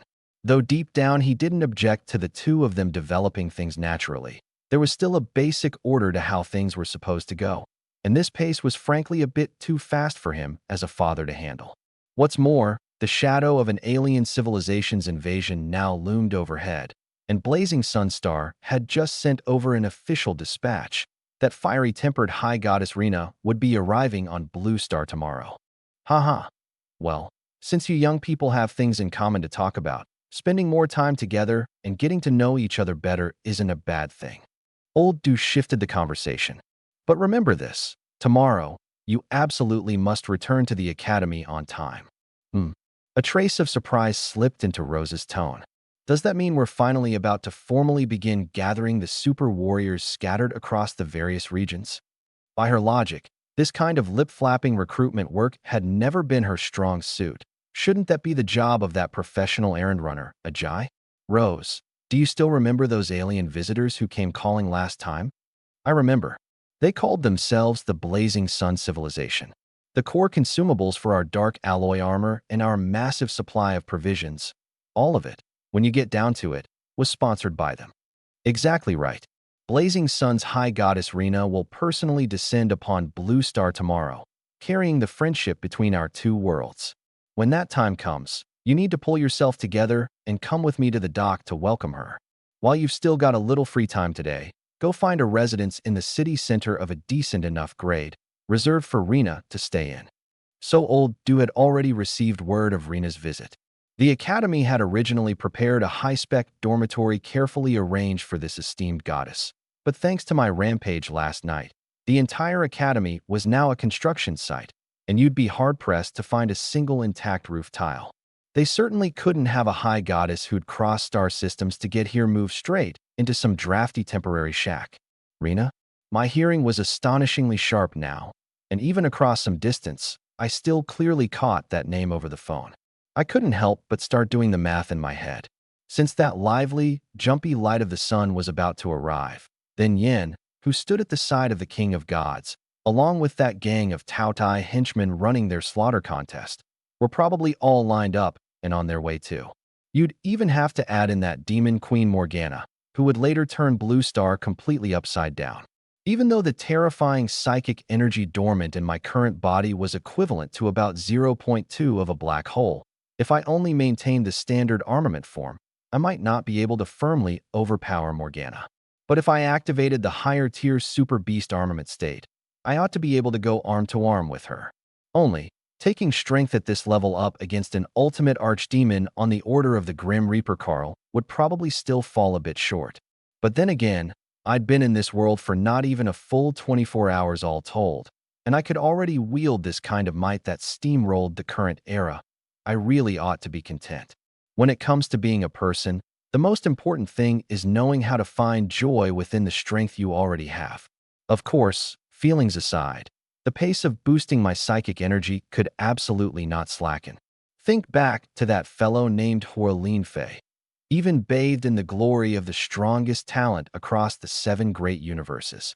That world-shaking mastery of his had been forcibly wrung out of him through countless blood and iron battles and life-or-death desperation, until at last his psychic energy achieved exponential, explosive growth. That was precisely why he could sweep across the 7 great parallel universes in just 14 days and forge himself a legend. All right, I've got the situation. I'll go take care of it right away. Rose ended the call, tucked the phone back into her pocket, and then met my grinning face, paying me back at the same time with a glare that carried a hint of embarrassed irritation. Everything was fine. What are you suddenly glaring at me for, Rose? Why'd you have to pipe up out of nowhere just now?